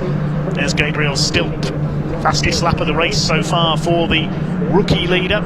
Jonsson second of the rookies, so we could have 3 different winners in the Rookie Cup here this weekend. We could have 3 different winners overall if James Pissick can stay out in front. Josh Irfan, our race 1 winner, down in 11th place at the moment. Second race winner Noah Lyle is 10th. Shows how evenly matched these cars and these drivers are. Solid line of cars in the midfield. That's James Higgins pulling out to have a look. He's dropped a little way down the order. Chasing now Louis Sharp, the number 11. Here they come through Village. Just ahead of them is Deegan Fairclough in the 87 car. Nice little bit of battling further back. Oh, and there's contact, and round goes Isaac Barashi again. Barashi involved again. He's had incidents in all 3 races. Now, who was he battling with there? I couldn't quite see the number on the car he's tangled with. It might have been the 77 of Jaden Parriott. He's had a luckless weekend as well. We'll pick up on who that was, because there was suspension damage I noticed on the other car as well. Over the line come the leaders. The lead gap is 1 second. Will McIntyre's just done the fastest lap in the number 5 car yet. There's the other car involved. Trying to see the number on the back of there. See, the front suspension is damaged. It is the number 72. It's Sonny Smith, in fact, who was involved in that tangle. He dropped out late on in race 1 as well, so we've lost Sonny Smith once again with suspension damage. Great shame for the Alton Park race winner. They charge their way through Beckett's once again. Let's have a look again at that incident up at the loop. The back in the order here. It's towards the back of the field. There we see Sonny Smith goes for the inside. Barashi turns in, contact. Barashi spins around, but suspension damage for Sonny Smith, and he is out of the race. We'll look and see if Barashi's not going again. Yes, he has. He's still going at the back of the field. Been a disastrous weekend for him and for Sonny Smith as well. 12.5 minutes just over of this race to go then for the Rockets F4 British Championship, certified by FIA. Somebody running wide there onto the tarmac runoff area at Club. Still a sea of silver in the podium places. Piszczek from McIntyre, then it's Stilp. Through the loop they go. The gap was 1 second. It will be a bit less than that, I think, this time through, because McIntyre set the fastest lap last time through. Still Dion Gouda in that 4th place. Donato Lay is up to 5th. He's got ahead of Gustav Jonsson. Further back, it's Deegan Fairclough, Louis Sharp, James Higgins and Noah Lyle rounds out the top 10 ahead of Josh Irfan. Akil Alibai and Mika Abrahams are next, the 2 South Africans. Then it's Huitzenrode next in the order for the Argenti team. Jack Sherwood down in 50, the man who had race 2 at his mercy until his car let him down. Over the line they go. Lead gap is down to 0.86 of a second, so McIntyre closes slightly on his teammates. Still prefer the second back in 3rd position. Out they go towards the Beckett's complex once again, coming up towards half distance. Dion Gouda under fire. Here comes Kanato Lee, the Japanese driver, looking to make a move into the top 4. Could we have a high-tech Pulse 8 1, 2, 3, 4 here at Silverstone? They are based nearby, we mentioned earlier. Team run by Oliver Oakes, former karting champion. Through Stokecorn. Gouda holding on, breaking the silver dominance at the moment in the black and pink Rodin Carlin car.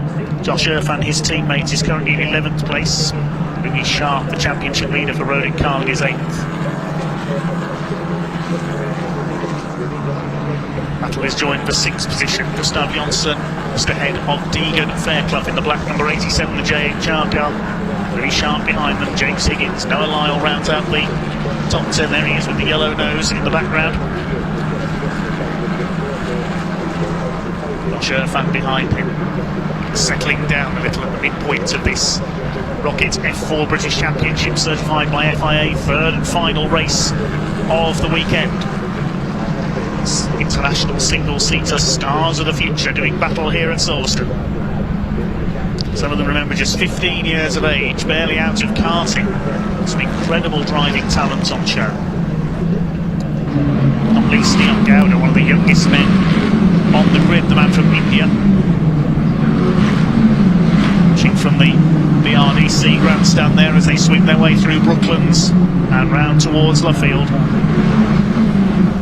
Gouda still holds off Kanato Lee, the Japanese driver. Leaders coming over the line to complete their 5th lap, and the gap is up to 1.1 second because Piszczek has done a new fastest lap, 2:02.704. Anybody going to use up that further back? Doesn't look like it. There is Fairclough, the 87, it's 7th place. The black and white flag being displayed for exceeding track limits. Number 26, that was Isaac Barashi further down the field, and Jaden Pariat has got the same flag as well. So they need to mind their P's and Q's, otherwise they will get a time penalty. 9 minutes to go.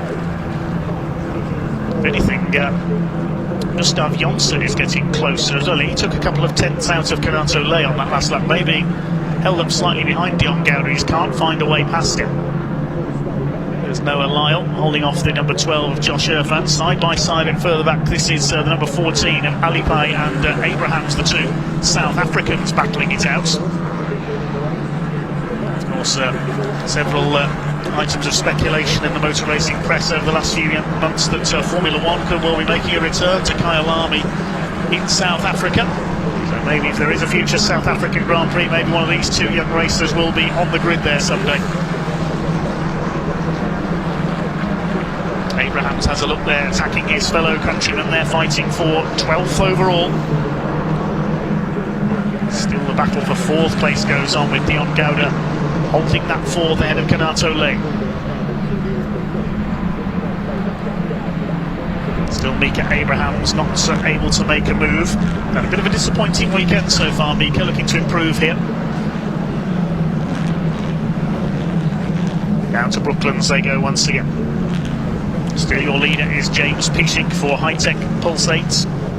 Lead gap was 1.16 seconds last time through. They go over the line now. It's down to 0.9 of a second. New personal best lap for Will McIntyre, 2:02.877. And with 2:03.0 for Piszczek that time through. 7.5 minutes to go. Gabriel Stilp in 3rd place, still leads the Rookies Cup. Ahead of Gustav Jonsson. Josh Irfan is the 3rd of the rookies further back. Our only other rookies in the field are Dedeka and Barashi, who are 19th and 20th. Of course, with one car out of the race with suspension damage after some contact, Sonny Smith. Through Beckett, so they go once again. The first 3 pulling clear now. Gap between Stilp and Gouda is up to 3.8 seconds. There go the leaders. And there's our Rookie Cup leader, number 7, Gabriel Stilp. Race of dominance for the high-tech team so far. Gabriel Stilp, 5-year veteran of karting. His dad and 2 brothers have also raced over the years.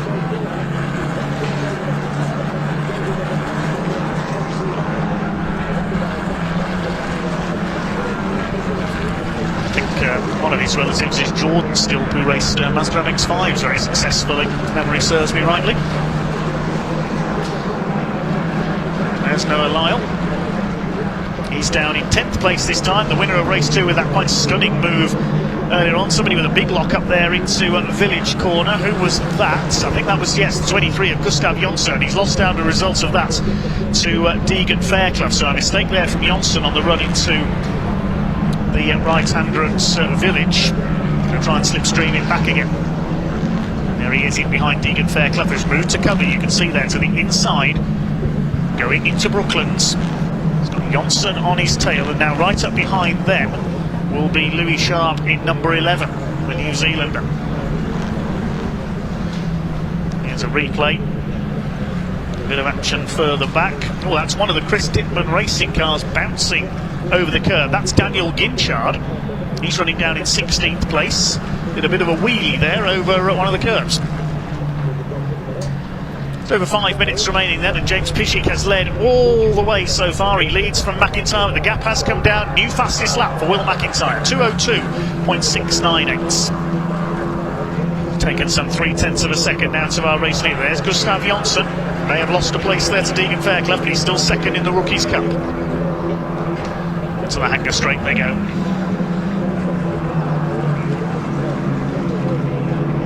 There's Kanato Lay. Has he got ahead of Dion Gouda? Yes, he has. At long last, been trying to do that all race long, so it is now. High-tech cars 1, 2, 3 and 4. I don't think we've ever seen that before in the Rockets British F4 Championship. Will the team take the clean sweep of the first 4 places? Are we watching the midfield battle there between Jonsson, Sharp and Fairclough? The change was made for 4th place. Dion Gouda now will try to fight back. Has he got back ahead there? In fact, no, he hasn't. That's Deegan Fairclough behind him. Lyle through ahead of Josh Irfan in the number 12. Keel Alibi is next. 4 minutes to go. Great weekend it has been on the away day for these drivers. So you normally see them appearing on the British Touring Car package. Bit of a lock up there from Josh Irfan into the loop. Really pushing their tyres to the limit here more than anything, these Pirelli tyres. Leaders are going to complete their 8th lap this time. Noah Lyle holding on ahead of Josh Irfan. in the battle for 10th position overall. Just behind them, the two South Africans, Alive and Abrahams. Patrick Huizenroder is next, and then Jack Sherwood. There go your leaders. McIntyre, has he closed the gap this time? Yes, by only by around another 1/10 of a second. It's 0.6 of a second in now between Piszczek and McIntyre. Piszczek down in around 10th in the championship. McIntyre is second, so McIntyre, to boost his chances of taking the championship lead over the course of this weekend, really needs to get ahead of his teammates here.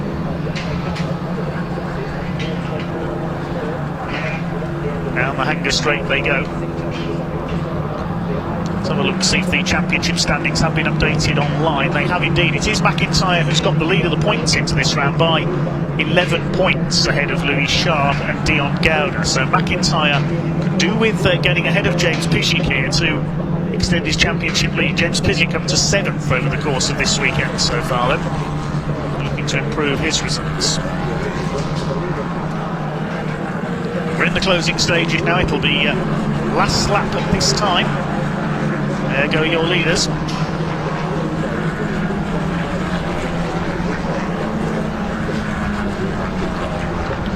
Gabriel still playing rather on his own in that 3rd place, and still Caterham Lee in 4th position. Still the number 4 of Piszczek that leads the number 5 of McIntyre. Now P1 and P2 in this race, the 4 and the 5. Going round to start their final lap of Silverstone Grand Prix circuit this time. What a great occasion for these young racers. They can say they have raced on the full circuit here at the home of British motorsports. Maybe in a few years' time, you never know, we might see them on this circuit in Formula 1 cars.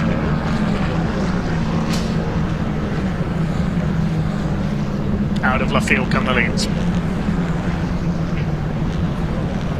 Caterham Lee still there in 4th place, turning around what's been a slightly disappointing weekend for him. 3/4 of a second in it, new fastest lap for Piszczek. He's responding to the pressure, 2:02.613. McIntyre does a 2:02.7 that time through. Average speed of 108 miles an hour around the Silverstone Grand Prix circuit. Even with all the revisions over the years, it's still one of the quickest circuits visited by Formula 1. Silverstone and Monza, the traditional cathedrals of speed in Formula 1. Of course, it was here at Silverstone that back in the 80s, Keke Rosberg in the Williams sets what many people consider to be the ultimate lap of 160.9 miles an hour average at the height of the turbo era.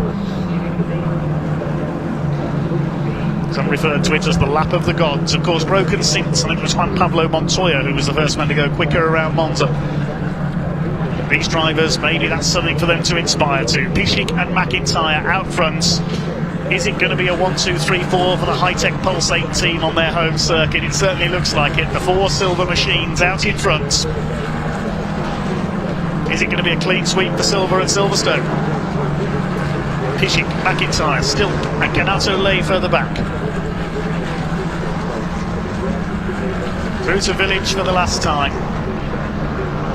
Is Will McIntyre going to make a cheeky move at Brooklands on the last lap to pinch the win from his teammates and James Piszczek? I don't think he's quite going to be close enough.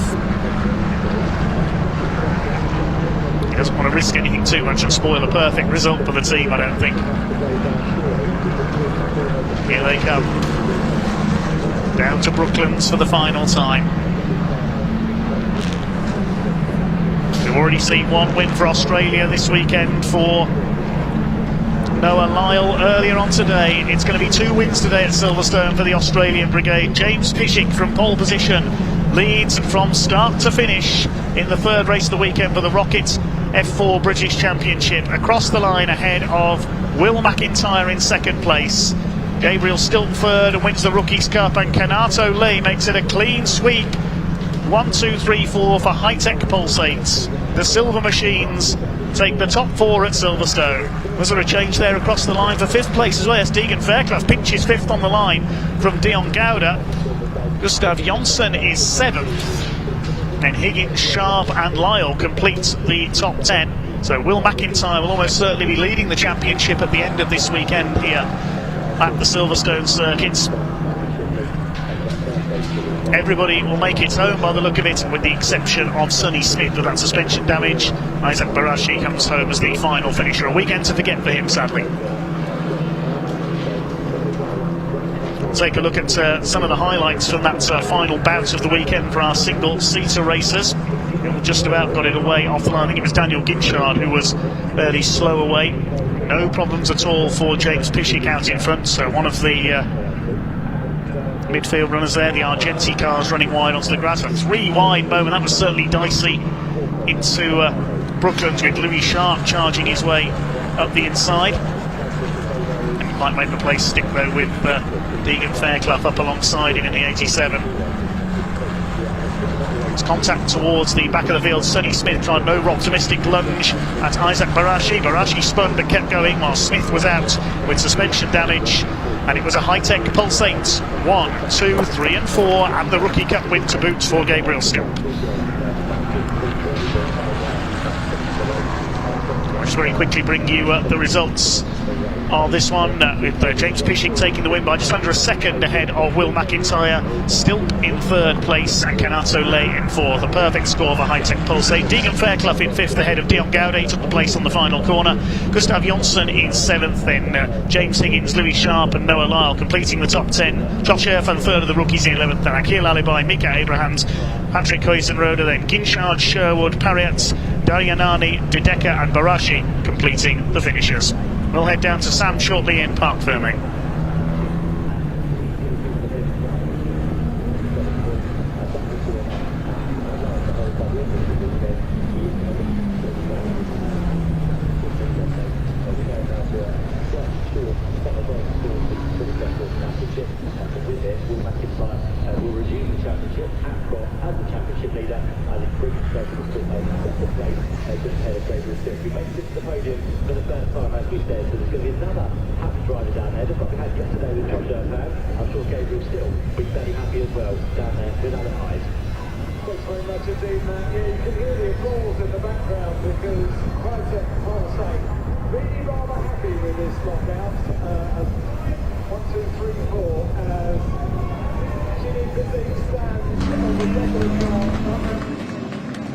Oh, what another great race. Look at this, look at what it means as well. It's a high-tech 1, 2, 3, 4. Absolutely incredible. Jimmy Bazzique getting the win. Being congratulated by Will McIntyre. Look at what it means to everybody. You should have seen them all on the pit wall as well, jumping around. They are absolutely delighted. Look at what it means to them. Oh my word, what a race. What an afternoon it's been for High-Tech. Congratulations to all of them. Gabriel Stilp as well. And we believe it's his first podium too, and taking the rookie win as well. We are going to hear from the drivers very shortly. Let's just let them savour the moment for a minute and look at what it means. Oh my word, it is hugged all around. Let's see if we can quickly grab Jimmy for a very quick. Jimmy, I know you've got to go through all the hugs and everything. Here he is, just before you disappear. Sorry, Jim, I know you're so happy. What a result for the team, that as well. Oh, absolutely outrageous. I mean, 1, 2, 3, 4 for the team. What could you ask for more? Such a great race, so chill, just lights to flag. Oh man. Well, we spoke before the race, didn't we? And we said, I said, are you going to get the job done? He said, oh, I hope so. No hope needed, right? Yeah, I mean, it was a good race. I got the jump on the start. I'm like, I just got to conserve my pace, keep it nice and calm throughout the whole race. It was very good. Well done, mate. Go celebrate. I guess there's going to be a party in the High-Tech garage a little bit later. Let's just grab Gabriel here as well. What a result that was. Taking a rookie, I believe, is that your first podium? Is that right? Yeah, we could have got a podium at Thruxton, but we threw it away at the end. So we were just at the end of the race just trying to keep it calm so I could finally get on the podium.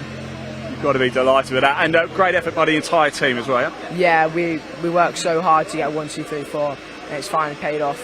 There you go, well done, mate. Congratulations, rookie winner there as well.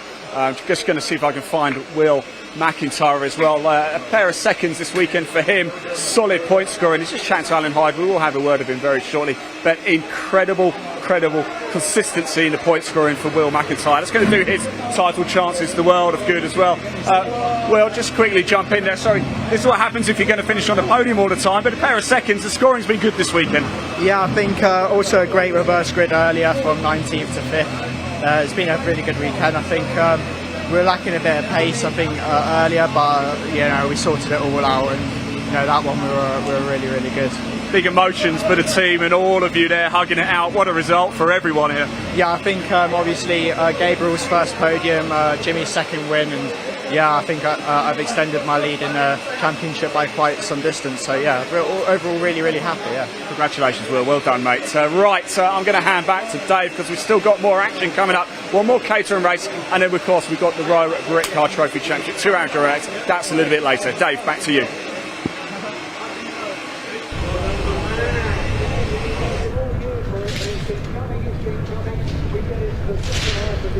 Okay, thanks very much, Ian, down there, as we get ready for our final Caterham race of the weekend. It's the Mottall Caterham 7 310R Championship, the grid based on the results of the race we saw before the lunch break. And a cracking race it was as well, with Harry Cook timing his move just right to take the victory on the final lap. That means the number 9 will start on pole for this final Caterham race of the weekend. Dominic Mansberger, number 25, will be alongside him. David Yates, number 15, and 11, Taylor O'Flanagan will be on row 2. Then row 3, Lars Hoffman, number 70, and 92, Phil Bianchi. Fourth row, number 22, Hugo Bush, and 81, Tom Willis. And on the fifth row, 35, Jack Sales, and 43, Alan Curtis. Sixth row, number 21, Harry Landy starts alongside number 19, Graham Donald. On the seventh row, we'll have Ben Lopez Appleton, number 5, had to make a few repairs after the first race, after some contact. First race today, I should say. And number 38, Jeff Price, will be alongside him. Row 8, number 71, Alan Cooper, and 8, Darryl Cresswell. The ninth row, number 50, Wes Payne, and 55, Harry Eyre. Row 10 at 98, James Hall, alongside 16, Steve Metcalf. The 11th row, 77, Kevin Cooper, and number 12, Ron Mounsey. Michael Curley lines up on row 12 and number 99, alongside 68 of Chris Welch. Row 13 will be number 27, Johnny Jarrett, and 53, Tim Steele. Then number 85, Robert Bullen. Not to be confused with Bob Bullen, the historic saloon car racer, lines up alongside number 64 of Paul Herndon.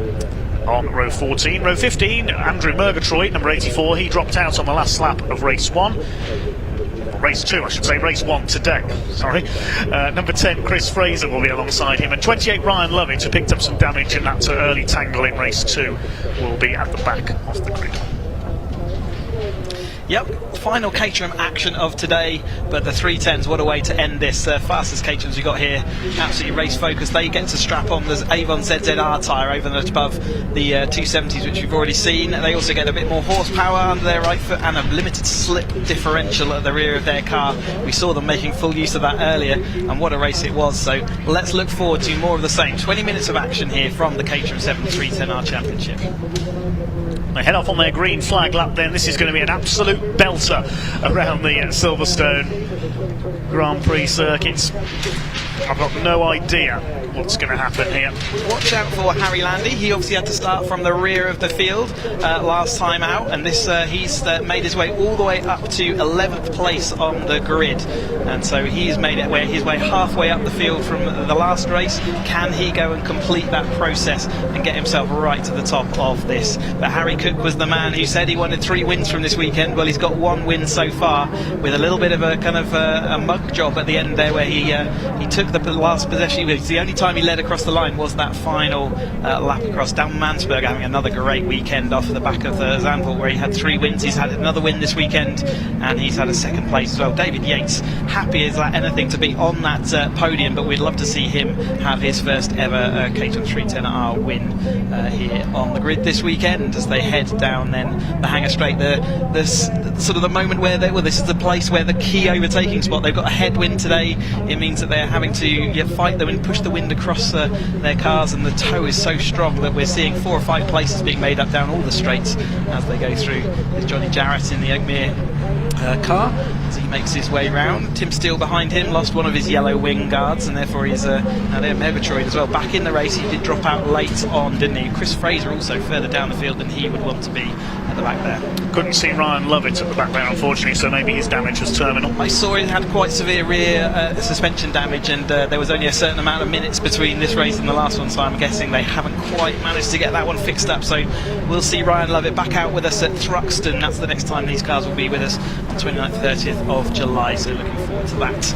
BRC TV will be at Thruxton before then. In a couple of weeks' time they'll be there with the British Truck Racing Championship, Convoy on the Plane as it's known, with full support for the British Truck Racing Championship on that occasion. We'll have a quick preview of that event while we get a chance here, because alongside the big rigs at that event, we see the Caterham graduates are out there, so we've still got some Caterham action. The pickup trucks there, of course, the MG Owners Club, Hyundai Coupe Cup, the Mini Challenge Club Sport Championship, and the Kumho BMWs as well. That's all coming up at Thruxton in a couple of weekends' time. And while they complete their green flag lap, also worth me saying that Caterham are going to be in presence at the Festival of Speed on the 13th to the 16th of July. They've got two exciting car projects. Project V will be unveiled fully at the Festival of Speed alongside their EV7 car, which they're going to go up the hill with their electric drivetrain for the first time. So really exciting times for Caterham, and we'd love to see you at the Festival of Speed on the 13th to the 16th of July.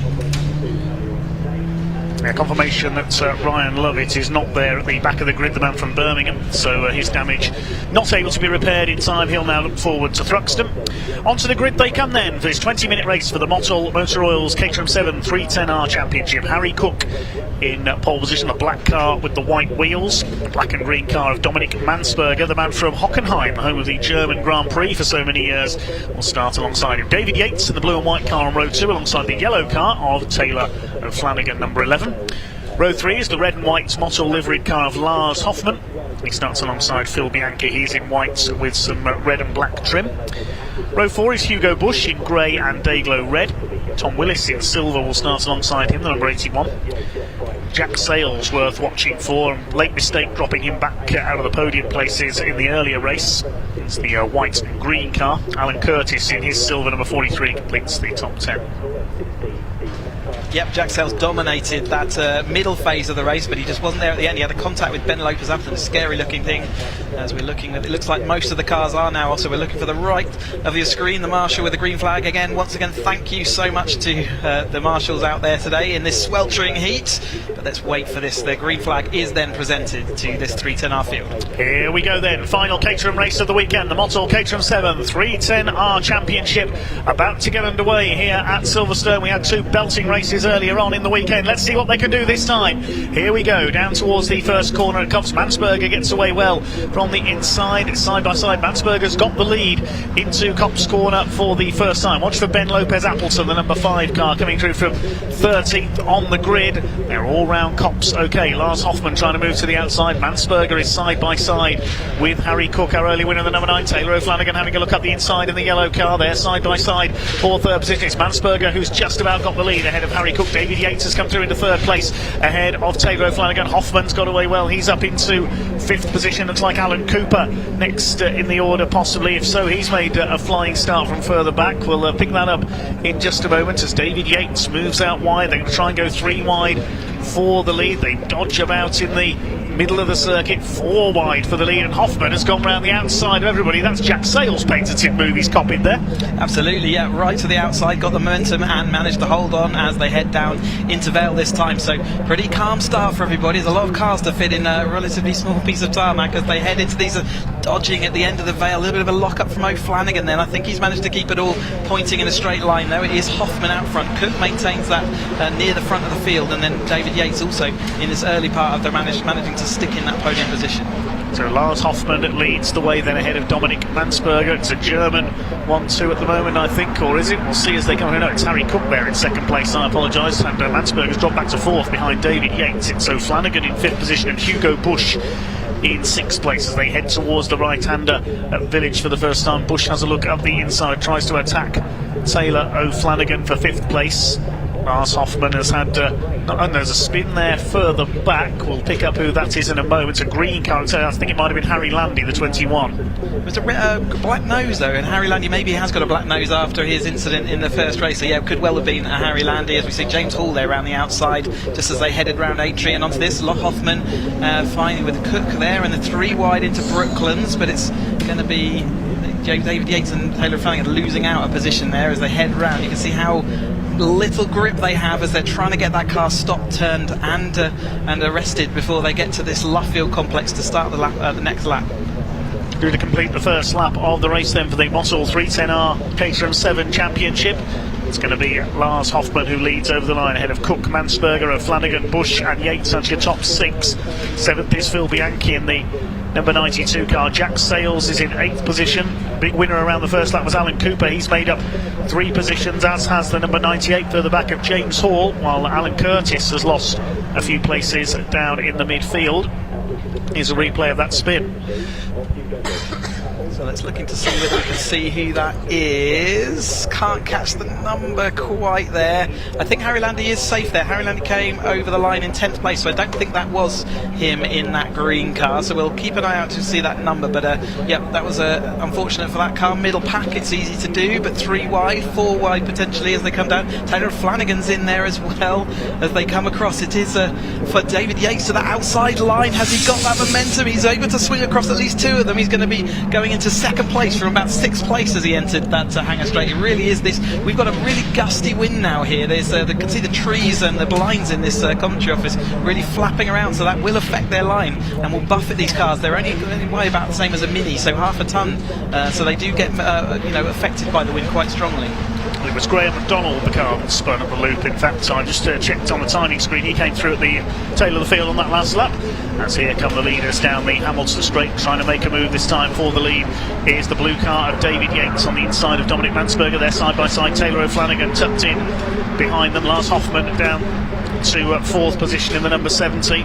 As they go towards Village Corner, they're going to be 3 wide. That doesn't normally work in the Village. Mansberger's got the lead back again. O'Flanagan round the outside in the 2nd place. He made that work for himself very nicely. And Hoffman's going to go through. Yates is going to be shuffled back into 4th place. And Harry Cook's coming through on the inside as well in the number 9. Hugo Bush is in behind them. David Yates, the big loser through there. Yeah, he picked the wrong lane, didn't he, to follow, and got caught up and then wasn't able to get it. He sort of got pushed out of the line and therefore got swallowed up by the rest of the pack. So he manages to stop the problem in 4th place, which is still not the end of the world. Certainly with lots of time left to go, there's going to be plenty of manoeuvres and movement happening, but Jack Sales is making that step forward that he needs to, looking to the outside as well as they go around Luffield. That's Hugo Bush. He's sort of following through the field. Bush is making good forward progress. We've seen that several times from Hugo, haven't we, where he's dropped back but has managed to make his way back through, so maybe not a bad rear to follow around this track. Over the line they come. It's Mansberger who's got the lead at the line ahead of O'Flanagan and Hoffmann, trying to make a move to the inside. That's Harry Cook alongside number 15 of David Yates. They almost bang wheels. Hugo Bush is in behind them. Then we've got Jack Sales was next in the order. Yes, he's still there ahead of Bianchi, Landy and Alan Cooper. That's your top 10. But further down the order, Wes Payne has the fastest lap. He's down in 13th place. He got the toe correct on that lap. That means the pearlescent liveried number 50 car. So the leaders head through Beckett's and change for the lead through the Beckett's complex. Taylor O'Flanagan leads for the first time this weekend in the number 11 car, the man from Stevenage in Hertfordshire, a former Caterham Academy champion. And somebody up on the curves, that's Graham McDonald. Well, I was going to say he was recovering well, but not now, and everybody will have to go over the tarmac runoff area to miss him. Thankfully Graham was towards the back, so not many cars to dodge there. It's 3 wide into Stowe Corner, and Hugo Bush, where's he come from through to take the lead? We're saying that's every lap. Somebody manages to get the slingshot down the outside and snatches the lead, going from about 6th to 1st. I said he's done that several times already, hasn't he? He's made his way forward, and that's definitely it. So just a reminder that Alan Curtis got the new lap record because of the new ZZR tyres, but he got that on the first race this weekend, and they are nowhere near meeting that again. 27th, this is a couple of seconds off. Thank you to our marshals rescuing some bodywork. You don't want that stuck under your wheels as a driver, therefore it's really important to do that. But Hugo Bush making those from 5th, I think, in that over the line to make it now to the lead. He was that car to follow, but David Yates is nowhere to be seen now.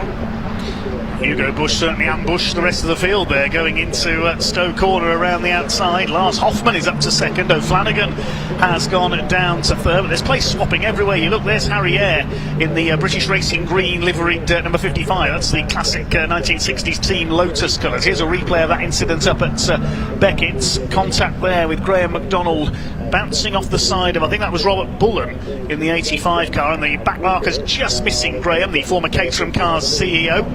He's not going again at the back of the field, got it all to do again. Lars Hoffmann, meanwhile, takes the lead down into Brooklands, almost being pushed there by Taylor O'Flanagan. Still got 13 minutes of this race to go.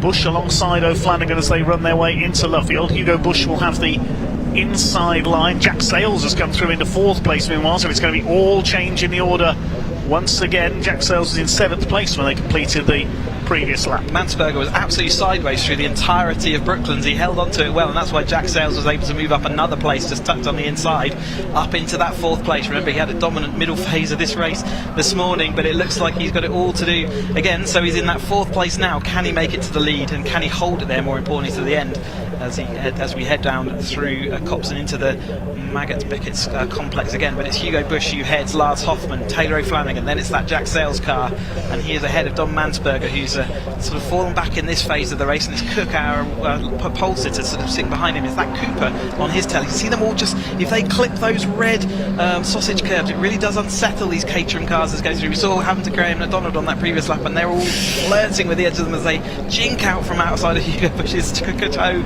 and it might be Jack Sales with that patented move around the outside this time. Jack Sales and Lars Hoffmann both snapped their cars across so suddenly there, they nearly spun them as Jack Sales goes round the outside. You'd love to be a passenger in one of these cars, wouldn't you? It'd be better than any roller coaster, the way they're throwing these cars around. Up towards the Vale they go. Taylor O'Flanagan's there on the inside.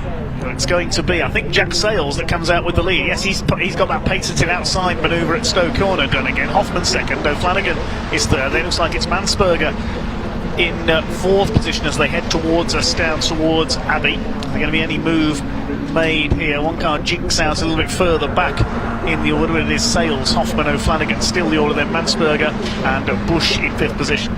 Sales starting in 9th, so you know, when we say that anyone in this sort of top 15 can win, we absolutely mean it, and they do keep shuffling themselves backwards and forwards. Hoffman with a little bit of a flapping front arch there, but he's going to win the battle but not win the war as Jack Sales goes down the inside. But by the time we get down to Brooklands, that's all going to be changed again. Brooklands not quite the same toe. I think Hanger Straight's still got the sort of bigger toe, but we're definitely seeing people being able to dive down the inside of Brooklands. There is David Yates. He has fallen quite a long way back now behind Harry Landy. I think that might be Bianchi there as well, so David Yates will be looking to see if he can move forward as we approach the second half of this race. Diving up the inside there further back, that's Harry Cook attacking Hugo Busch, trying to take 5th place away. Also up ahead of them is Mansberger holding off Taylor O'Flanagan. Yes, David Yates dropped 6 places on the previous lap. He may have fallen even further back here. A side-by-side, that is Alan Cooper, the Rothmans livery number 71. Good run through the field there. Harry Cook runs a bit wide, puts a wheel onto the gravel briefly there. Holds it together though as over the line they come, and it's Jack Sales who will lead at the line ahead of Hoffman, Mansberger, O'Flanagan, Busch, Cooper and Harry Cook down into 7th. Ben Lopez Appleton, remember him, he's in 8th place in the number 5. Harry Landy has come through into 9th position after starting a little further back, and Phil Bianchi, the man from Malta, rounds out the top 10. Yep, here comes Jack Sales, and is he going to be able to hold on? No, he's not. He's going to come under attack from Mansberger as well. Had to give away that position. There goes one of those wings. Was that Hoffman's wing just letting go finally as he pulled out of the slut's toe and into the airflow? It just ripped that wing off, and that will get pushed hopefully to the edge of the track. But it is still absolutely nose to tail for this front pack. They have not split up at all since the opening lap of this race, and it's a absolute, I don't know how many wheels that is. I just cannot count them. It's just an amazing sight for this 310R grid. Hoffman though leads it currently, although it looks like Mansberger and Jack Sales have got that momentum around the outside as they head into Stowe again. Here comes Sales, you know what he can do around the outside here, but O'Flanagan's got there first, and he gets first as they come out of Stowe Corner for the second time. Taylor O'Flanagan takes the lead of this race as they head down towards the Vale. Is he going to hold it? Yes, he is. The yellow machine is still in front there ahead of the white Caterham with the green cage of Jack Sales. The Mossel car in 3rd place is Lars Hoffmann. Then it's Mansberger side by side with Busch for 4th position. Those 5 trying to initiate a breakaway, I think. They head up towards the straights, the Hamilton straight down towards the right-hander at Abbey, then the left flick into Farm Corner. So we've got the old Silverstone farmhouse on the outside of this section of circuit, somewhere behind our camera position. Here comes Jack Sales attacking for the lead, but Taylor O'Flanagan cuts him off into the right-hander at Village. Lars Hoffmann up on the outside.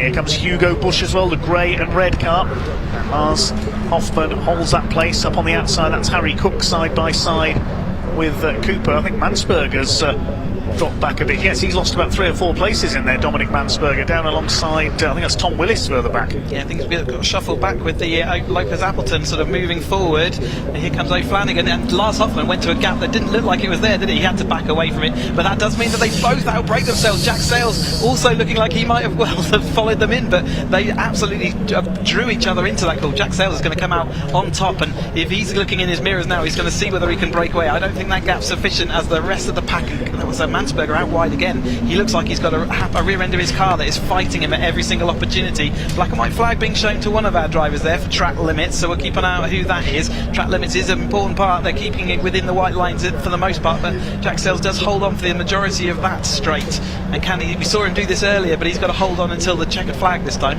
Through Brooklands that time for Flanagan and Hoffman. It's a case of who's going to brake latest, who's going to brake latest. Oh, hang on, I've got to brake now. And they are both overshot and let Jack Sayles through into the lead. But they're still there in second and third place, although Hugo Bush might have something to say about that. Harry Cook's back up there as well. Remember how well he timed his move in the previous race. He's trying to hang on to the coattails of the leaders. Ben Lopez Appleton's on the move as well. 7 minutes of this race still to go. There's Harry Landy going side by side. I think that was Bianchi as they came through onto the Hanger Straight, as Jack Sayles, as expected, goes to the outside of Flanagan on the inside. Here comes Ben Lopez Appleton going for the tighter line. They're going to be 5 wide for the lead on the entry. Flanagan might have it here. I don't think Jack Sayles has done enough. They're leaning on each other further back. The 43 car nearly lost it in there of Alan Curtis.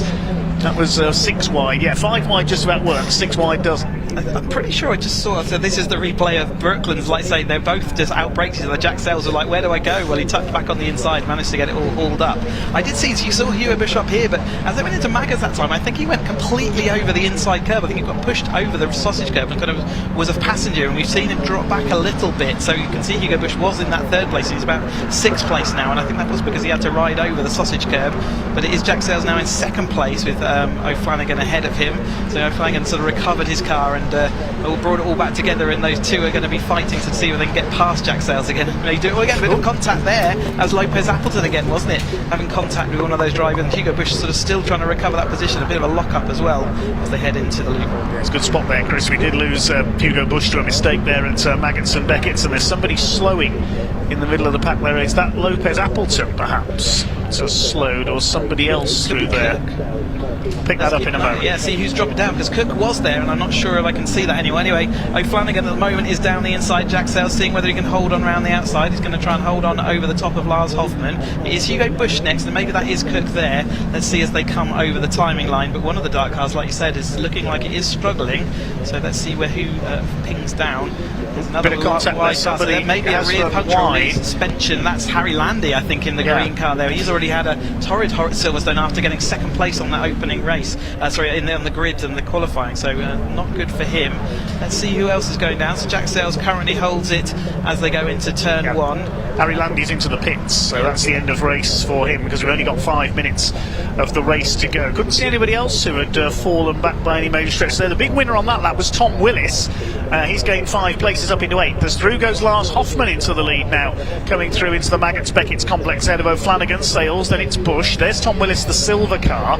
So who's dropped back out of that group? It was Mansberger. It was Dominic Mansberger, so he's dropped down the order into 12th place now, so maybe he's got a problem. We'll keep an eye on the 25 car as here come the leaders. Jack Sayles, as always, goes to the outside. Alan Cooper throws it across and nearly hits the back of Harry Cook as he pulled out, so didn't see him there.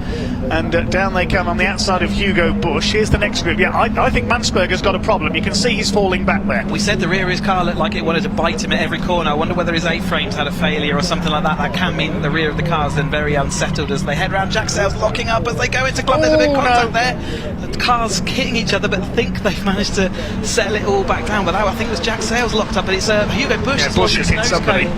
There, maybe it was him that was locking up there, and he did sort of substantial contact. You can see the nose cone there. He's having to pull to the inside. Maybe that is the end of his radiator, and that will be race over if that is the case. Jack Sayles continues on in that lead then ahead of Toto Flanagan. It is still Hoffman in that 3rd place, and I think it is still Cook in 4th place. Here's a replay of an incident from earlier on. This will be the contact going into the club section there. He's hit the back of Hoffman, I think, yes.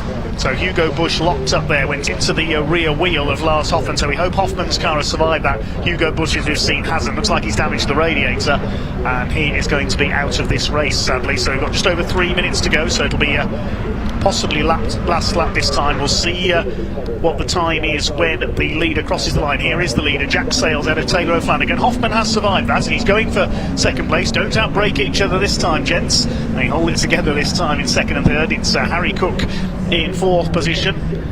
Might get 2 laps out of this. It's 2 minutes 50 as they go across. Their laps are 2 minute 27 last time through, so I think they might just get 2 laps out of this. We'll see whether we see the last lap board, but it's certainly exciting as they head there. It's going to be close as they go over that line. But yeah, I think Jack Sayles definitely locked up into it, but unfortunately, it was Hugo Bush that lost out. Couldn't quite see if the last lap board was out there, unfortunately. There's Ben Lopez Appleton. I think we will get 2 more laps because, the 2:27, which is what they're lapping in Kent, because they came into Copse, so we should be okay for 2 more. Here comes Lars Hoffmann swarming about on the back of Jack Sayles and Taylor O'Flanagan. It was Sayles who led at the line. Here comes Harry Cook. Has he judged this to perfection again? He may be attacking too early here. He's gone up into 3rd place. He doesn't want to let Jack Sayles get too far ahead. That's what he's concerned about here. Most of these cars now missing at least one wing, you'll notice. Ben Lopez Appleton could be in a good position here at the back of this group, along with Alan Cooper as well, as they start the big weave down towards Stowe Corner. Here comes Taylor O'Flanagan to the inside. Hoffman's going to go through the middle. He almost barges his way through the middle. Cook loses out on the outside, and it's worked for Hoffmann. He's got through just as he did on the opening lap. Lopez Appleton absolutely on the inside of Jack Sayles then. There was only millimetres between them, and in fact maybe even a bit of contact as they went out of Stowe that time. They're heading down into Vale, but it is Hoffmann who still leads O'Flanagan. Then it's Cook. Jack Sayles trying to get round the outside, going to be up the inside now as they move into Club then, and he is going to take that position back, but side by side is going to slow them down. Then it's the Lopez Appleton car and Alan Cooper, who's made it all the way to this front group but can't make his way any of things. You can see Hugo Bush's car stuck on the inside of the circuit there, sort of outside of the actual firing line of the cars. Mansberger seems to have stopped the rot. He did have that slow couple of laps, but he's at the front of the group that is chasing them down. They have them headed up here with only 1 minute of this, but we think they're going to get back to the line and they're going to get that other lap. We'll keep an eye out just in case they do throw the checker quickly. But this weekend they've been quite consistent with the timings of that. But Jack Sayles does find himself in that 3rd place, held on and stopped Cook and Lopez Appleton from taking him when they looked all likely as they were going out of Stowe that time. So Lars Hoffmann has actually pulled away a little bit now as they come down onto the Wellington Straights, what should be the penultimate time. Here comes Sayles to the inside on Taylor O'Flanagan. Harry Cook's keeping a watching brief from behind, looking to time his move to perfection as he did in the 2nd race of the weekend. Look at the lengths he's closed up there, very late on the brakes for Brooklands, and he sends the car on his outside out wide. That was Lopez Appleton, I think. As they come towards the line, we are going to get another lap out of this. Just a few seconds left on the clock as they head up towards the line. Waits and confirm if the checkered flag is going to go out or not. No, it doesn't. So over the line they go to start their final lap. Lars Hoffmann weaves to break the toe, even down the pit straight this time, ahead of Jack Sayles by 0.3 of a second. New fastest lap on this final lap. Going into this final lap, Alan Cooper in the 71. Keep an eye on him. Yep, he's still got a few places ahead of him that he can see, and he'll want to be quite how you want them by the end of this race. But Hoffmann does seem to have checked out a little bit as they head into Beckett's and Maggots this time, and there is O'Flanagan fighting with Jack Sayles, so that's only going to help Hoffmann and disappear off down the line. But they've still got that powerful hanger straight to come, and that's going to be worth about 5-6 miles an hour to Jack Sayles. He'll be catching up all the way through. He's got quite a nice distance off the back of Hoffmann actually to allow him to catch that toe. He's got to watch his mirrors as well though, as Hoffmann is weaving that toe, and Jack Sayles has got a difficult position. He can't weave anymore because the other cars have caught him up. Hoffmann might have absolutely come a blinder with this one. Watch for Cooper at the back of this group, the white and blue Rothmans livery car. He's trying to get the inside line, but he finds his way through, blocked by Jack Sayles. Taylor O'Flanagan's run wide on the exit. It's everybody's race for second now, because look, Hoffman's taking advantage of that little squabble as they go up the inside. Oh, big lock up there. That's Ben Lopez Appleton. Did they get away with that? We caught a glimpse of there. No, they haven't. That's Lopez Appleton and somebody else. He's tagged the backup. I think that's Harry Cook that he may have taken out there. It's all come to a head in the club complex. Unfortunately, he was fully locked up there, fully committed. He couldn't get that car stopped, and again we've seen another issue for Ben Lopez Appleton this weekend. Jack Sayles is in that third place, but Hoffmann looks like he's got enough of a buffer if he could just take it through these next few corners. But who is going to be second on that field? Is it going to be O'Flanagan or is it going to be Jack Sayles? Yeah, it was Harry Cook, the other car involved there, unfortunately. Ben Lopez Appleton, again, a little bit over-exuberant throughout this weekend, so it's only ended in disappointment for him. But Lars Hoffmann, the man from Germany, is away and clear in the Mottl livery car, and he's heading for victory in the Mottl Caterham 7 310R Championship here at Silverstone. It's going to be 2 wins out of 3 for Germany this weekend. Who is going to be second though? Jack Sayles still side by side with Taylor O'Flanagan. Into the final corner they come up. The inside goes Jack Sayles. O'Flanagan on the outer. Into Luffield they go. This time the yellow car will be on the inside, but it's going to be a win for Lars Alexander Hoffmann. Here he comes out of the final corner. A very fraught Motor Caterham 310R Championship race, and Lars Alexander Hoffmann will come in to take the checkered flag. Jack Sayles will come over in second, exactly a tenth of a second ahead of Taylor O'Flanagan. Who is going to be fourth? It's Alan Cooper. Dominic Mansberger recovering well to take fifth position in a photo finish with Tom Willis. Then Wes Payne came through for seventh. Good run for him. Alan Curtis, David Yates, remember him? And Andy Murgatroyd from the back of the grid. Fair play to him, coming through for 10th. Yeah, what an action-packed race again. A little bit of an issue. It was always going to come to a head into Vale that time through. You could see that we're all clumping together in that battle for second, and it was just Ben Lopez-Appleton locked up that wheel. Unfortunately, collected Cook as they went through. But Hoffmann taking that victory then in the front at the right time, and Sayles managing to manage it a little bit better this time, ahead of O'Flanagan as they crossed the line. It was absolutely nose to tail with them as they went into Luffield that time through. Alan Cooper making good hay whilst the sun shone, as then all of that. But we have some highlights then of that race from early on, where we saw Graham McDonald spinning, didn't we? There he is to the inside there. That was not the only time we saw him spin this race. And again, here he is again collecting that the inside sausage herb, and then Cook, I think it was, just managed to get his car stopped up. There's that double lock-up of Jack Sayles going down the inside, absolute sort of Red Arrow stuff, synchronised flying. Hugo Bush was still part of the battle at this point, wasn't he, on the inside there of Luffield, with Cook around his outside, as they headed down then into 4-5 wide as we were going through this pack. And absolutely were contact there. That was Landy versus Alan Curtis. Definitely made some side-to-side contact. And there's Murgatroyd making his progress up through the field from the back. He's made that all the way up there. They headed into the Vale. Lots of action down here throughout the race, and there was a little bit of contact there, and there is that spun car. So it was Ben Lopez-Appleton and Harry Cook all coming together as they headed into the Vale complex. Lars Hoffmann, though, took the flag ahead of the field. Jack Sayles managed to manage the situation ahead of O'Flanagan, and they were our top three as they crossed the line. Yeah, sorry, I had to laugh briefly there seeing that outbreaking moment. You could imagine them looking across at each other, couldn't you, Hoffmann and O'Flanagan? No, you break first. No, you break first. Uh-oh. But it was Lars Hoffmann who took the victory ahead of Jack Sayles by 1.2 seconds. Taylor O'Flanagan completing the podium. Alan Cooper coming through for fourth ahead of Dominic Mansberger. Then Tom Willis, Wes Payne, good run through for seventh ahead of Alan Curtis, David Yates, Andy Murgatroyd from the back of the grid to 10th. Then Harry Eyre, Jeff Price, Ben Lopez-Appleton did get going again after that tangle to take 13th ahead of Darrell Cresswell and Steve Metcalf and Kevin Cooper. Phil Bianchi dropped back in the closing stages. He was 17th ahead of Chris Fraser. Harry Cook got going again to 18th place was James Hall, apologies there. Chris Fraser and Harry Cook rounded out the top 20 after he rejoined. A couple of retirements there. We lost Harry Landy and Hugo Bush. Fastest lap went to Alan Cooper. Good run for him for fourth place, but it's Lars Hoffmann who takes the victory, and we will head down to Sam in Parc Fermé in just a few moments' time.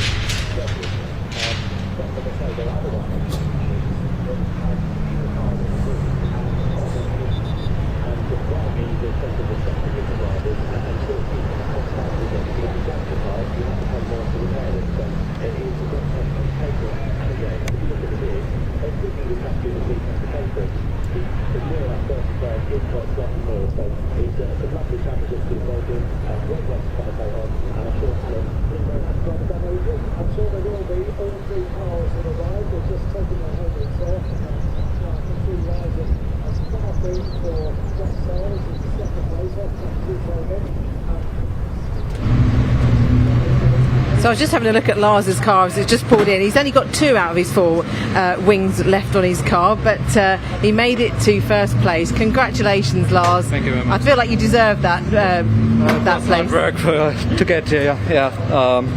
The first race was horrible for me. I had a good place in second and crashed then. So now from 13th to 5th, from 5th now to first. Good result for the weekend. So yeah, hopefully next weekend we're getting a bit better. Yes, you're getting there.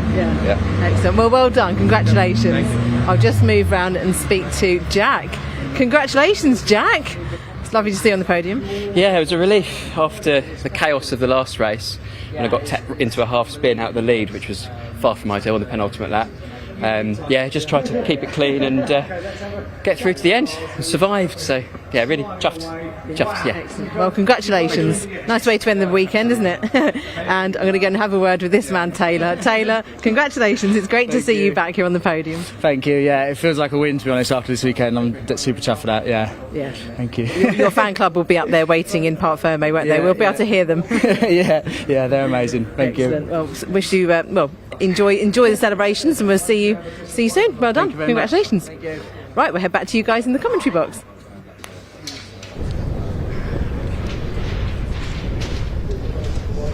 Thank you, Sam. And just to let you know that that's the last Caterham action here today, but we are back out at Alton Park on the 8th of July. The Academy are going to be out there. We've also got Portimao on the 22nd and 23rd of July for the CS UK cars, and then the next time we're going to see most of our fields, the Academy are Road Sport 270 310s at Thruxton on the 29th and 30th of July, and then finally, remember, the 13th and 16th of July, Festival of Speed. Caterham excited there to present the Project V and also the EV7 going up the hill. We're looking forward to seeing you there, and we will be back with Bark TV for those. And thank you very much, and we'll see you next time. Well, Chris Hutchinson, thank you very much indeed for joining us for the Caterham races this weekend. But in order to have Chris with us as always, he'll join us again, I'm sure, at Thruxton next time here on BARC TV. We've got one race to go here at Silverstone this weekend, and it's a 2-hour race for the Rowe Motor Oil's Britcar Trophy Championship. Now, normally we see the Britcar Trophy Championship have a pair of 50-minute races, but it's a longer race for them this weekend. There will be a 2-hour race with 3 mandatory pit stops for each car within the 2-hour period. The pit window opens 20 minutes into the race, closes with 20 minutes of the race to go.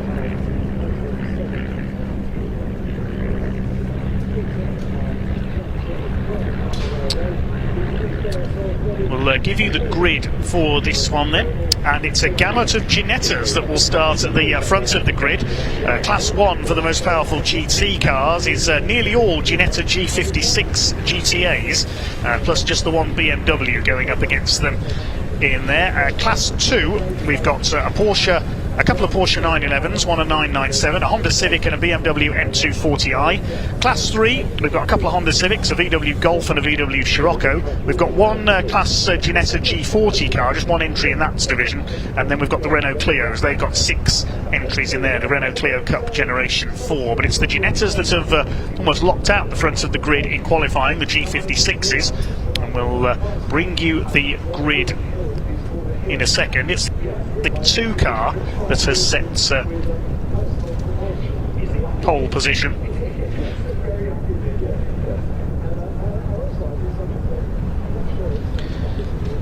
Which is the car of Mike West and Jade Edwards, the British touring car racer. Jade Edwards will start that car for Assetto Motorsport, sharing with Mike West. And alongside them will be their teammates, which will be Julian Wantling starting the car, and his co-driver is Jim Edwards Jr., Jade's father. So father and daughter together on the front of the grid in the 2 Assetto Motorsport cars. Then we've got 4 cars from the Datum Motorsport team. Treble 1 Axel van Nederveen, the Dutch financier, will start on the 2nd row of the grid. He drives solo alongside the number 47, which is Maurizio Sciglio, the Sicilian-born racer based in Scotland. Fresh from a pair of wins in the 50-minute races at Alton Park last time out. Row 3 of the grid, we've got another Italian-born racer, Marco Anastasi, business partner of Maurizio Sciglio. They used to run a gaming company together up in Scotland. Marco Anastasi drives solo in the number 4 Datum Motorsport Ginetta, and alongside him will be another Datum Motorsport car, the car running in the Invitation class, which is Sebastien Dubois, a winner at Silverstone here a year or 2 ago in his Datum Motorsport number 55 Ginetta. Row 4 is another Assetto Motorsport car, which is the number 50 Ginetta G56. Lee Goldsmith starts that car, sharing with Robin Grimwood. And then we've got the first non-Ginetta on the grid, which is the first of the Class 3 cars. A good effort in qualifying by the TSR VW Golf. That will be started by Tony Rogers. Mark Jones will take over. The 5th row of the grid is number 23, the Form Evo Clark Racing Porsche 997. Simon Clark drives solo, and he'll get a race this time because he crashed in qualifying, unfortunately, at Alton Park last time out, didn't get to race. Alongside him, number 19, the Thorny Motorsport BMW. That's driven by Callum Noble, BMW M3. Row 6 of the grid, we've got number 31, which is a Class 2 entry, the Porsche 911 of SW Engineering. James Walker starts that car, sharing with Tony Whitney. Alongside them, number 183, which is William Puttigill at the wheel of his Class 3 Honda Civic, the CH racing car.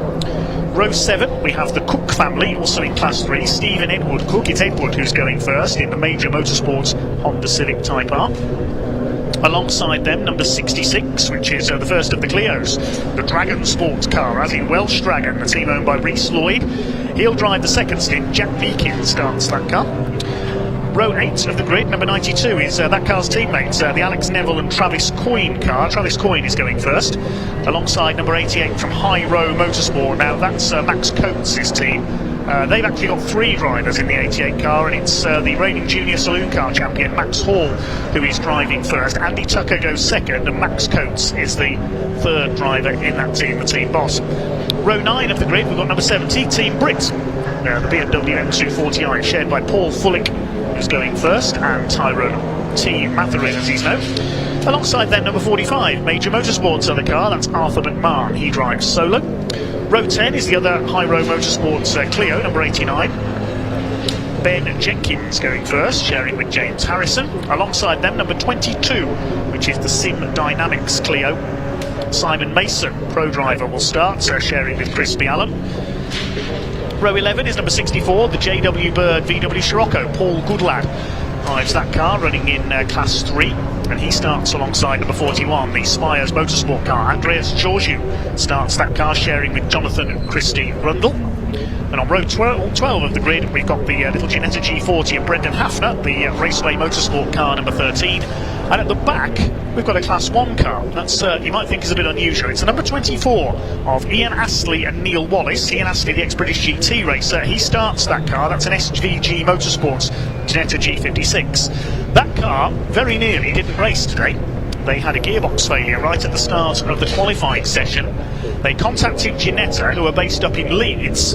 I think how far Leeds is from Silverstone, and were able to go and pick up a gearbox. They met representatives from Ginetta halfway up the M1, picked up the gearbox, and they got the car running again about 15 minutes before this race was due to start. So fair play to Ginetta and to everyone else involved there at SVG Motorsport.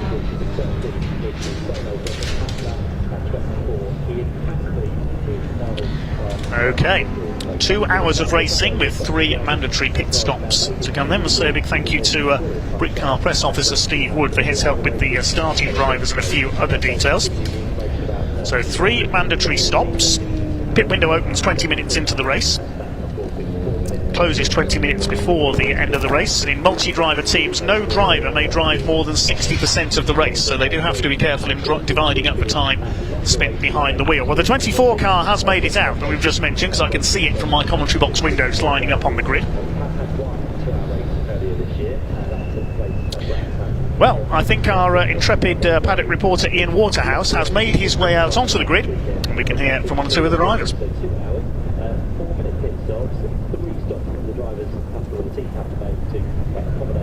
Hello everybody, it's almost time for the 2-hour Row Britcar Trophy Championship race. We know it's hot, we know that, it's baking, but how hot is it? Well, I've just had a good chat with the chap from Goodyear, tested the tarmac down here. 42 degrees, that is how hot the tarmac is. So much so, in fact, I'm not even joking, on the white paint here, my foot actually sticks a little bit to it. That is how hot it is. Let's keep going down for a week, because I don't know if it is the heat or something, but I'm just seeing Ginetta, Ginetta, Ginetta, Ginetta, Ginetta, Ginetta, Ginetta. No, it's not the heat. It really is Ginetta after Ginetta after Ginetta after Ginetta. We've got Julian. I think it's almost time to get going, actually. Who have we got over here? We've got, in number 42, on pole position, Mike West and Jade Edwards. Let's just keep moving down a little bit, because I did want to speak to Axel van Nederveen here in the 111. He's a sole driver today. You don't have to have two drivers. So Axel's on his own. I wonder how much that is going to have a bit of an impact today, because it is that hot in these cars. Some of them, though, I spoke to William Pattergill in the 183 blue Honda. You're going to see that going around. He actually has AC in his car, so I wonder if we can very quickly just jump in, Axel, make sure everything's actually okay there before we get ourselves going. Whilst we're doing that, I think we might actually have Maurizio over here, so let's grab a quick word with Maurizio Siglio. Maurizio, it is roasted toasty. How are you anyway? Are you suitably cool enough? I am hot already, so it's going to be a long day. Yeah. It is going to be a long day. No concerns about tyres, we're just going to see how it goes? Concerned about myself first and then tyres. I'm concerned about you too. Come home, won't you, in one piece? It's going to be fun though. Fantastic. Look, there you go, because I think we've been called off already, so good luck. That's Maurizio Siglio there. Lots of Ginettas, I think 7 to get us going. We're going to be called off the grid straight away now. Almost time to get right for the Rowe Britcar Trophy Championship race. 2 hours coming up. Dave, over to you.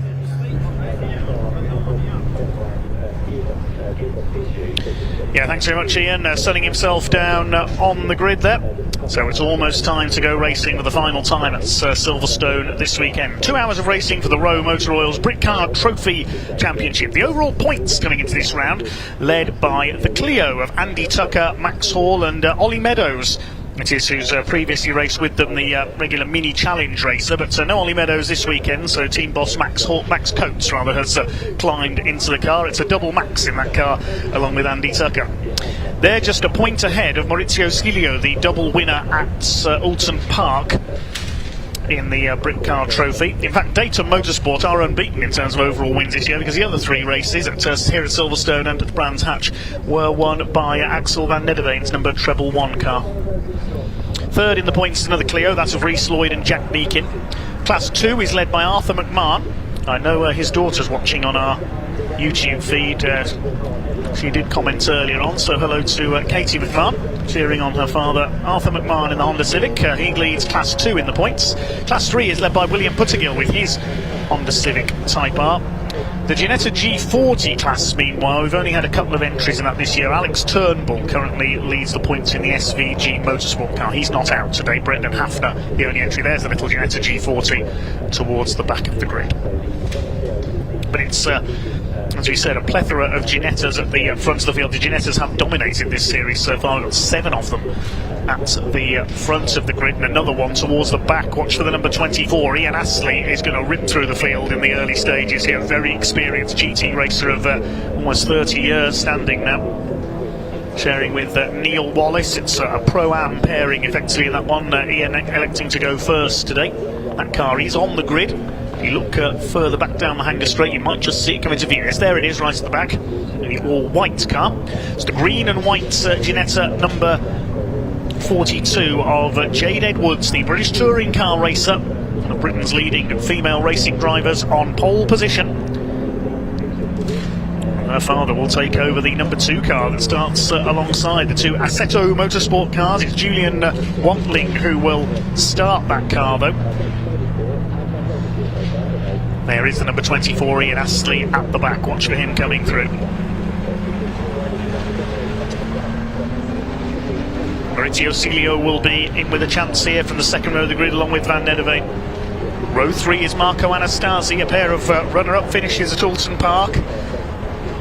That corner of Cheshire turned forever Italy that weekend. And the 55 car of Sebastian Dubois, the car that won at Silverstone on Dubois' racing debut last season, completes the field with a couple of Porsches, a couple of BMWs, a pair of Hondas in there, half a dozen Clios. There's the Team Brit BMW, that's a bright purple machine. Team Brits, of course, have done so much to help those with physical and mental handicaps to enjoy their motorsports. Paul Fullick it is who starts their car. Team Atherin will take over. Dragon Sport topped the Clio qualifying, but I reckon that 88 car, the overall points leader, is going to be the one to watch in the Clio class. Let's hope the gearbox holds out on the number 24 car of Astley and Wallace. Great to have them on the grid. Great effort by the SVG Motorsport team. They're running the little G40 that starts just ahead of it as well. So they'll start to form up 2 by 2 behind the pace car, which is driven today by Evelyn Buanik, the ex-Kumho BMW racer. Fine sight they make. The 7 Ginettas, the VW Golf in there as well for TSR, a newly liveried car for this year. Callum Noble's BMW, the purple machine. Not as purple as Team Brit's BMW though. As we get ready for 2 hours of racing from the Rowe Motor Oil's Britcar Trophy Championship here on the Silverstone Grand Prix circuit. We saw the MS UK British Endurance Championship race here yesterday, over 2 hours. And this is going to be just as entertaining. 3 mandatory pit stops for each car. We'll see driver changes. We'll have our reporters down in pit road to bring us all the latest news. Here we go then, the revs now beginning to rise. Red lights go out and the race is on here at Silverstone. The Rowe Motor Oil's Britcar Trophy Championship is go. Jade Edwards will lead the way into the first corner at Copse. The Ginettas pull away from their opposition as expected. There's the Porsche of Simon Clark. He's just pleased to get some laps in this time after crashing in qualifying at Alton Park last time out. It's Jade Edwards who has got the lead as the Ginettas start to sort themselves out behind a blue and white car. That's Julian Wantling in second place. In third is Axel van Nederveen. The yellow car is Maurizio Silio. His teammate in the black and yellow is Marco Anastasi in 5th position. Then we've got Sebastien Dubois, that's the black and bronze. Oh, the second place car is spun coming out of Beckett's into Chapel. He's just missed the gravel there. That's Julian Wantling, so one of our front runners in trouble already. That's left Jade Edwards with a clear lead. The first non-Ginetta is the Golf, driven by Anthony Rogers. 2 Porsches and the number 31 there, that's James Walker and Tony Whitney, the SW Engineering Porsche 911. There's Paul Goodlad further back in the VW Scirocco run by JW Bird, or as it says on the side of the car, limb torn off racing. We'll explain that in a second. And there's the second place car spinning out, just got sideways coming out of Beckett's. And round went Julian Wantling. He's trying to restart the car up there on the exit of Beckett's. We don't want to lose one of our Ginettas already. Through go the leaders. Already you can see there Ian Astley further back is making his way through the order. Jade Edwards with a clear lead, drawing on her BTCC experience. Celio and Anastasi together, running wide there. Axel van Nederveen coming out of Village, he's in second place. 5th is the number 52, that's Sebastien Dubois, just ahead of the Grimwood Lee Goldsmith car. It's Goldsmith at the wheel at the moment. Here comes Ian Astley, he's got a clutch of Clios around him at the moment. He's got the 8C9 car, I think that was behind him. Got one of the Dragon Sport cars up ahead of him, the 66 of Jack Meakin. Through come the leaders, Anastasi running a little bit wide. He and Maurizio Celio, both originally from Sicily, so you'd think they'd be quite used to heat like this here in Silverstone, although they have lived in Scotland for several years. They're based in Edinburgh. They used to run a gaming company. Start to sort themselves out then around this first lap. A long way to go in. Your leader is Jade Edwards ahead of Axel van Nederveen by just under 3 seconds. Celio in 3rd place, and Anastasi, Dubois, Goldsmith. Rogers leads Class 3 in his VW Golf. The TSR car shared with Mark Jones. It was originally supposed to be Mark's son Finn Jones who was racing with him today, but Anthony in as a substitute. Class 2 is being led by Simon Clark. There's the green and white Porsche. In fact, that's got ahead of the Golf now. Side by side there, Callum Noble's BMW with the other Porsche of James Walker. Ian Astley, where's he got up to? He's gained 11 places on that first lap from the back of the grid. He's ahead of William Puttergill there in the... Well, he's actually gained 12 places now. He's ahead of Puttergill in the blue Honda Civic. Leading Clio at the moment is that of number 92, which is Travis Coyne at the wheel of one of the Dragon Sport cars. Ian Astley making up another place past one of the Honda Civics. There's the leading Clio. It's Coyne and Alex Neville will take over that car. Car's run by Rhys Lloyd, based down in South Wales. He's also run his Opel Astra TCR. We saw that take a win in an open saloon event, the Snetterton Saloons, when they had an away day here at Silverstone a few years ago. Through go the Ginettas. The leading non-Ginetta is now the Porsche of Simon Clark. Oh, we've got a spinner. I wonder why the camera had flicked round there. That's the number 50, Lee Goldsmith, has spun coming out of Abbey. So these Ginettas are certainly gyrating in the early stages. And Lee Goldsmith.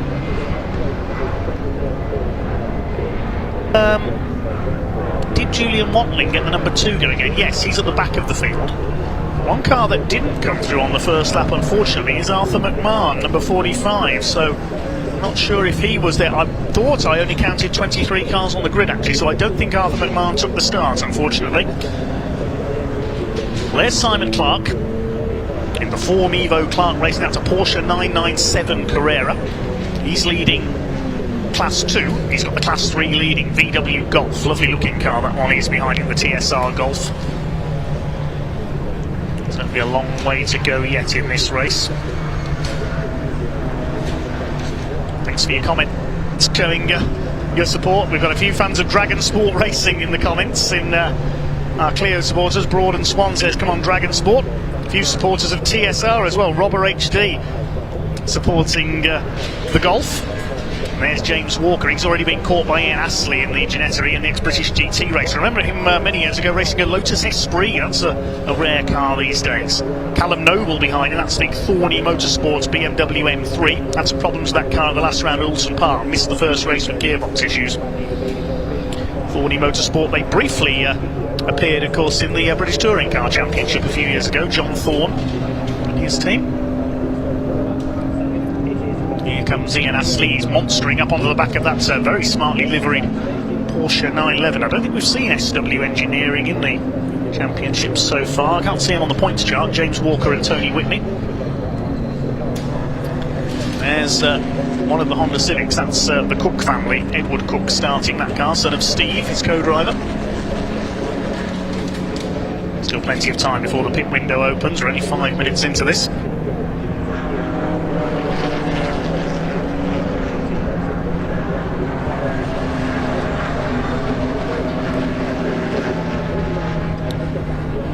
Just a couple of laps into this 2-hour enduro in the sunshine of Silverstone, and in these conditions it certainly is going to be an endurance race. I mentioned yesterday during the British Endurance Championship race that I did a couple of laps as a passenger in a GT3 car up at Croft a few years ago, and I was boiling hot just at the end of 2 laps, and I was only wearing... Oh, we've got to interrupt myself there because we've got a problem there for one of the Hondas. Is that Arthur McMahon? Or is that the Cook family car? Saw going slowly down the straight there. Yeah, there's McMahon. So he is out there, but he's got a problem. So whether he's joined the race late from the pit lane, he's not showing as having completed any laps. So I think he's joined in after a last-minute problem in the pit lane. Arthur's on track, but clearly not all is not well with the Honda Civic. It's a great shame for Arthur. He's the leading scorer in Class 2 so far this season, 4th overall in the championship, and I suspect he's going to be coming back into pit lane.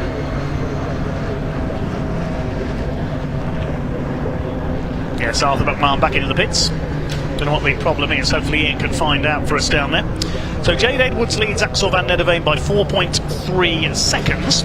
Maurizio Cilio, the double Alton Park winner, is in third, a further 1.5 seconds backwards. Anastasi, Dubois completing a Ginetta top 5. We've lost a couple of our other Ginettas due to spins. Here's the fight for 4th place. Ruben Anastasi in the black and yellow car, chased by Sebastien Dubois. Italy versus France for 4th position at the moment. Leading non-Ginetta is still the Porsche of Simon Clark.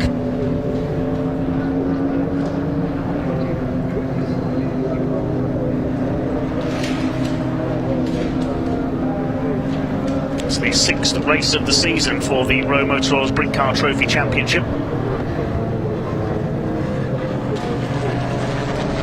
It's Caterham Motorsport who are unbeaten so far. It's Caterham Motorsport who lead the way at the moment. They run Ginettas in a huge number of series around the UK. One of their drivers also competes in Formula 1 stock car racing occasionally. Simon Traves, number 47, I've seen out in his F1 stock car. Won the Scottish Championship a couple of years back. Our comments thread, we've got some fans of Team Brit, Benji Rushton and Charlie Stevenson. Hello to you, cheering on Team Brit in their BMW. Where are they running at the moment? They're currently in 13th place with Paul Fullick at the wheel. That's a second in Class 3, I think. No, third in Class 2. Apologies, the wrong way around there. Now there's the number 2 car. That's Julian Wantley on a recovery drive after he spun at Beckett's on the first lap. He's in 19th place, so starting to race his way back up the order. He's cutting through the Clios at the moment.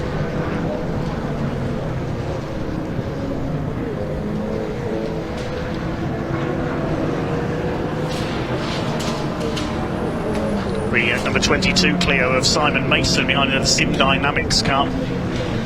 Leaders completed 4 laps so far, 4.3 seconds the lead for Edwards over Van Nederven. There's a bit of damage there to the front of one of the Dragon Sport Clios. That's the 92 car.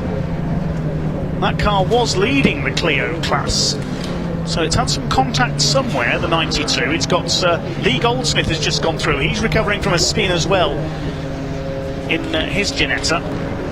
Meantime, Ian Astley, I can tell you, is up to 6th, so he's up with the other Ginettas now. And he'll probably be fighting for the lead fairly soon in this 2-hour race here at Silverstone for the Rowe Britcar Trophy Championship. Our thanks to Rowe Motor Oils for their support. First time they've been involved with the championship this season. There you can see that damage to the 92 car.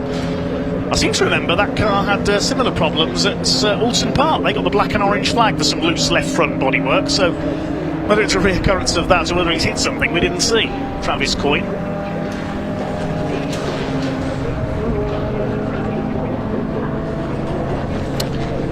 And I believe Ian is down there in the pits, and he's got an update on the number 45 Major Motorsport car that we saw slowing earlier.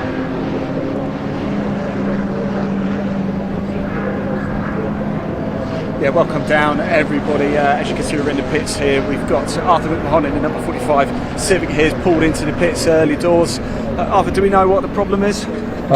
Seems to be an intermittent fault. We had it in quali and just happened again about halfway around the first lap. So no, we think it's an electrical problem, so we'll try and get to the bottom of it. You're obviously staying in the cars. That's a good sign. And we think we get it sorted quick. Well, you have to be optimistic in this business. You'll let you need some water though. Arthur, thanks for talking to us. Thanks for clearing it out. Hopefully we'll see you back out soon. Thank you. Thanks. Dave, back to you. Well, thanks very much, Ian. We hope that the Major Motorsport team get Arthur McMahon's Civic up and running again and continue in the event later on in Class 2. Who's leading Class 2 at the moment? It's the Porsche of Simon Clark in 7th overall. Class 3 is being led by the Golf of Tony Rogers and Mark Jones. The Clio class still led by that slightly battered looking 92 car. Class 1 of course is the overall leader. The Ginetta Class 1 Invitation is Sebastien Dubois. It's a Class 1 spec car, it doesn't conform fully to the regulations. Big hello to a few more of our commenters. Hi to Leslie Holdway cheering on Jack Meakin. Lauren Overend cheering on Team Brit as well. And hi to NK as well, and Assetto Motorsport fan says hello to Will at Assetto. Thanks for all your comments. We can add as many as we can through the event when we get a chance. Pit window not yet open. It'll be another 7 minutes before the pit window opens. Here's a battle between James Walker in the second of the Porsches, second in Class 2. This is the only non-Ginetta in Class 1. Callum Noble in the Thorny Motorsport BMW. They're fighting for 9th place overall, these two, through Beckett's. Noble gets the BMW up alongside almost. It's BMWs you like, then watch BARC TV in a couple of weeks' time. We've got the Kumho BMW Championship heading to Thruxton in support of the British Touring Car Championship. Porsche pulls away there down the Hanger Street, swings its way through Stowe Corner. Is the BMW slowing a bit there? Ran wide on the run into Stowe Corner.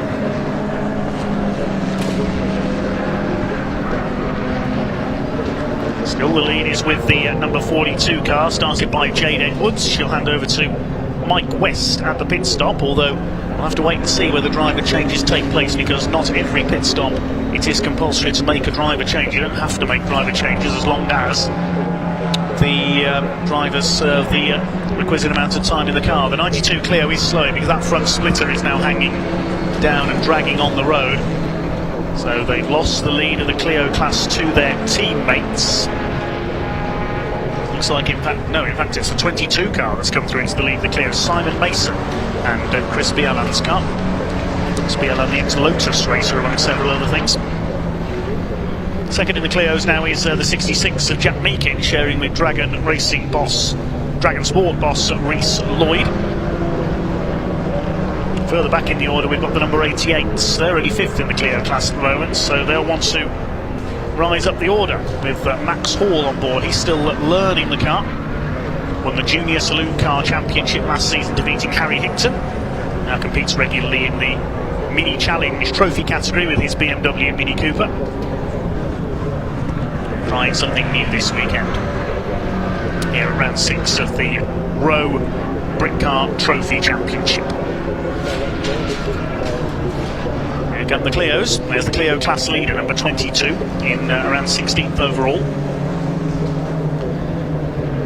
As we used to see these cars in the Renault Clio Cup UK supporting the British Touring Car Championship. Here's the Porsche of Simon Clark. It's now got clear of the Golf of Tony Rogers. They're both leading their respective classes in 7th and 8th overall with Class 2 and 3 leaders. There is the Golf, the TSR team car. Wonderful looking car, that is. Had tyre problems in the previous round at Alton Park, dropped out of the first race. Tony Rogers sharing with Mark Jones. We saw TSR over the last couple of years competing slightly more standard looking Golfs than this one. That actually reminds me of Sean Hollenby's VW Golf that competed in British touring cars in the 2010s. Likes of Martin Byford, among others, drove that car. Tom Onslow Cole drove it briefly as well. There's the battle for 9th behind them, the Porsche and the BMW. There's another of our class leaders, the little Ginetta G40, number 13, Brendan Hafner for SVG Motorsport. The Clio is going through behind. And then behind them, number 64, that's Paul Goodlad, the JW Bird VW Scirocco. I was explaining earlier on why that car's got limb torn off racing written down the side of it. It's because Paul Goodlad only has one leg. Lost a leg in a motorbike accident several years ago, but it certainly hasn't slowed him down. Seen him as a regular in the Britcar Trophy over the last couple of seasons. He's running 23rd at the moment. Oh, and that's the Clio who's just lost its bumper. That's the 92 of Travis Coyne. He's been dragging that front splitter around and it's come off up at Club Corner.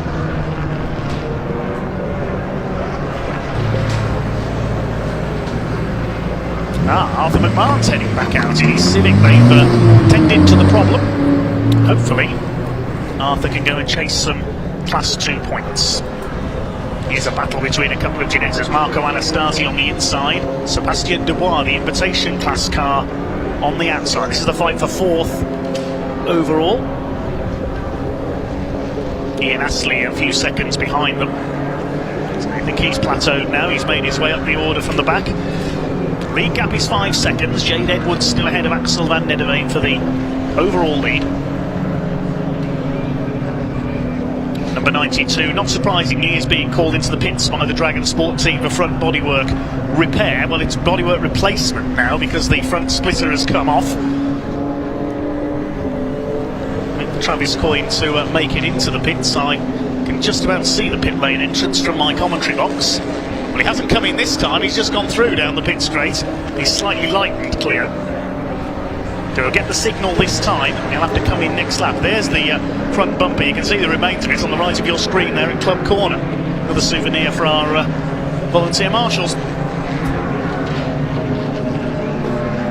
There's that battle for 4th, Anastasi ahead of Dubois. There's Ian Astley. And the Ginetta he'll hand over to Neil Wallace. And a gap back to Simon Clark of some 11 seconds. Porsche next through. So we've now got all 24 cars out there and running because Arthur McMahon's joined the fray. To a couple of our commenters, Steve Crompton says, let's go Team Brits. Fordman Motorsport, they're cheering on the Sim Dynamics number 22 Clio. Well, I'm pleased to tell you that car's just taken the lead of the Clio class in the hands of Simon Mason.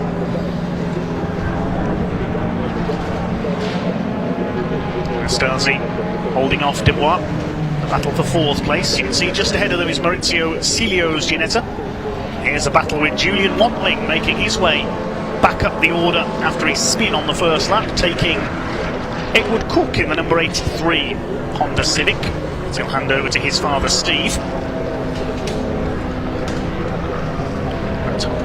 That's a record. Civic running second in Class 3.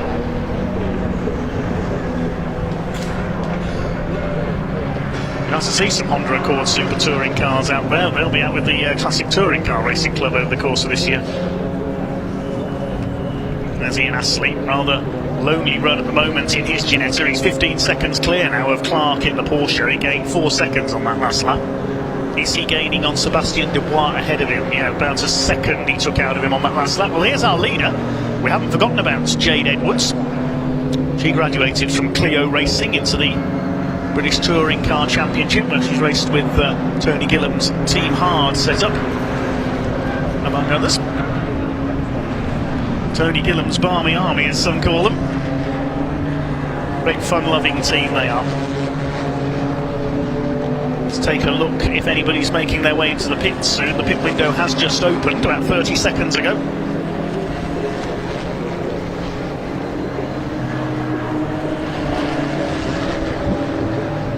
Here's our battle for second. It could be a battle for second. Vaxel van Nedderveen ahead of Maurizio Cilio by just over 3 seconds. Here's the fight for 4th. Dubois trying to make a move on Anastasi. Representatives of Italy, France and the Netherlands out there in our Ginettas. Certainly an international field in this Rowe Britcar Trophy Championship race.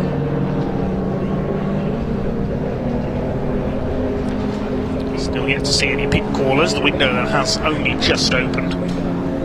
Is anybody going to call in at the earliest opportunity?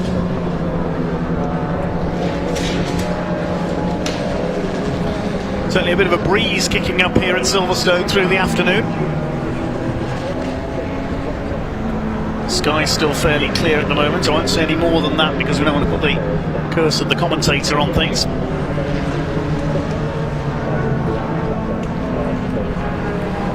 We've got first pit caller. It's the number 88 Renault Clio. Max Hall will be handing over to Andy Tucker. There it is. That's the High Row Motorsport car. The car run by Max Coates. Now it's gone into the garage, not because it's got a problem, but because that's where they will do their refuelling. Some of the cars do refuel. They haven't got the pit lane refuelling system, so they have to fuel the cars up in the garage.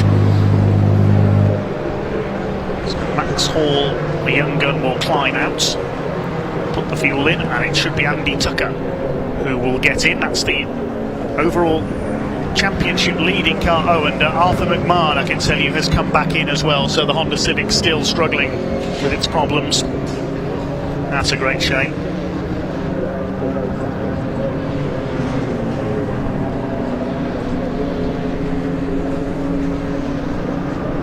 It's Callum Noble's BMW. He's got ahead of James Walker. This is the battle for 9th place, so Noble's got the BMW clear of the Porsche now. Noble, the only non-Ginetta in Class 1 for the more powerful cars. It's James Walker, running second in Class 2 behind his fellow Porsche pilot, Simon Clark. Dan Jones asked in the comments, why did car 24 start from the back?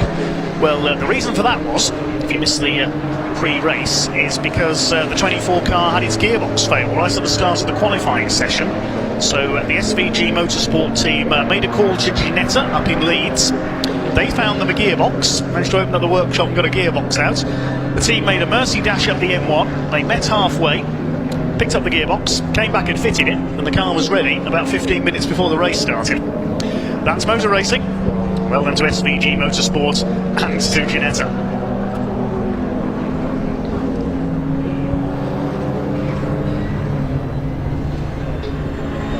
Our comments say, yes, come on, High Row Motorsport with Andy Tucker, Max Hall and Super Max Coates. I'm not going to sing the song, don't worry. That car is in the pits, and I think we can head down to Ian in the pits. I think he's talking to the man who's just got out of that car, Max Hall. Oh, we've got a spin there just before we hand over. That is Ruben Anastasi that's spun coming into Brooklands. So Ruben Anastasi has spun his Ginetta. It's coming through Brooklands there. That's dropped him back a couple of spots. Dubois will have got through, and I think Ian Astley as well, but he's got going in. He hasn't hit anything. And Ruben Anastasi rejoins the race. Well, let's head down to Ian in the pits in a moment then. He's talking with Max Hall. Yeah, welcome back to the garage, everybody. Just seen the 88 Clio come into the pits. So Max, you were piloting it. What's the problem? Just took a knock on the front left instant in the second hairpin. Steering was like that, so I had to come in and get it fixed. Oh, you actually get the driver change now, as Andy looks like he's getting ready to go out. Yeah, driver changing as well. Andy's just hopping in, see what we can do from here. It's a recovery drive now. You're allowed another stint out there, won't you? Yeah. Thanks for talking to us, thanks for clearing it up. That's great stuff. Let's have a little look at the work that's going on right now on that front left. They have just changed the tyre as well. A lot of action going on in the pits fairly early on in this race as well. Don't forget mandatory pit stops as well. So lots of action going on here. It's the number 88 Clio. It's taking a knock on the front left. Hopefully they can get it back out soon. But it is a driver change. Max Hall's out. Andy Tucker is in. Dave, back to you.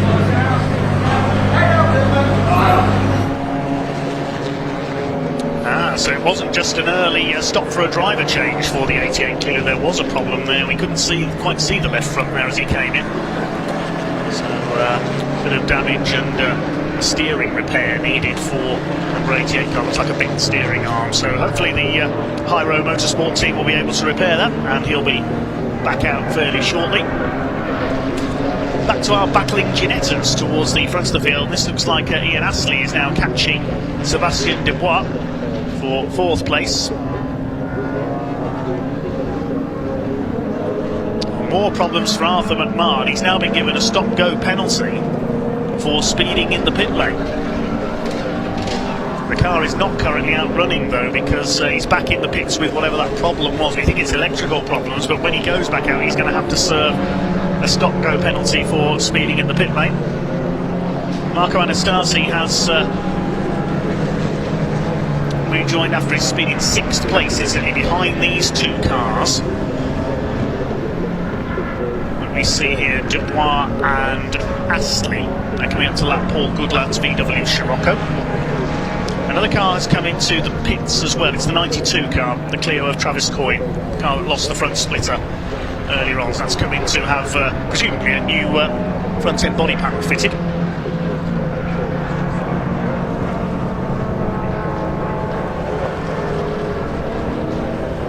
Rainbow Lizard Racing says, come on JWB. Actually, that means JW Berg, which is the VW Scirocco. So the order coming up to the half-hour mark is Jade Edwards with the lead. 4.7 seconds over Axel van Nedderveen. Maurizio Cilio is still third in his Ginetta. And I believe Ian's down in the pitch with the Dragon Sport team for an update on the 92 car.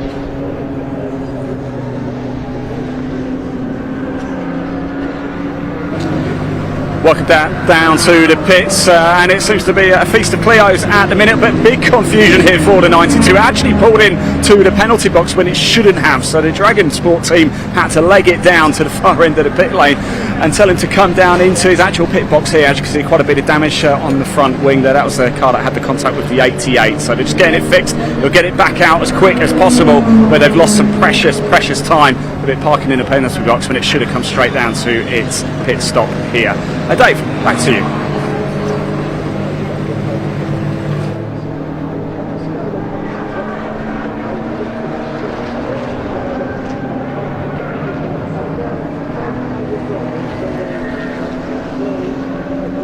Okay, thanks for the update there, Ian. The Golf has come in as well. Tony Rogers has brought the TSR Golf into the pits. That's gone into the garage, so we don't know if that's a problem or whether they're refuelling in the garage. We said earlier some of the teams refuel inside the garage instead of in the pit lane, so wait and see what the Class 3 leader is up to as Jade Edwards comes up to lap one of the Clios going through Luffield up towards Woodcote.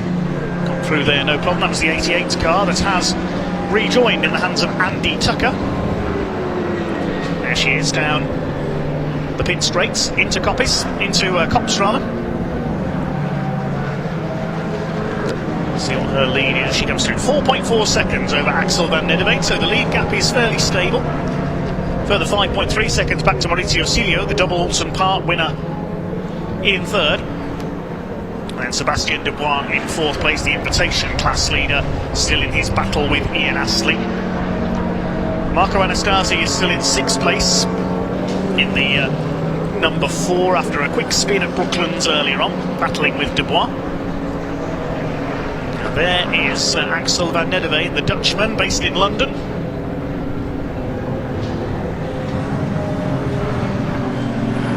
There is the number 47, Maurizio Silio. He dominated Alton Park. I don't think even during the pit stops he was led.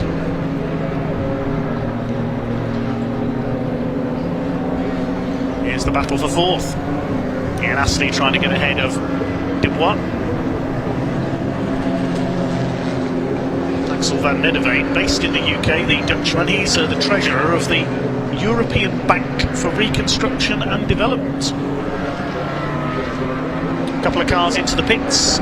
We've got the Grimwood Goldsmith Ginetta number 50. That's the Assetto Motorsport car. Goldsmith handing over to Robin Grimwood. And the Cook family, their Honda Civic has come in as well. It's one of Major Motorsports cars, Edward Cook.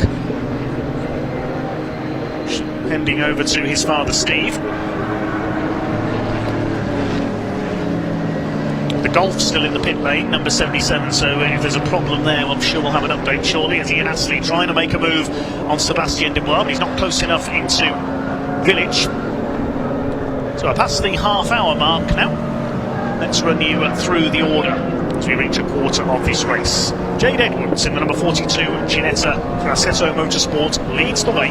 Second place for Dayton Motorsport, number 111 Axel van Nederveen. Third is number 47, also for Dayton Motorsport, Maurizio Silio. Fourth place in the leading invitation class car, as we see here, only just in the Dayton Motorsport number 55 is Sebastian Dubois. And in fifth place, number 24 for SVG Motorsport, Ian Astley. Has a look up the inside there, not quite close enough. Sixth place is Marco Anastasi in the number 4 Dayton Motorsport Ginetta, and now Astley gets the move done, coming out of Luffield into Woodcote and up into fourth position. Behind them in seventh, behind the Ginettas, we've got the Class 2 leader, which is number 23, Simon Clark in the Formigo Clark Racing Porsche. Eighth place, recovering after a spin on the first lap, Julian Wantwig in the number 2, Assetto Motorsport Ginetta. He's up into 8th position now. Ninth is number 19, Callum Noble in the Thorny Motorsport BMW. And in 10th place, well, now in the pits, is Lee Goldsmith in the number 50 Assetto Motorsport Ginetta. 11th place, Edward Cook in his Honda Civic, number 83. He was leading Class 3 when he came into the pits. 12th place is James Walker in the number 31 Porsche 911. 13th, William Puttigill with his number 183 Honda Civic. 14th place are Team Brit, Paul Fullick at the wheel of their BMW, second in Class 3. Then the leading Clio is in 15th place, which is Simon Mason, number 22. Behind him is Jack Meakin, number 66. They're separated by about 3 seconds. Third in the Clio class, number 89, Ben Jenkins for High Road Motorsports. And behind them is Andreas Georgiou, the Greek driver in the number 41 Clio. The lone Ginetta G40 is 19th, number 13 rather, which is Brendan Hafner. Then 20th is Paul Goodlad in number 64 VW Scirocco. The Golf is still in the pit lane, Tony Rogers in the Golf Mark 5 of TSR.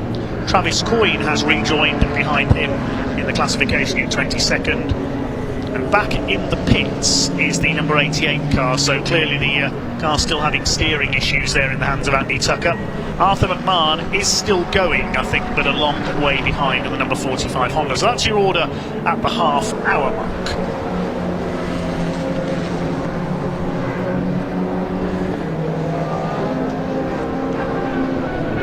Here's the Team Brit BMW.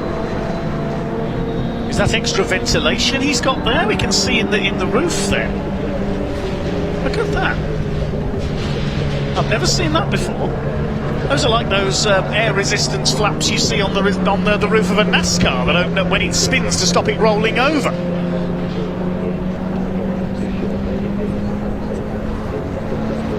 I've not seen that before. That's a bit of cooling innovation, we think, by Team Brit.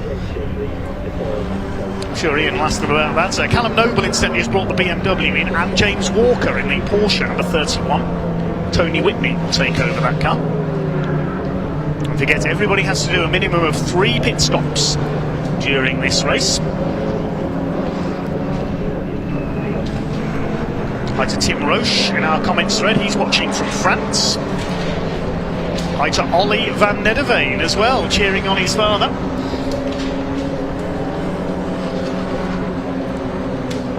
And Tim Roche also says, great work in getting Simon's Form Evo 911 ready for this weekend after a lot of work post Alton Park. Yes, he took a wallop into the tyre wall then. The Porsche is in 8th place. Let's hand down to Ian in the pits, who's got an update for us. Oh, there it is. Right, we're down at the garages again. I'm here with Mike West, partner. Let me just say what a privilege it is to be partnering Jade Edwards today. I'm having an absolute ball with Jade, and you know she's a great driver, and so we're having fun. And it's even better to see her racing against her dad. You know, they're both getting their elbows out, which has been absolutely great. She's right at the sharp end at the minute. Yeah, she's doing really well. So obviously no pressure on me.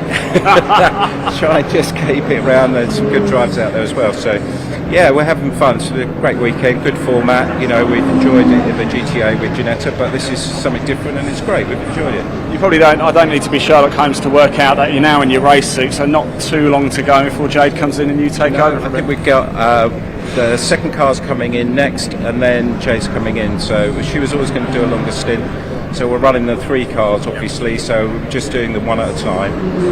But it is quite a narrow window, actually, which is why we've got Gilles here, who's in charge of it all. It looks very serious, though, doesn't it? With his 3 timing clocks. Yes, I don't know if you put the camera on it, but he generally does have 3 stopwatches there. Serious, professional as well. Yeah, it's good. It's good, yeah.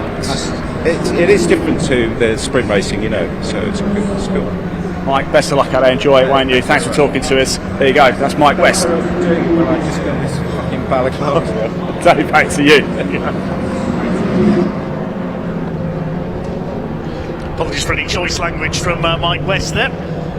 Save his aggression for when he gets into this car, I think, from Jade Edwards, as the 42 car continues to lead. Nearly 7 seconds clear now of Axel van Nederveen, so Jade's pulled away over the last couple of laps. She's got the fastest lap of the race as well, 2 minutes 21.825. There, that sort of 2 minutes 0.8. That was the fastest lap for Marcus Clutton in the Audi R8 GT3 in yesterday's MSUK British Endurance Championship race. Of course, coming up at Donington in July, we will see these cars mixed in with the MSUK British Endurance Championship cars for the big 6-hour race around Donington Park. The Donington 6-hour, what an event that promises to be. Here's our Class 2 leader, the Porsche of Simon Clark, now up to 7th overall because Julian Wantling has come in car number 2, and it'll be Jim Edwards Jr., father of Jade Edwards, who will take over. I seem to remember a few years ago, the first time I saw Jim Edwards Jr. racing was in the MG Owners Club Championship in, get this, an MG Montega. He's done British touring cars as well in the days of the production class a few years ago in a Honda. He's raced just about everything in between. Of course, Jim Edwards Sr. raced with him in the MG class as well, Jade's grandfather. Celio's still 3rd, Ashley in 4th, because Sebastian Dubois has come into the pits now, so Marco Anastasi will move up into 5th position.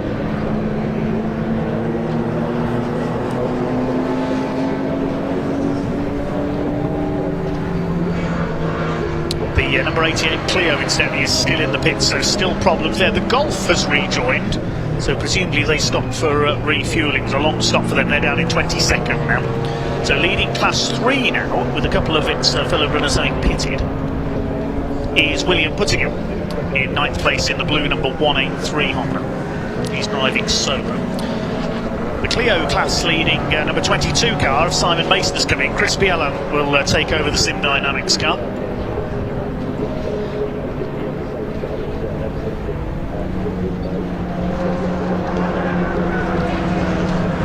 A couple of our commenters were right, it was quite a nasty shunt for that Porsche number 23 at Alton Park. We had another big shunt in British Endurance qualifying at Alton as well. Charlie Hand was in Chris Compton Goddard's Ferrari in qualifying there. He had a big wallop as well. Thankfully all drivers okay. The Ferrari sadly written off.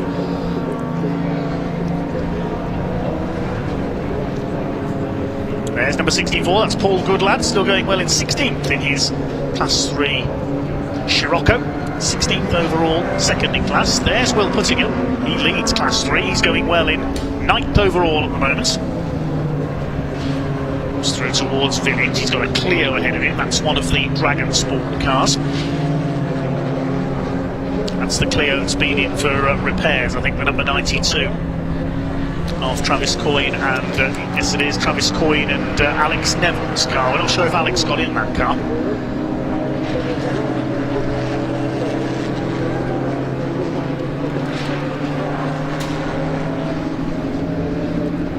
One hour 20 minutes of this race to go. It's gone by fairly quickly so far.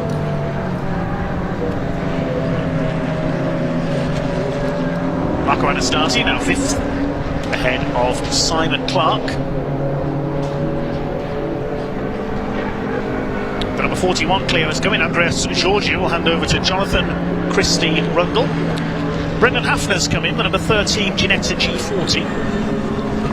Just have quite a clutch of G40s last season, just the one here today though, sadly. There's Callum Noble, the BMW. Now he's in 17th place, so who's that behind him? That is be Robin Grimwood now at the wheel of the number 50 car. That car's been into the pits. This is for position. They've both stopped. They're down in 17th and 18th at the moment. The Ginetta has a look at Village. We don't very often see overtakes there. They're 7th and 8th in class. They have already made their pit stops. Their first pit stops. They've got to make another 2. The leader, I can tell you, has come in. Jade Edwards into the pit lane. So that'll give Axel van Nedderveen in the Caterham Motorsport car the lead of the race. I'm not sure why the blue flag was out there for the BMW, because that's a race for position. And yeah, Robin Grimwood's now overshot Brooklands nearly there onto the outside, and Callum Noble goes back ahead. But I don't know whether that's just a general blue flag on the Wellington Straight, but I don't think it was specifically for that battle, because these two are racing for position. A few more cars coming in. Ian Astley's come in. He'll hand over to Neil Wallace. Marco Anastasi's in as well. They're pouring in now for their first stops. Paul Fullick's come in for Team Brit. Team Atherin will take over. Yeah, these two still scrapping it out. Look, Robin Grimwood and Callum Noble I think they're swapping places for fun, these two.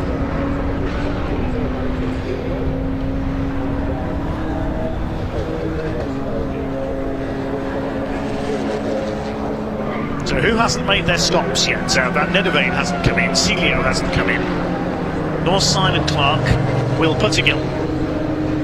Jack Meekins still hasn't made a stop, or Paul Goodlad's Scirocco. They're the only ones that haven't stopped yet.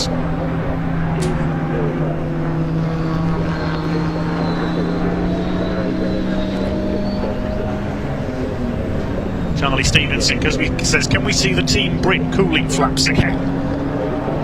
Well, we'll see, the car's in the pits at the moment. Paul Fullick has brought it in to hand over to Team Atherin.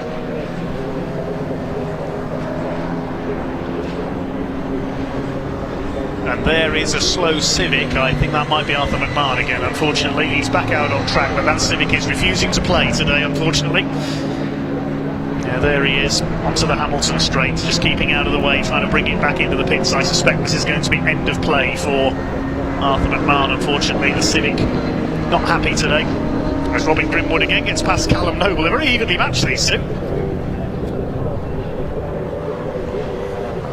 Currently fighting over, as we say, 17th place, these two. A couple of laps down on the leaders. Because the minimum pit time, pit in to pit out, is some 240 seconds. 2-hour races in the Silverstone Heritage pit lanes. That's 4 minutes for a pit stop here. So you basically lose a couple of laps in making a pit stop, even on the Silverstone Grand Prix circuit.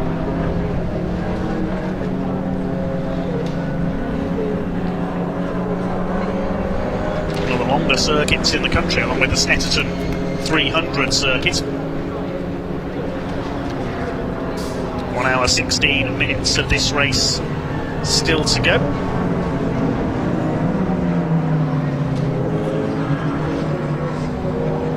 Had a message from Axel van Nederveen's support team. They're watching over on the Hamilton Straight. Friends Tony and Virginia, hello to you. And hi to Andy Abrams as well, long-time saloon racer. Let's come on, Jack Meakin.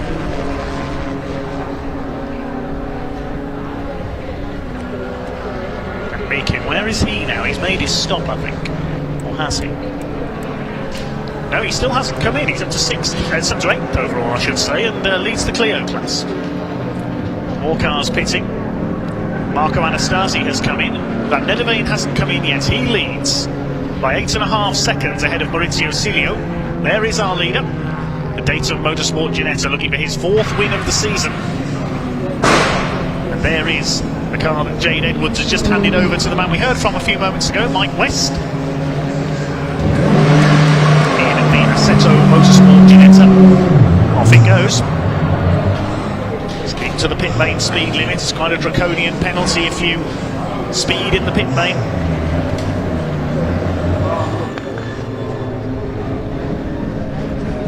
Number 4 was in as well. That's Marco Anastasi. William Puttergill bringing the Honda Civic in. He was up to 4th overall, the Class 3 leader. There we can see the rather taped together number 92 Clio. Travis Coyne and Alex Neville. Paul Goodlad has come in as well, so there's only 4 cars that haven't stopped now. Van Nederveen, Silio and Clark, the top 3 overall. And the Lloyd Meakin Clio, the only other car that has yet to make a pit stop.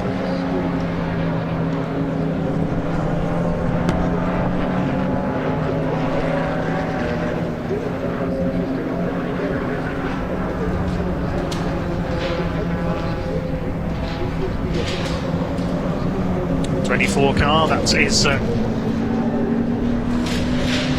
now Neil Wallace on board, I believe. He's got the team Brit BMW. They've closed the roof flaps now on the number 70 car. Tyrone Matherin is on board.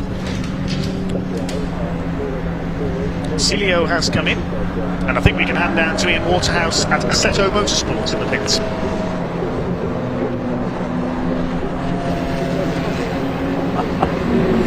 Yeah, welcome down everybody. Jay's got iced coffee because it is roasting out there. Job done though for that stint. For that stint, yeah, that went amazingly well. I had a little bit of luck on our side with a little bit of a kerfuffle behind us, but we then just maintained the gap. I was driving sort of within the limit of the car and constantly asking what the gap was, and as long as it was around sort of 5 seconds, I was happy. I spoke to Mike before he went out. He said, I've got Jade, it's a privilege to drive her, no pressure on me. There's no pressure on him, is there? There actually isn't. I sometimes feel like there's more pressure on me to perform from where I've come from, if you know what I mean. But I'm here because of Mike. Mike's asked me to join him in the car, so he can go and do whatever he so wishes with his own car out there now. Just bring it in because you have another stint. Yeah, so I'll have another stint, but essentially it's Mike's car and it's Mike's race, so there's absolutely no pressure on him to do anything special. Like you say, bring it in for me to jump in for the next time, and that's good enough for me. Take it to the checkered flag in first year, Jay. Thank you very much. Enjoy your iced coffee, won't you? Dave, back to you. Great to hear from Jade Edwards, the British Touring car star. She's now cooling down after her stint. Mike West has taken over, and here he comes into the pit straights. He's nearly a lap up, I think. See a replay here of the 24 car just in front of our race leader there. There is Mike West, our leader. Oh, what's going on here? The doors come open. Now, is that the driver's side door? No, it's not. Hopefully that door will blow closed, or he's going to get flagged in for that. I thought I saw that as he came through Luffield last time through, so we'll keep an eye on that. Is that door going to close itself, as Arthur McMahon, I think, has given up the struggle now?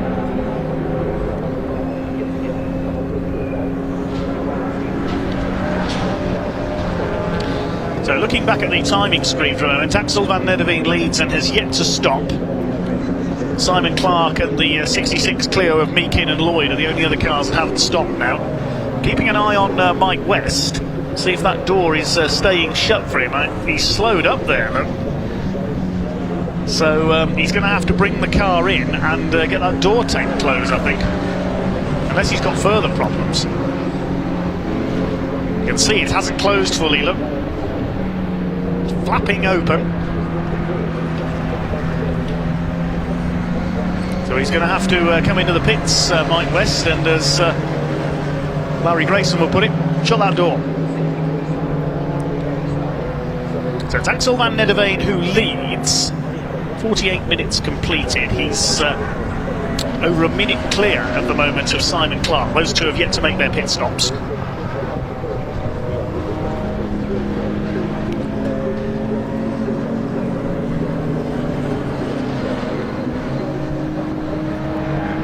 To Bernard Matherin in the comments says, just in time to watch my nephew Team Matherin. Good luck to Team Brit. Thanks for being with us, Bernard.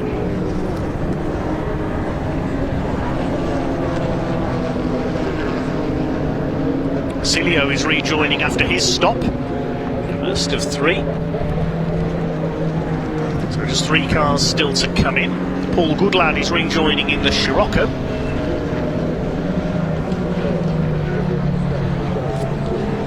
I'm going to wait to see if Mike West is going to bring the 42 car back into the pits here. Is Van Nederveen coming in? No, he's not. He continues. So he's running a different strategy, clearly, to the other Ginettas.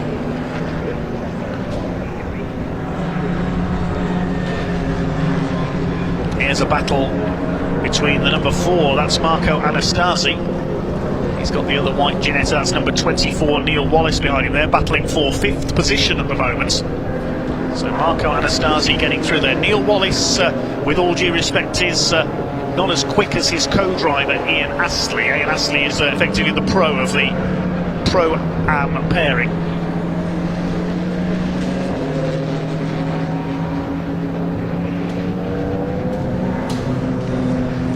Plenty of activity still down in the pit area. I can tell you Julian Wantling has made up a couple of places, got ahead of Mike West and also Will Puttigill. And Mike West is coming into the pits.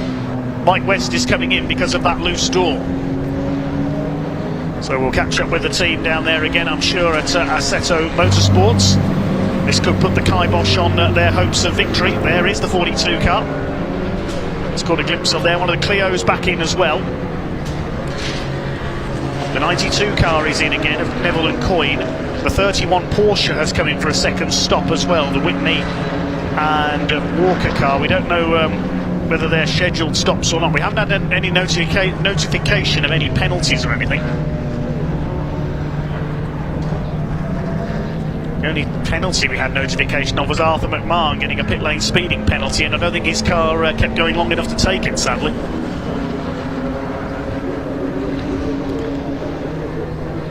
There's still just those 3 cars that haven't stopped, and not surprisingly, they are the top 3 overall. Van Nederveen, Clark and Jack Meakin.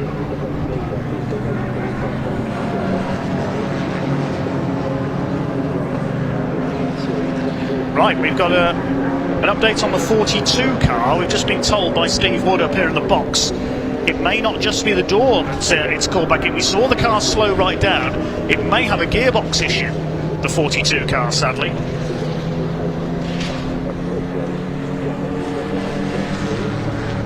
So we'll try and get an update on that from down in the pits to find out if that is the problem. It may be a problem with the gearbox on the car that was leading the race, the 42. There we can see the 88 car. See some, that looks like tracking alignment going on. So they've clearly replaced some of the steering components on the 88. This is the car that's called in the hands of Max Horn and reported steering issues. Took a knock in the left front and it knocked the steering out of kilter. So they're carefully aligning it all there once they've fitted the parts. That's a pit stop with a difference. And Andy Tucker will head back out in that Clio. The High Row Motorsport team run by Max Coates, who's one of the 3 drivers in that car. A couple of Civics we spotted battling it out there. I think that was 4 position as well. Will Puttigill and Steve Cook fighting it out, and this is for the lead of Class 3. So Will Puttigill has taken the lead of Class 3 back again after the stops from Steve Cook. And Axel van Nederveen is in the pits, so the leader has pitted.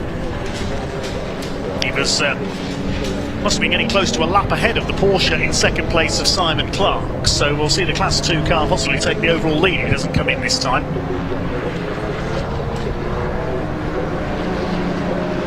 .22 laps completed by Axel van Nedderveen.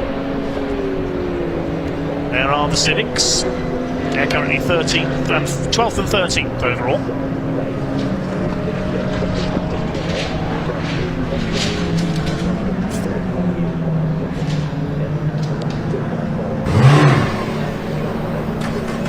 What's happening down at the pits are the 92 car has been in. That was a scheduled stop, I think, after the repairs earlier on, so it's likely to be Alex Neville on board that car now. In 24-hour races in Silverstone, they have a tag system where the driver wears a wrist tag and scans it on the way out of the pit lane after a driver change, and that comes through the timing screen, so you can tell which driver is in the car at a given time. We haven't got that here this weekend, unfortunately, so we're not 100% sure of which driver's in the car after each stop. Well, Van Nedderveen is in the pits, still just 2 cars that haven't stopped. And it's getting on towards half distance now, so they're either going to make their stops very close together, because they will have 40 minutes to make 3 pit stops. And a pit stop takes quite a long time, as you've already explained. There's Maurizio Silio, lapping Paul Goodlad, and also Brendan Hafner, the little Ginetta number 13, the only runner in the Ginetta G40 category, run by SVG Motorsport, that car.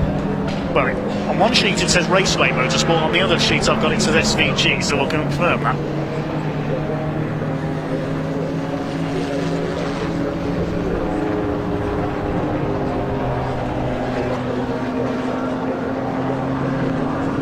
Let's confirm that it is a Raceway Motorsport car, the number 13 Ginetta G40, not SVG, so apologies there. There is the 23 Porsche, and that is now the effectively the leader of the race, because he's the leading car that hasn't stopped. Is he slowing there? Yes, I think that Porsche may have a problem. It looks like his exhaust may have come loose. Look underneath. The exhaust pipe may have come loose on that car. So we'll see if he comes in this time. He's got to make a stop soon anyway. Simon Clark. Yeah, he's definitely slow. Through goes the other Porsche, with Tony Whitney on board. So yeah, Simon Clark unfortunately is in trouble. Quite a few cars hitting a few problems. So the 23 is coming in. Maurizio Silio goes through. Hi to Charlene Coyne in our comments thread, cheering on Travis Coyne with the rest of the family.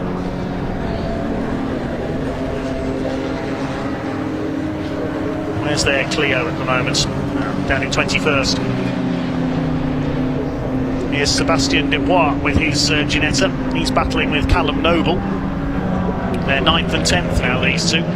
Taking the fight to the Ginettas, the BMW. So Clark is in. He would have taken the lead of the race there if he hadn't come in that time, but problems with the Porsche. So the only car that hasn't stopped now is the Lloyd Meakin Clio, number 66. Ah, there's Arthur McMahon. He has got the Civic going again. I was wrong. I thought he'd retired. He's a long way behind. He's some 18 laps down on the leader after his repeated problems. Oh, and somebody's off. That's the number 4. That's Marco Anastasi. He's in the gravel.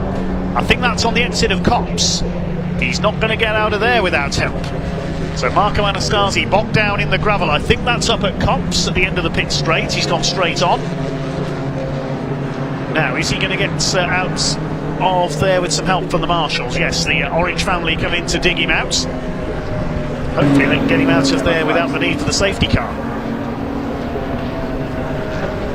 There is the Porsche in the pit lane. A quick look underneath. We'll find out what the problem is there. Ian can find out for us. So a few front runners hitting problems. Marco Anastasi was in 5th place when he went off. Gets the heave-ho from the marshals. We'll try and see what happened. No, he spun it, coming into Cop's corner, and he's just unluckily there, dropped into the edge of the gravel. He nearly got away with that. And the marshals have got him out. Well done, marshals. Quick weave around by Marco to drop the gravel out from underneath. You can see it streaming out there. Try not to drop too much of that on the racing line. And Marco Anastasi back in the race. The Clio has now come in of Jack Meakin. That's the last car to make its first stop. So the only car now in the pit lane is the West and Edwards car. We think gearbox issues for the car that was leading prior to the stops. So we'll wait for things to cycle through. There's the 66 car being refueled in the garage. That was a long stint for Jack Meakin. Maybe they're planning to just do a couple of quick stops in succession later on, because while it says the pit window opens after 20 minutes and closes 20 minutes before the end, it doesn't say how spaced out your stops have to be. You can take them whenever you need to. Okay, there is Axel van Nedderveen back in the race. Down into Stowe.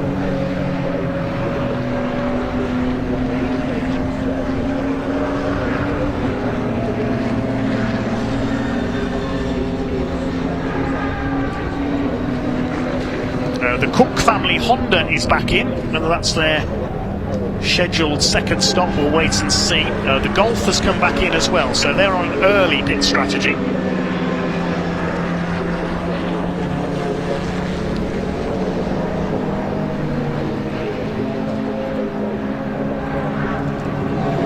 So we reach halfway in our 2-hour spectacular for the Rowe Britcar Trophy Championship. There is the 47, that's Maurizio Silio. Now, how far behind Axel van Nedderveen is he? 6.5 seconds. Last lap, 23 laps completed. So with the Clio in the pits and with Simon Clark having pitted with what looks to be a problem, that could be the gap for the lead of the race between the two Ginettas. So it looks like it's going to be van Nedderveen from Silio. Wallace and Astley are in third. They're about 40 seconds back on the two leaders, and Watling and Jim Edwards are next. There's Silio. So I reckon it's going to be between our two previous winners, but there's a long way to go yet. There is van Nedderveen, and there is Silio. Those are your two leaders now, with Clark and the Lloyd Meakin Clio now in the pits. We'll see what the gap is as they go over the line. 5.9 seconds, so the leaders come down a few tenths that time through. So Maurizio Silio is catching the Dutchman. They're well ahead of everybody else. It's Wallace and Astley who will be third, then Watling and Edwards. Grimwood and Goldsmith, number 50, are in fifth. Then Marco Anastasi after he's off. He lost, have a look at his lap time last time through. Yeah, he lost over a minute there, being recovered by the marshals. So we'll see how far down the list he may have slipped. Sebastien Dubois is next, then Callum Noble. They were having a good scrap earlier on, but Dubois has now pulled ahead. There's Noble. And next to will be Will Puttergill, the leading Class 3 car, the Honda Civic, because the Cook family are back in the pits. Wait to see where Lloyd and Meakin slot back in to see who's leading the Clios.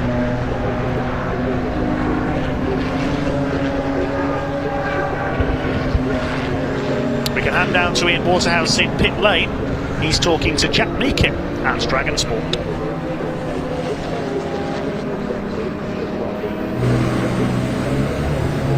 Yeah, I'm down here with Jack Meakin. We're just watching Reece Lloyd actually go out in the car. You just done the first stint. Now, I had to come talk to you, Jack. So apparently your nano shouting wildly at the TV. Yeah, that doesn't surprise me. How was it out there other than roasting hot? We know that. Yeah, super hot. I mean, we had a little bit of contact at the start, and I was just kind of nursing the car for that stint. I mean, The pace was a bit slower than I expected it to be, but the boys have had a look at the car now, sent Reese out. I think we're in a good position, so really it's just about surviving, and hopefully we'll be good. Well, I have to say, you actually came in from third, and that didn't quite tell the whole story because, of course, a lot of people had pitted, but it seems like everything's going reasonably well, and now it's in Reese's hands, safe hands, right? Yeah, safe hands. Reese is just class. It's just going to be, like I said, journey to the finish now. We were in a good place, so we'll see how we go. I think we're in a strong. You fill that water bottle up as well, mate. Jack, good to see you, mate. Thank you. Take care, Dave. Back to you.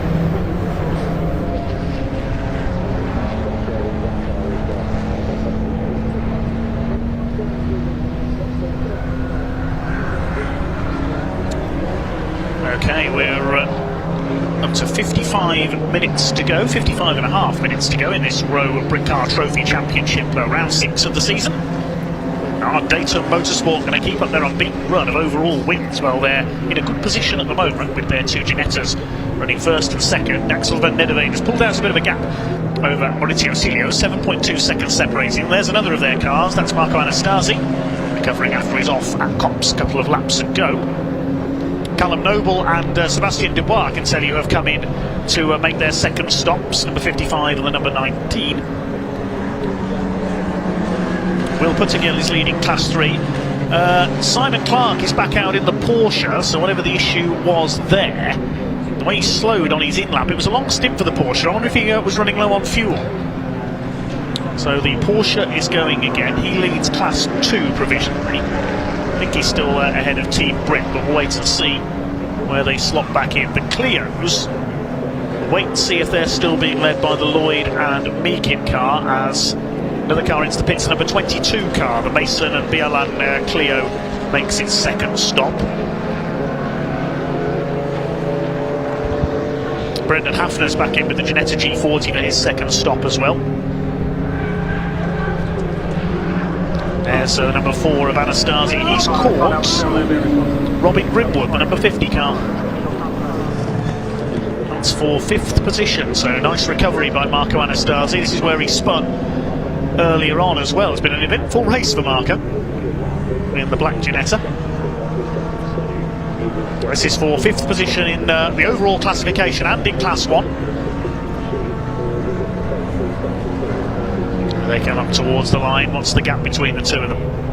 Just half a second in it, and the last lap for Anastasi was 3 seconds quicker than Grimwood ahead of him, so he's going to get through sooner or later, I would think. And Nedderveen still leads by just over 7 seconds from Silio.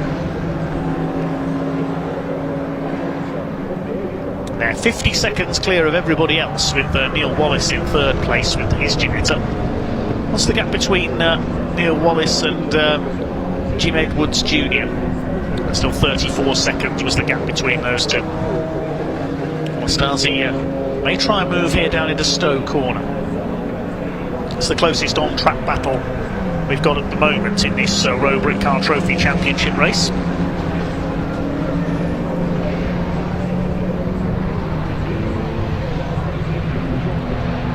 Up the inside of Stowe. I thought he may try the move there. And through goes Anastasi up into 5th.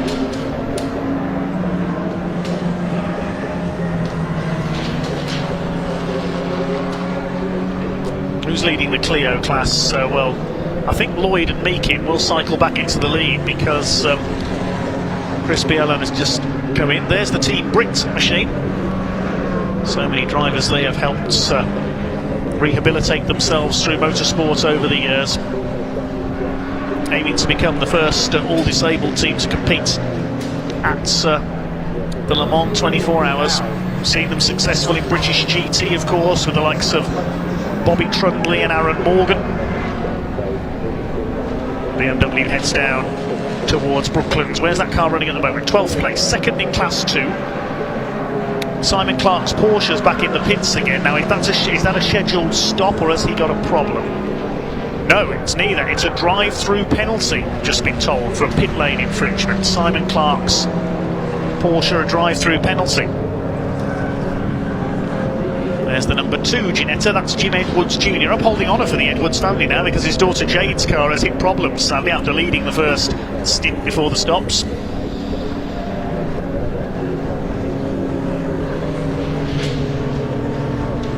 This car running in 4th place overall at the moment. It's over 30 seconds behind Neil Wallace in 3rd. And 27 seconds clear of Marco Anastasi. Well, here's our Class 3 leader. And Grimwood and Goldsmith's car has come in for its 2nd stop, so the number 50 car is back in. Will Puttergill, we see here, is in 7th place. He leads Class 3.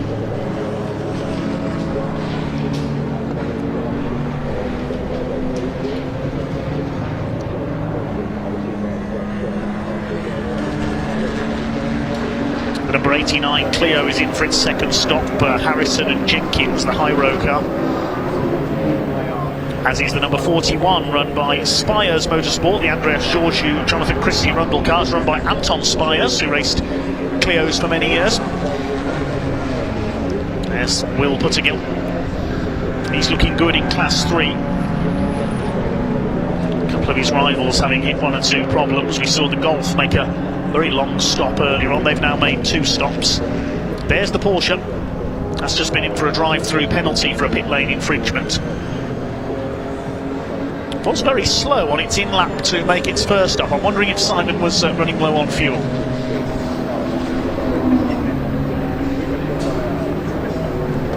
"27 laps completed by our leader. The gap is now up to 10.1 seconds. Axel van Nedderveen over Maurizio Silio.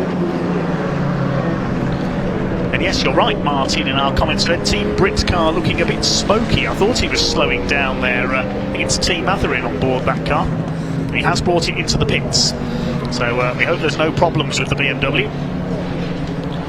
The Grimwood Goldsmith car is in, the Harrison Jenkins Clio is in, the 41 Clio is in, the 13 car and the 42, well, the 42 we know has had problems.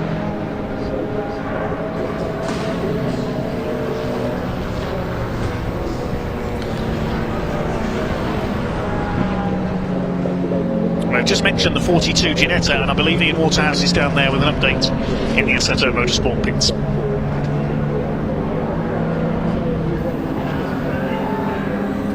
Yeah, welcome down to the pits, everybody. A little bit dejected down here, actually. Here's the 42 Ginetta, of course, Mike West and Jade Edwards. We've heard from both of them. In fact, it wasn't that long ago. We spoke to Jade, and she came in from the lead feeling very, very upbeat.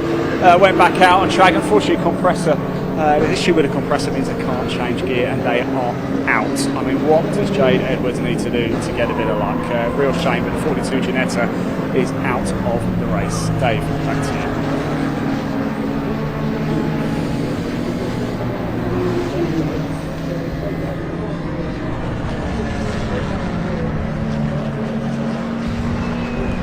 I certainly agree with Ian's sentiment there. Jade Edwards just has no luck in motorsport at all, does she?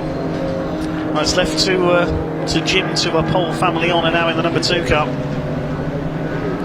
Here's Marco Anastasi and Callum Noble. I think they're a couple of laps apart now, these two, because the BMW has made 2 stops. Marco Anastasi has made just 1. Now, how many cars haven't yet made 2 stops? Van Nedderveen, Silio and Wallace and Astley, Wandling and Edwards, Anastasi the top 5. Will Puttergill has only stopped once. The Lloyd and Meekin Clio, we know he's on a late strategy, as it took an hour to make its first stop. Paul Goodland's only been in once, and everybody else has been in at least twice. The number 88 Clio is back out. They've made 3 stops because they've had steering damage. And, well, Arthur McMahon has been in and out of the pits 4 times now. He's a long way behind. He is still running, but repeated problems with the Honda. Here's one of our Clios. It's the number 66, which is leading the class, once again after the 22 car called in. They're in 9th overall. That's Rhys Lloyd, the Welshman on board the 66, the boss of Dragon Sport. Saw him out early this season in the Opel Astra TCR as well. Now there is Team Brits BMW, some work being done. Well, that car was struggling a bit, so working on looks like the brakes they were changing there. We had an update on them when we can. Team Britpol, Fullick and Tyrone Matherin in for their second stop.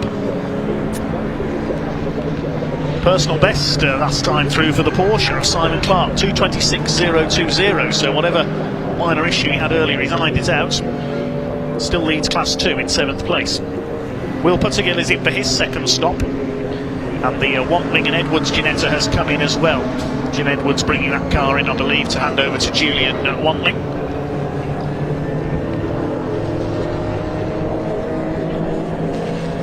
There's our race leader. Axel van der Veen completes his 29th lap, 46 minutes of the race to go. He's got to make 2 more stops in that time. I imagine there'll be a round coming up shortly of second stops for the last few cars, and then possibly a final splash and dash, if you like, at the end of the pit window. Another 25 minutes of the pit window. We've got 5 cars that have yet to make their second stop. The Triple One Ginetta we're seeing now, the 47 of Cilio in second place, Wallace and Astley, number 24, number 4 of Marco Anastasi, and 64 Paul Goodlad, the Scirocco, recouping some ground. He's up to 11th now and second in Class 3. His strategy is working well. Class leader has come in, or Puttergill, so maybe he just wants a spell in the lead of the class, the orange Scirocco. Here's another of our Hondas, number 83, this is the Cook family. I believe it's Edward back on board that car now. They're third in Class 3, running 13th.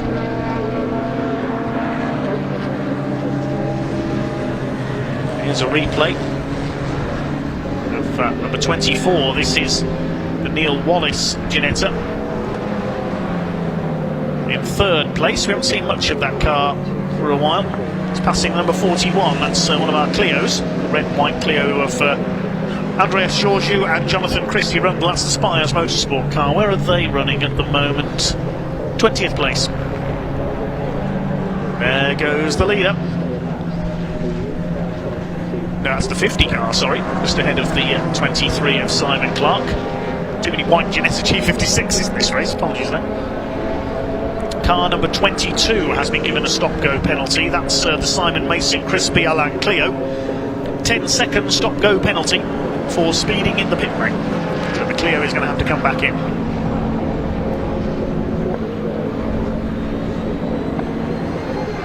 Where are they running at the moment? They're in 14th, second of the Clios. Paul Goodlad has come in for his second stop. The Lloyd and Meakin car is back in for its second stop as well, so they're on a slightly unusual strategy.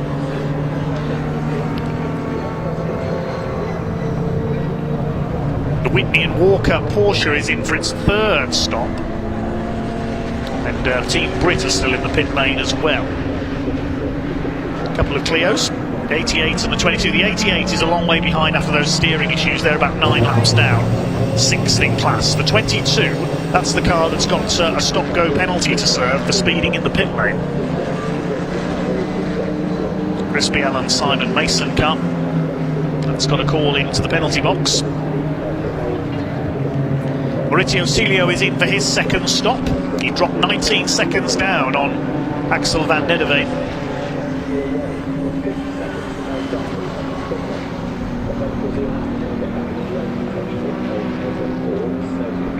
It's Team Brit still with their problems in the pits. I think they had a puncture possibly. The car that Chris Overend and James Whitley took to the title last season in the Britcar Trophy.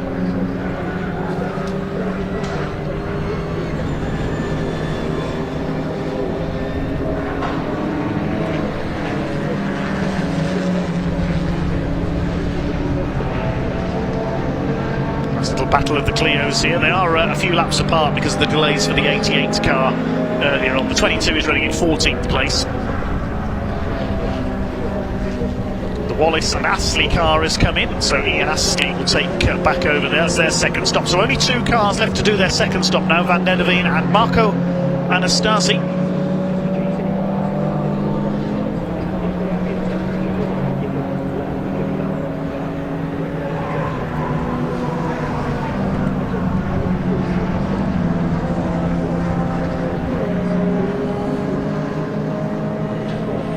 Bastien Dubois, number 55, he's in 7th place now, still leading the invitation class.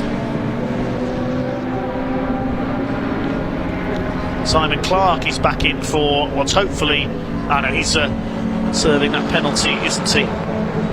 So he's either already served the penalty and this is his second scheduled stop, or vice versa. Yeah.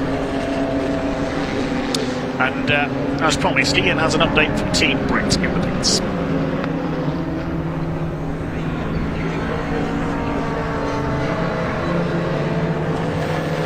Always a brave face, mate. Always a brave face. I'm down here. I'm here with Paul. We were just talking about it, brave faces, but I think that's the race run, is it? What's the issue, Paul? So as I understand it, drive shaft's popped a seal, and once it does that, that's it. There's drive shaft oil coming out. So we ran it, we blowed the drive shaft up. We risked absolutely catastrophically destroying the car. So we'll send it out for one lap at the end just to take check a flag. It's a bit of a trophy lap, but.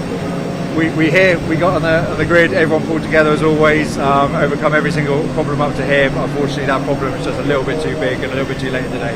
It's a learning weekend for Team Brit, isn't it? Because obviously here, the McLaren, an issue with that meant it couldn't go out in the British Endurance Championship yesterday.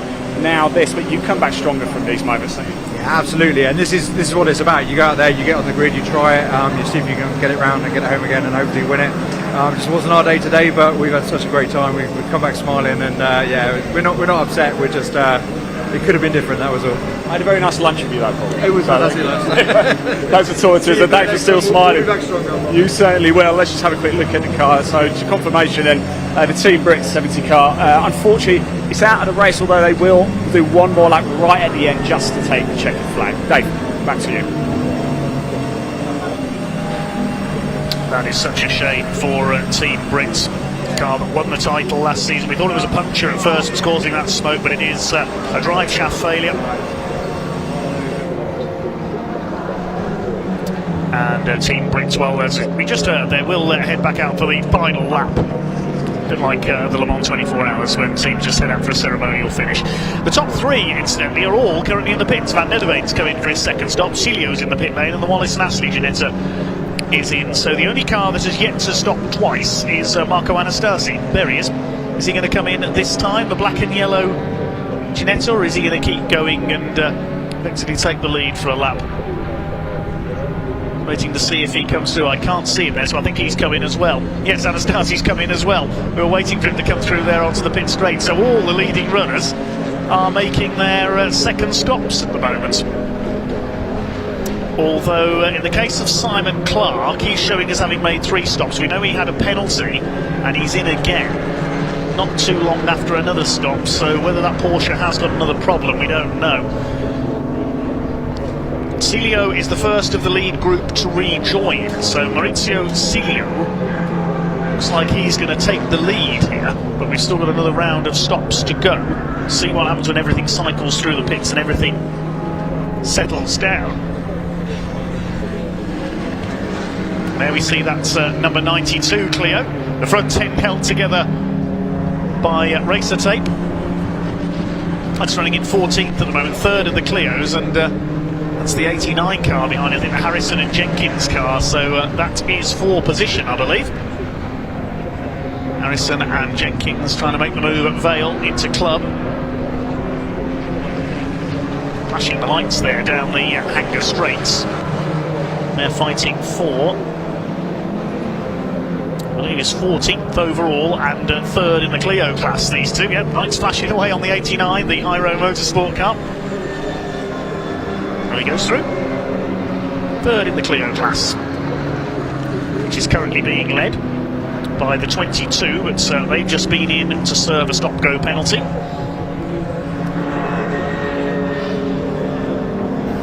Van Nederveen and Anastasi still in the pits. There is Axel Van Nederveen. Out he goes. We'll see where the Caterham Motorsport car slots back in. There's the stricken BMW of Team Brit, sadly.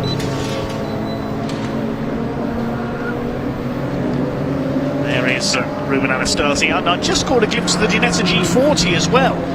I thought that car was out of the race. It's had a very long stop, the number 13 of Brendan Hafner, so there's clearly been an issue there. We thought that car had retired, but he has just gone back out. We'll wait and see what the race order is going to be.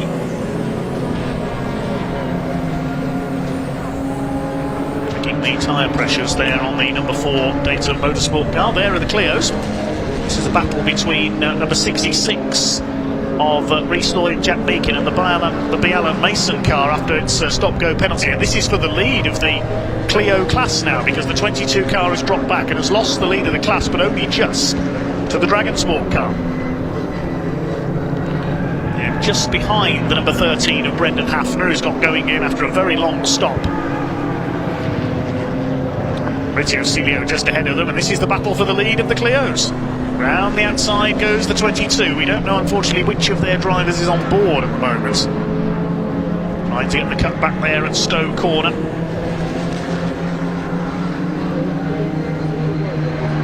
Great little battle here going into club. I think the Welsh Clio has got the inside run, or has it? Very close indeed. Classic Renault Clio action. Treating this like a sprint race at the moment. It's got 36 minutes just under to go in this Rowe Britcar Trophy Championship race on the Silverstone Grand Prix circuit, and an entertaining race it has been, certainly. Still a long time to go as the 22 comes up alongside, going towards Farm. Can he make that move stick? Yes, nicely done. This is the fight for the lead in the Clios. The number 4 Ginetta, meanwhile, Marco Anastasi rejoins. See where he's going to slot back into the order, showing in second place when he came into the pits behind Van Nederveen.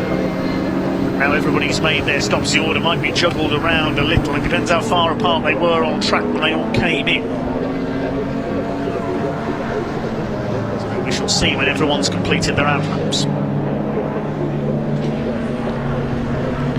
Nederveen has gone through. 32 laps completed.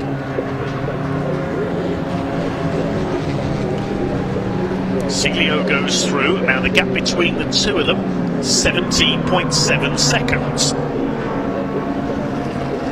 After their outlaps. Wait to see where everybody else slots back in now, and it looks like it is still Van Nederveen from Cilio at the front of the field. There go the Clios with the 22 car pulling away slightly. The 92 car Clio of Neville and Coyne is back in. That's the one with the damaged front end. It looks as though we have lost, unfortunately, the number 31 Porsche 911 of Whitney and Walker. That has now made 4 stops, so there's clearly issues with the Porsche. There's Paul Goodlad, still going in the 64 car, the JW Bird run Scirocco. There is Maurizio Cilio, still in second place. The gap is some 17.7 seconds. An update from Ian in the pits. Let's head down.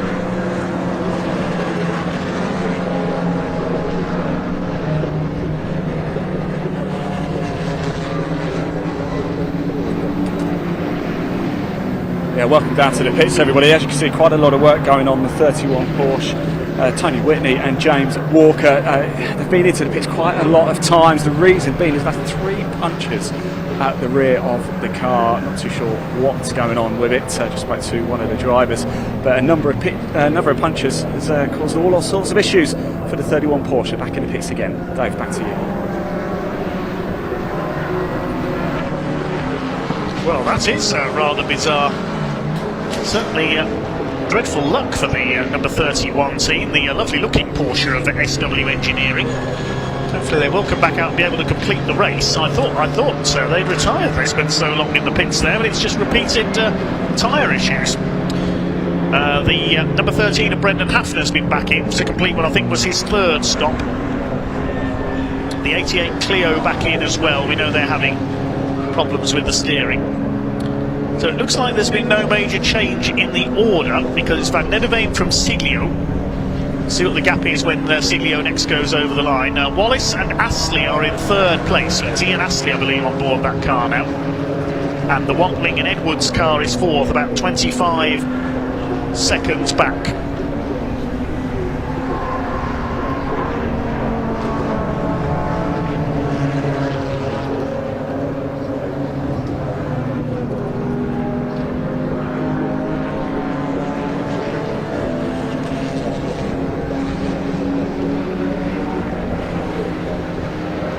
There's the number 183, Will Puttigan. He's still leading Class 3. It's Class 1 and invitation class cars locking out the top 8 places at the moment. And Simon Clark is still leading Class 2. The Porsche back up to speed now. He's just done a personal best, 2:25.743. Pit window staying open for about another 11 minutes or so. And so we're going to see a flurry of stops. Who's stopped 3 times? Clark has. The Cook Honda has just made its 3rd stop, so they're making that slightly earlier than the others. Callum Noble has just come in, and Sebastien Dubois as well, so they're all making their 3rd scheduled stops. The 92 Clio has stopped 3 times. Everybody else has stopped twice, except for a few cars that have had issues further back. We know the Western Edwards car is out of the race. Brendan Hafner's back in, but that's now on its outlap, so the Ginetta's done its 3. That lost quite a lot of time earlier on. There's Simon Clark's Porsche. The car of Tucker, Coates and Hall. I'm not too sure if Max Coates, well, I say that, it comes up with outlap on the timing screen, so maybe Max Coates is on board now. We know the Team Brick BMW is out. The Whitney and Walker car will hopefully rejoin. And the Neville and Coyne Clio is just in place its 3rd pit stop as well. There is the Porsche. It's chasing down Will Puttigill. This is for position as well, so the Porsche should catch the Honda fairly soon. They're both class leaders, but this is for 9th overall. The gap between the leaders, Van Nederveen and Silio, is now 19 seconds, so it's looking fairly safe for Axel Van Nederveen. And then in 3rd place we've got the Wallace and Astley. So that's the car at the head of this group. They're in 3rd overall. Work by Neil Wallace today. Then Wanling and Jim Edwards in 4th place. This car's just done its personal best, and Axel Van Nederveen has as well, 2:22.780, but it is still Jade Edwards who's got the fastest lap of the race, 2:21.825, and her car sadly out of the race.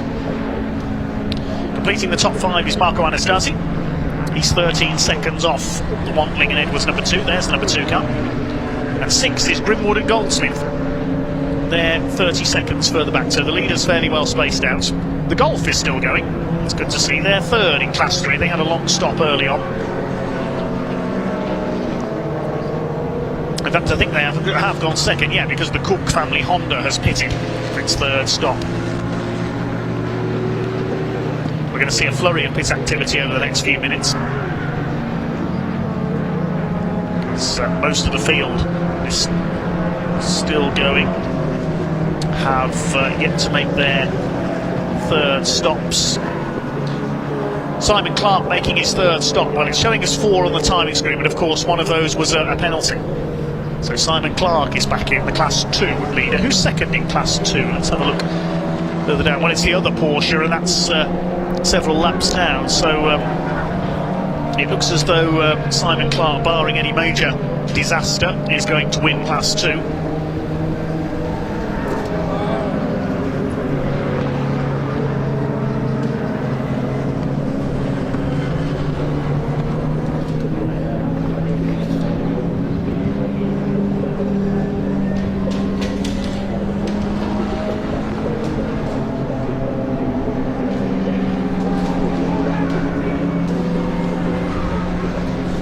Axel Van Nederveen has come in. He's come in for his 3rd stop. Certainly see a flurry of pit activity, so Van Nederveen leaving his last 2 stops fairly close together.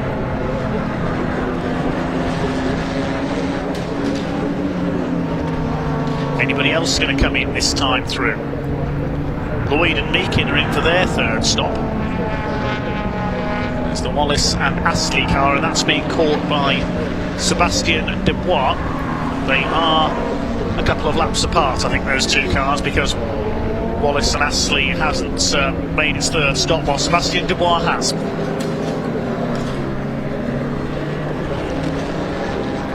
So Van Nederveen is in the pit lane. The gap had come down to 16.5 seconds, so Cilio had closed in, and Dubois is closing right onto the rear wing of the 24 car. Side by side.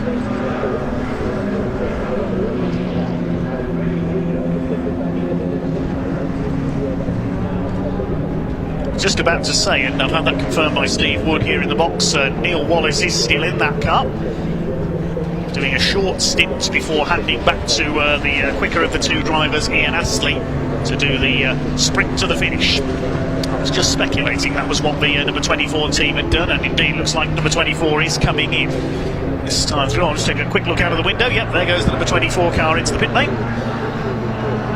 So Ian Astley will take over for the sprint to the finish. 26 minutes of the race still to go. The Biolan Mason car is back in for its final stop. Harrison and Jenkins are in their Clio. In fact, most of the Clios are in at the moment.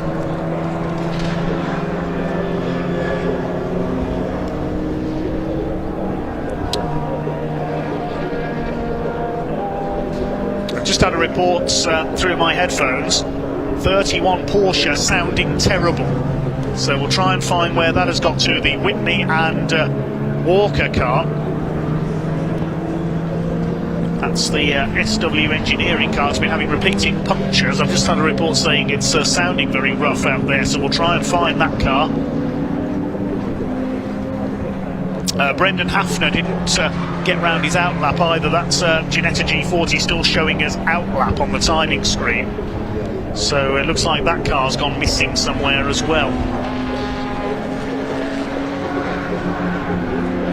There's the Golf, number 77, still pressing on. That's in 11th place, second in Class 3.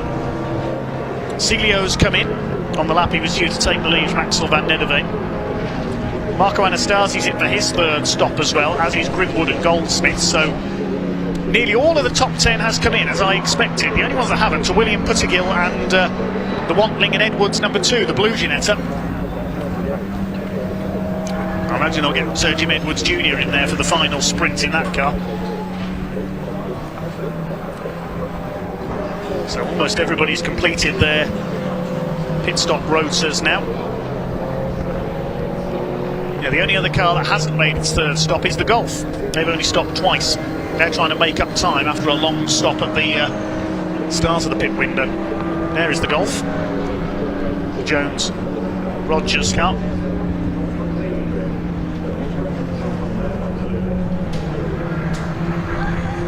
I think I've just heard Team Brit have just rejoined. Yeah, Team Brit has got going again.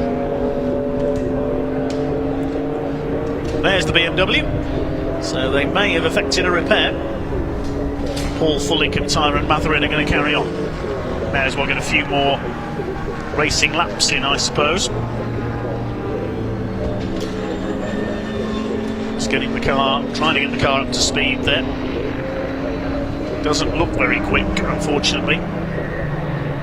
There's Sebastien Dubois behind them, and I think that's, is that Van Nedderveen there as well? Yes, he's just rejoined. There is Van Nedderveen. Well, that's to jig round the BMW there. That could have been a bit dodgy.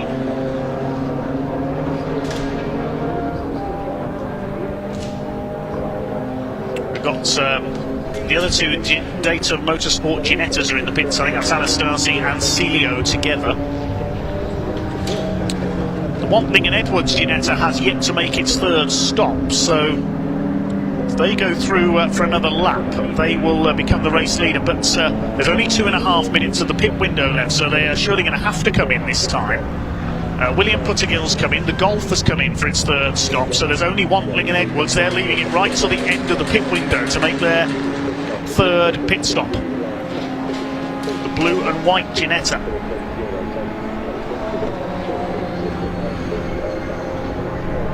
Cilio in. It's looking good for Van Nedderveen though. We'll see where everything slots back in when everybody's done their outlaps.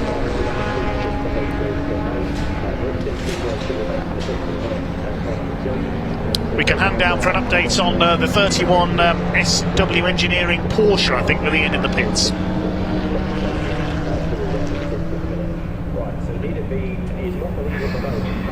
Here we go. Yeah, we're down in the pits with Tony. The 31 Porsche, it's been in and out of the pits quite a bit, hasn't it? But we're not totally sure what the issue is. No, well, we've been through 3 left rears so far in sort of 20 minutes, and then just going out on a brand new one. James didn't even do a full lap, and he came back in, so we think it might be drive shaft related.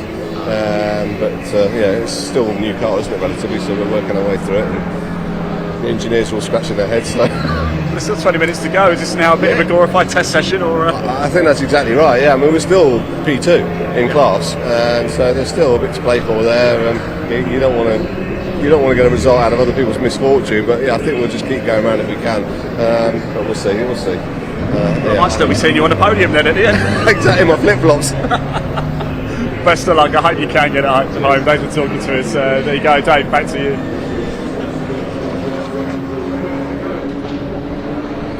Pit window will close in 1 minute's time then, and yes, the last car has just come in time. The car of Wantling and Edwards, the number 2 Ginetta. So everybody has made their regulation 3 pit stop minimum. Let's wait and see where all the Ginettas on their outlaps fit back in them.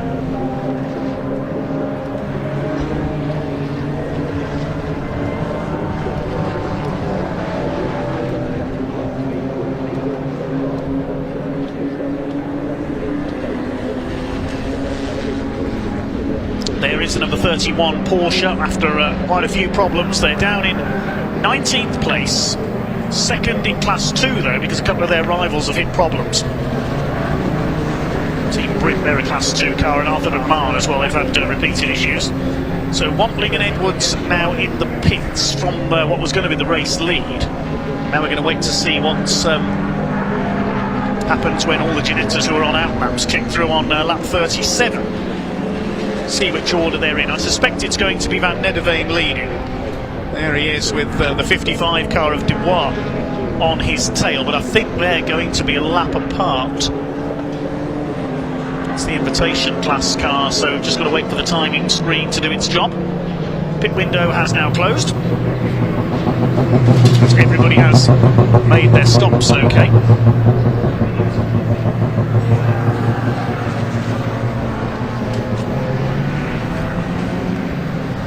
Wind is certainly getting stronger, I can tell you as well. The trees blowing around strongly in the background. With less than 20 minutes of this race to run now for the Rowe Britcar Trophy Championship here on the Silverstone Grand Prix circuit.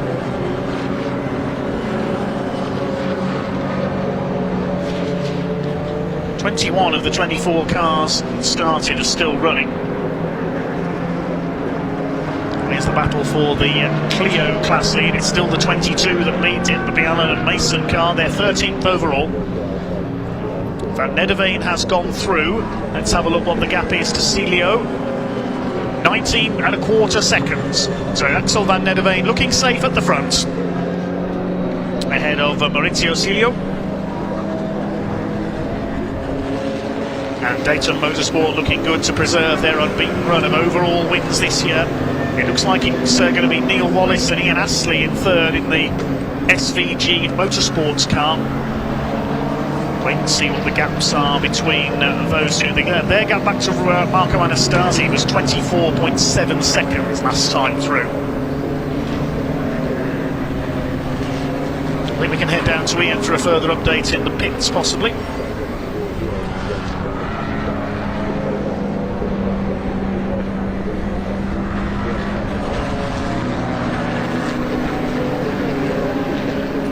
Yeah, welcome down everybody. I've actually just popped up to the Caterham Motorsport garage here, and as you can see, everything's pretty cool, calm and collected. They're running, of course, number 111, that's Axel Van Nederveen. They're also running the number 47, Maurizio Siglio. They're also running the number 4, Marco Anastasi, and also running the number 55, Sebastian Dubois. All of their 4 cars in the top 8 at the minute, and things looking pretty good. Everybody's cool, everybody's calm. It seems to be for Caterham Motorsport. No issues right now. Let's just hope this isn't commentator's curse. Dave, back to you. Well, they could get a lockout of the podium if Marco Anastasi can get ahead of Ian Astley. What's the gap between those two? Astley is over a minute 27 seconds behind Maurizio Cilio, so it's not going to threaten the top two, I don't think. There's our leader, Van Nederveen, coming through into Luffield. Has to run a bit wide to avoid a slower Clio there. He's got Sebastien Dubois behind him. Yeah, the gap between Astley and Anastasi is 24.85 seconds. So I don't think they'll quite get the podium lockout because the SVG Motorsport car is there in third place.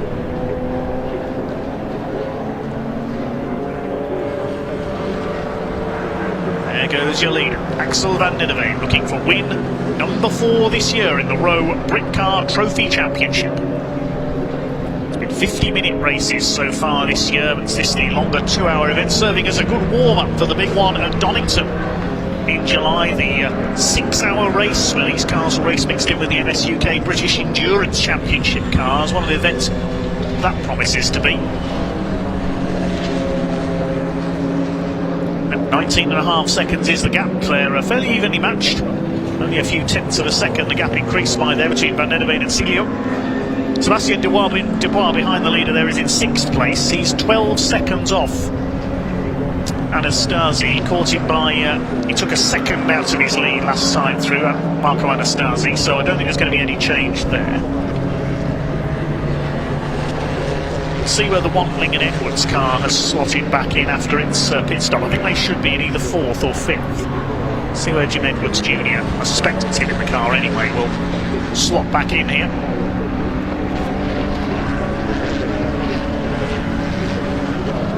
Thank you to Carl Britchford for watching today. Watching with Melissa and Holly, we mentioned them earlier. Holly will be back to her cycle training soon ahead of the Thruxton Truck Weekend, where she's going to lap the circuit to raise money for motor neurone disease research. It's a long way around Thruxton. There's Anastasi, and he's just ahead, look, of the number 2 car of Edwards. So this is the battle. We could have a battle on our hands for 3rd place here. For 4th place, I should say, sorry. It's Astley in 3rd place. Of course, in the number 24 car. Apologies there. This is for 4th place. What's the gap going to be over the line? Compare their lap times as well. Coming through to complete 38 laps. Over the line they go, Anastasi. Less than 2 seconds apart, these two, but, Wantling and Edwards were on an out lap, so we haven't got a representative lap time for them at the moment after their final stop. So Marco Anastasi is up into 4th place. He's 27 seconds off Ian Astley, though. So I don't think Datum are going to get the podium lockout unless misfortune befalls the number 24 car. Still 14 minutes, just under 14 minutes to go, so plenty could still happen.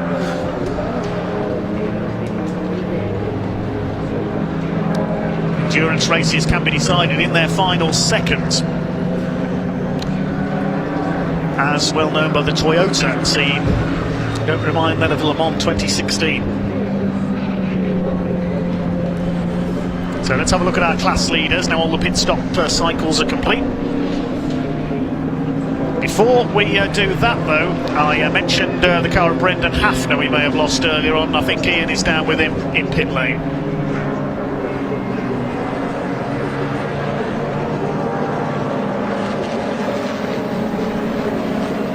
Welcome down to the garages. Now we've placed ourselves right in front of the fan, haven't we, Brendan?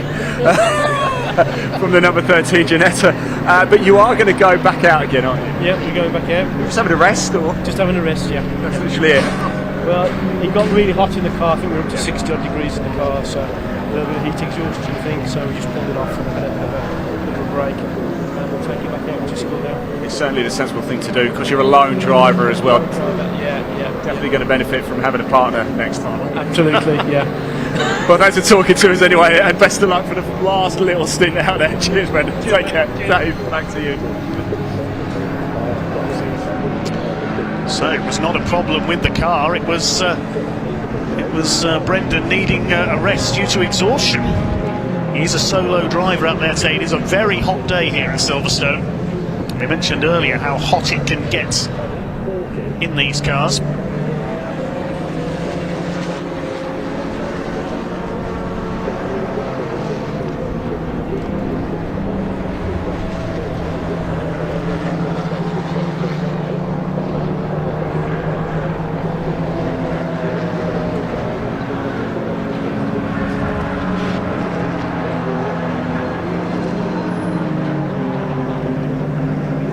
let's have a look at our class leaders then. Hopefully Brendan Hafner will be okay to continue. He's the only man in his class, the G40 class.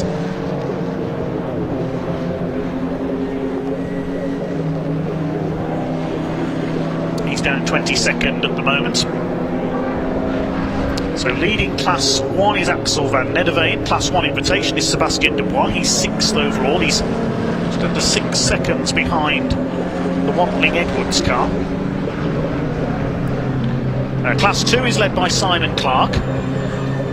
He had to make an extra stop to serve a drive-through penalty, of course.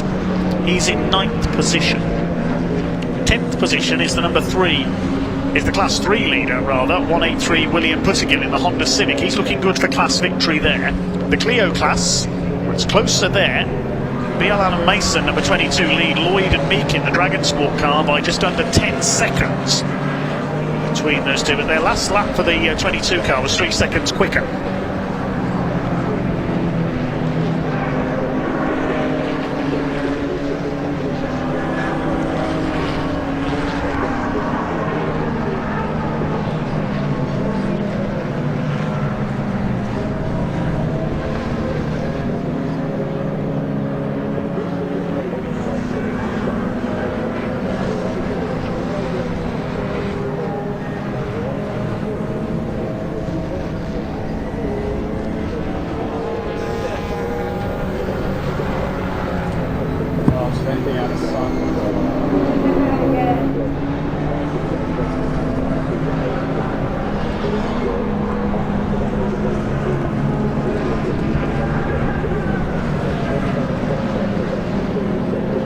Watling and Edwards car still fairly close with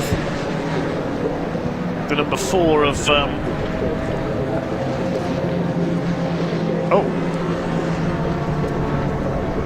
I believe we've lost the number 47 car. Try and get pictures on that. The number 47 of Maurizio Cilio, who was second. We're told he's pulled up on the Hamilton straight.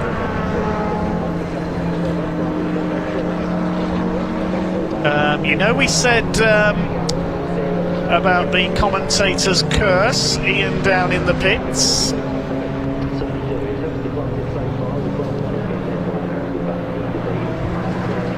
Well, Maurizio Cilio, there he is, has stopped, unfortunately,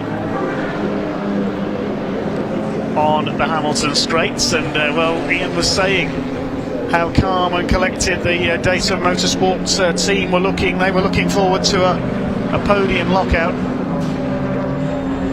But the 47 car is unfortunately out of it. We don't know what's happened to Maurizio Cilio. Hopefully Ian can find out what has happened. We're just saying it's never over until that checkered flag goes out. A lot could happen in the last 14 minutes.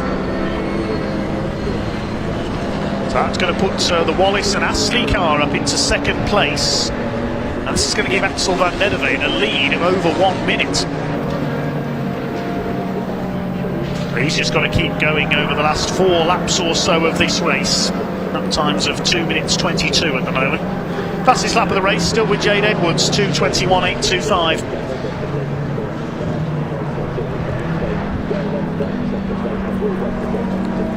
Mephisto 2000 says in our comments, keep it up, Simon Clark.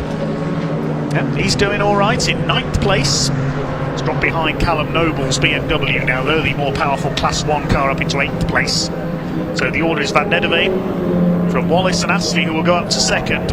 Marco Anastasi in 3rd. And the lead gap, it's actually up to 151.6 now, so about 3/4 of a lap the lead for Axel van Nederveen now. Such dominant form in this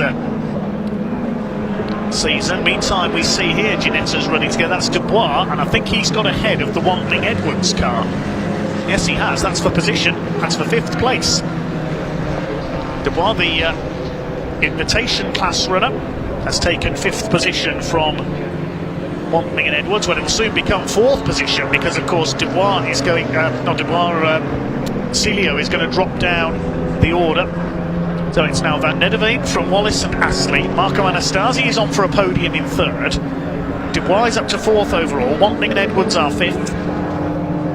So who's going to inherit 6th? The Grimwood and Goldsmith car will be 6th. Callum Noble will go up to 7th. Simon Clark will be 8th overall. Will Puttergill, looking set to win Class 3, is 9th. And it'll be the Cook family in 10th.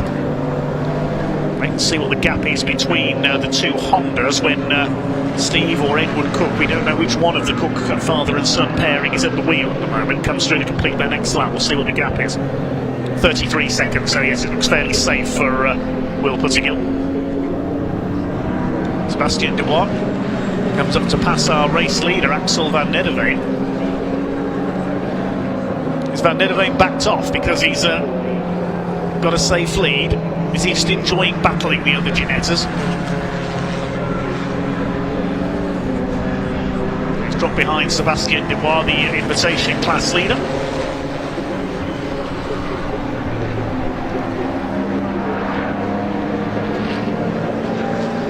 Thanks for the update, Ollie Van Nederveen on Maurizio Cilio there.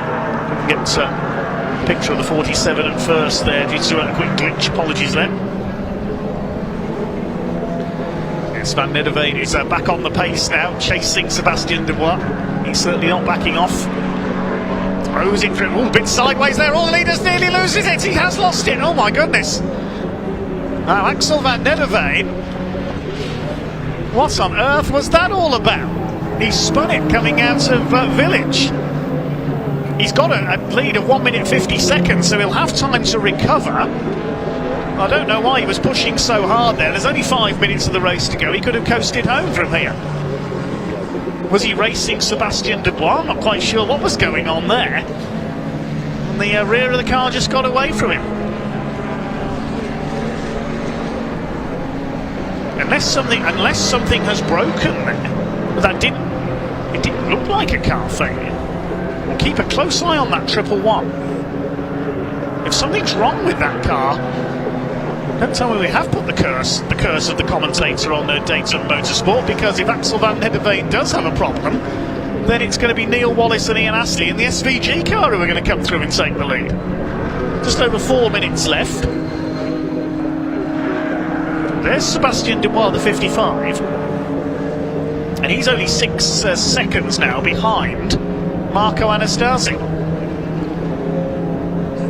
Try and see a replay of what happened there. Yeah, there is Axel van Nederveen. You see the car just goes sideways. It was as if he was struggling to get the car slowed down for Village Corner, and then had to spin around. Did he either miss his braking point? Are his brakes wearing out? Because it looked like he was trying to avoid the back of Sebastian Dubois there. Rather bizarre. He's going again. There he is.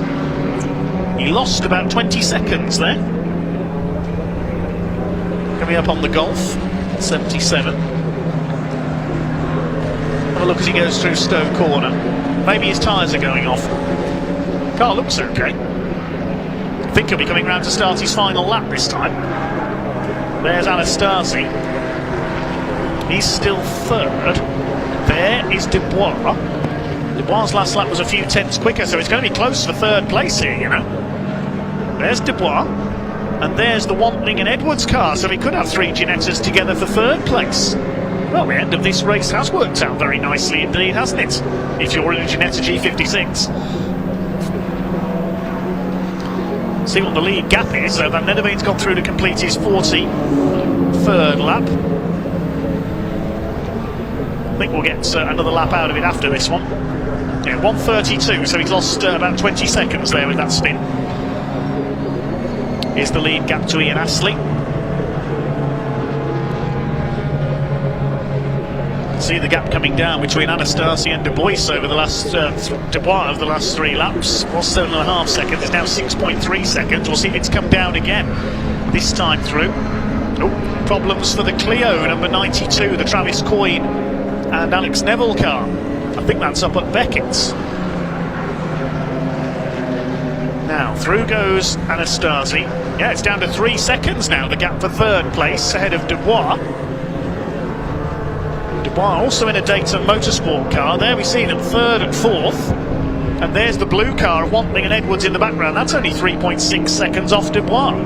So Sebastian Dubois wants an overall podium here. Van Nederveen has, I think, come through. Yes, he's just completed lap 44, so I think he's into his last lap now, the Dutchman. Saving his blushes there after that spin. That was bizarre.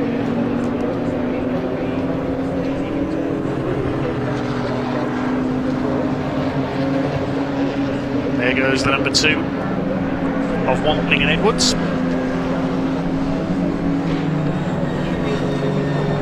Going to be close for third place here. 30 seconds between Astley and Anastasi. There's Marco Anastasi through club corner.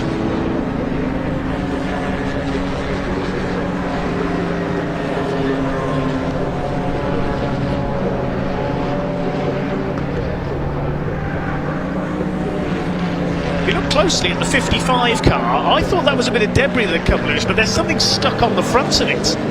That might be affecting his cooling. Take a close look. There's the 55 car. Yeah, it's not something that's come off the car. Yeah, there's a bit of debris stuck on the front of it. We are on the last lap now, I think, though. So Axel Van Nederveen is heading for his 4th victory of the season. He won the season opener here at Silverstone. He won at Brands Hatch. He was absent for Alton Park, where Maurizio Silio took a couple of wins. Here he is, number treble 1. Axel Van Nederveen into the Wellington Straits. Under the bridge he comes, surviving a late scare with that spin. Really got to get through Brooklands and Luffield now. Here he comes for win number 4 of the season. Caterham Motorsport keep up their unbeaten run in the Row Britcar Trophy Championship for 2023. Through Woodcote for the last time, the checkered flag is in sight. Despite a late spin, Axel Van Nederveen scores his 4th win of the season. A superb, dominant performance. The only thing to sort out now is who's going to be third. Can Sebastian Dubois catch Marco Anastasi in time? It's going to be Neil Wallace and Ian Astley second for SVG Motorsport. We've got one of the Clios out in the background there, the number 41. That's the Jonathan Christie Rundle Andreas Georgiou Spires Motorsport car in problems. So there is Anastasi, and there is Dubois. I don't think he's quite going to catch him. Coming through Stowe for the last time. I can tell you Will Puttigill's taken the checkered flag. He wins Class 3. That'll help his championship challenge.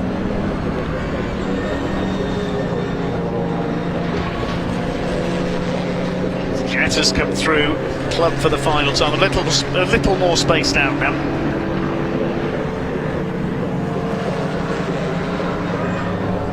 Over the line comes the Cook family. They're second in Class 3, 35 seconds down on Puttigill. The Grimwoods have come in 6th place. Brendan Hafter has rejoined to take the flag. That's good to see. He wins the G40 class. Wallace and Astley are still going a little further round the lap in second position. We await Marco Anastasi. There's our Class 2 leader, the Porsche just ahead of the Ginettas here. And there's Team Brit, they're still going. Step out there to finish. Ian Astley takes the flag in second place, 1 minute 37 seconds down on our race winner. There's Astley second, sharing with Neil Wallace in the SVG Motorsport Ginetta.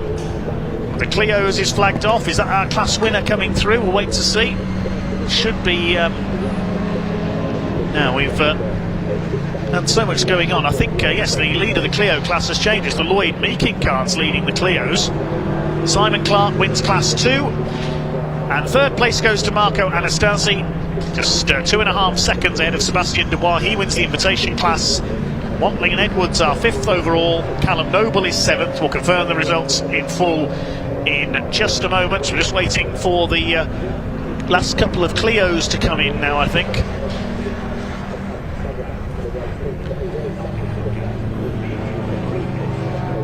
And there is the Reece Lloyd and Jack Meaking car. They win the Clio class. That's the 92 Clio we saw had stopped further round at Beckett's, so I think we've lost that car. We lost 41 as well.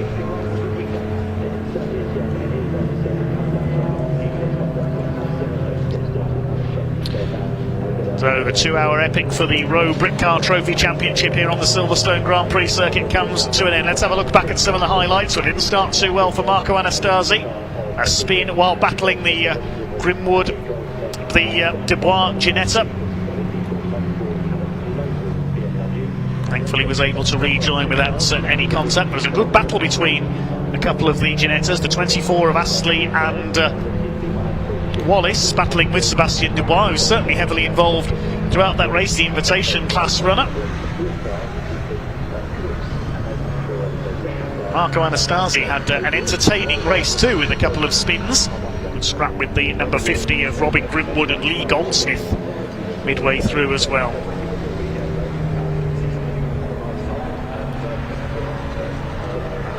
Axel van Nederveen, dominant out in front, but nearly threw it away with that spin with just a couple of laps to go. But he recovered for win number 4 of the 2023 season for the 111 Caterham Motorsport car. They keep up their unbeaten run. Let's have a look at the provisional results of that Rowe Britcar Trophy Championship race. Van Nederveen the winner by 1 minute 37.6 seconds over Wallace and Astley, and Marco Anastasi completes the Ginetta podium. Sebastien Dubois wins the invitation class in 4th place. Then Watling and Edwards, Grimwood and Goldsmith in their Ginettas. Callum Noble, the top non-G56 home in 7th for the BMW. 8th place went to Simon Clark. He won Class 2 in his Porsche. And Class 3 won by William Puttigill in 9th place in his Honda, ahead of the similar Civic of the Cook family. The Clio is won by Lloyd and Meakin, the Welsh team, ahead of Harrison and Jenkins, Bialan and Mason, dropping back in the latter stages there. Behind them with the Jones and Rogers Golf. We are not sure. We don't think the Neville and Coyne Clio took the checkered flag in the end. Behind them, Paul Goodlad's Scirocco. The other cars were running with a Whitney and Walker Porsche, a Tucker Coates and Hall Clio, and the Team Brit BMW, Arthur McMahon's Civic and Brendan Hafner's Ginetta G40. We lost Maurizio Cilio, we lost the Christy Rundlander Giorgio Clio, and of course we lost sadly Jade Edwards and Mike West in their Ginetta. But shame they weren't able to fight for the victory. But the Rowe Britcar Trophy Championship 2-hour spectacular comes to a close here at Silverstone. Congratulations, Axel van Nederveen, on the victory, his 4th win of the season. We can head down to Ian shortly in Park Fermé.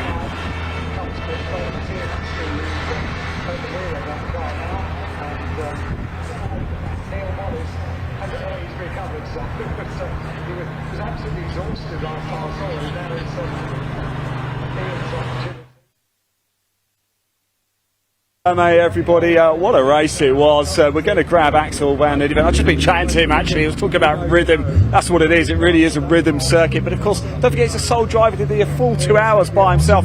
Axel, sorry to interrupt, guys. I know you want to have a chat with the team, and I know we have just been talking, but we didn't do it in front of camera, unfortunately. You did the full 2 hours by yourself. But you said it's a rhythm circuit. You just got into the rhythm despite the heat. Yeah, and partially because, let's basically, there's enough airflow through the car that as long as you keep going straight, it's fine. You actually said the pit stops are the worst when you're sat there and not going anywhere. Yeah, they are the worst. For the engine as well as for me. How grateful are you for that bottle of water right now, right? I was a bit wobbly in the legs, let's be honest. Well, go on, relax a little bit. If you can get a chance to sit down, do it soon. But there you go, great stuff. Thanks, Axel. Great to see you. We'll probably see him on the podium very shortly as well. Let's go have a word as well. In 3rd place, Marco Anastasi. Let's just let him get out of the car. Actually, I can't emphasise enough how hot it is. Again, Marco, another single driver. Now that heat, I can feel it absolutely billowing out of the brakes here as well. It is roasty toasty. Great effort from everybody. We must give a shout out to Neil Wallace and Ian Astley. Actually, they're just over there with Alan Hyde at the minute. Finished 2nd place, of course. What a result that is. They started stone dead last, didn't they, after qualifying issues as well. Here is Marco. Let's just very quickly jump in with him. Mark, I don't know how you did it by yourself. That was incredible. Sorry. How are you feeling? I barely see. A little bit hot. Yeah. Want to get out? Because I feel really bad, like trying to sort of keep you in. And there's a bottle of water there as well. So do grab some as well. The last thing we want is you to feel a little bit light on it. We certainly don't want that. But it was a little bit hot out there. Now I was talking to Axel and he said, because obviously you're a single driver as well in this, it was just a bit of a rhythm circuit, Silverstone. Get into the rhythm and you'll be all right. Yeah, actually I found the 2nd and 3rd stints easier than the first somehow. Once you get into the rhythm, it really helps. But to be fair, first and foremost, I want to thank the marshals for being here today and for getting me out of trouble at COPS. Obviously, not my best moment. My race would have ended a lot earlier than that if the marshal didn't. Thank goodness they got you out, because it ended up quite well for you. Yeah, pretty well. Yeah, can't complain. On a day like this, to be honest, just bringing it home would have been enough for me. Yeah, it was great. They call it endurance for a reason, right? That they do. Well done, Marco. Let's just head over here as well. That's Marco Anastasia finishing in third place, of course. I wonder if we can just grab the chaps as well, finished in second place, because here they go. It was some drive, wasn't it, chaps? In the end, we spoke a little bit actually at lunch, starting right at the back, but you managed to bring it home in a very good position. Yeah, no, I was really pleased. I mean, we thought third would be a dream finish, really, from where we started. And to finish second, excellent. Neil put in a great shift in the middle. The track was really, really slippy. And I think he got on the radio and said, Ian, you bugger the tyres. But he did really well with the tyres like that. So yeah, and then we swapped tyres and the car was good to the end. Fantastic. Hot, but apart from the engine was running really hot. But had a short shift, but it was fine. We got there. Guys, well done. Fantastic effort. Really is. Incredible stuff there. There you go. There's your top three outright for the Rowe Britcar Trophy Championship. We're going to hand back to Dave.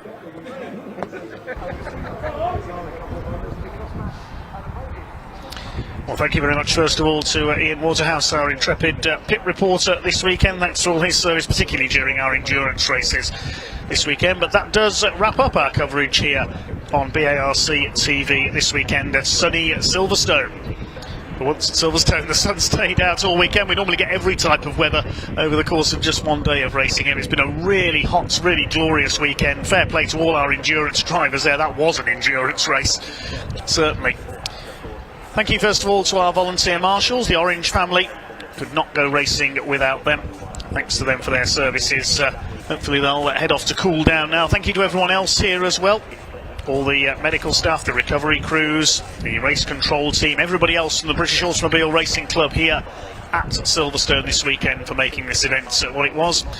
Thank you to all the drivers and their teams as well for keeping the cars going, providing the entertainment this weekend, and most of all, thank you to all of you for watching. Thank you to our camera crews as well, enjoying the sunshine out there this weekend, bringing us the action.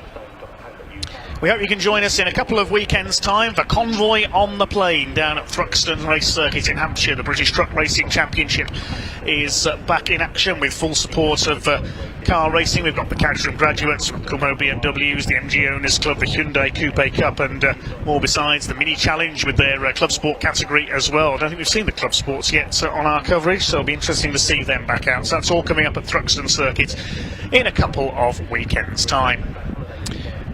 Thank you very much once again for joining us here on BARC TV this weekend. Thanks for all your comments as well. I think the biggest smile now is with Ollie van Nederveen, who's been commenting his father Axel winning that race, his fourth win of the season. Well, we'll see you back in a couple of weeks then, but for now this is commentator Dave Goddard signing off here on BARC TV on behalf of Ian Waterhouse and everyone else, and my co-commentator from the Caterhams, Chris Hutchinson. Thank you very much indeed for watching. We'll see you soon. Bye for now.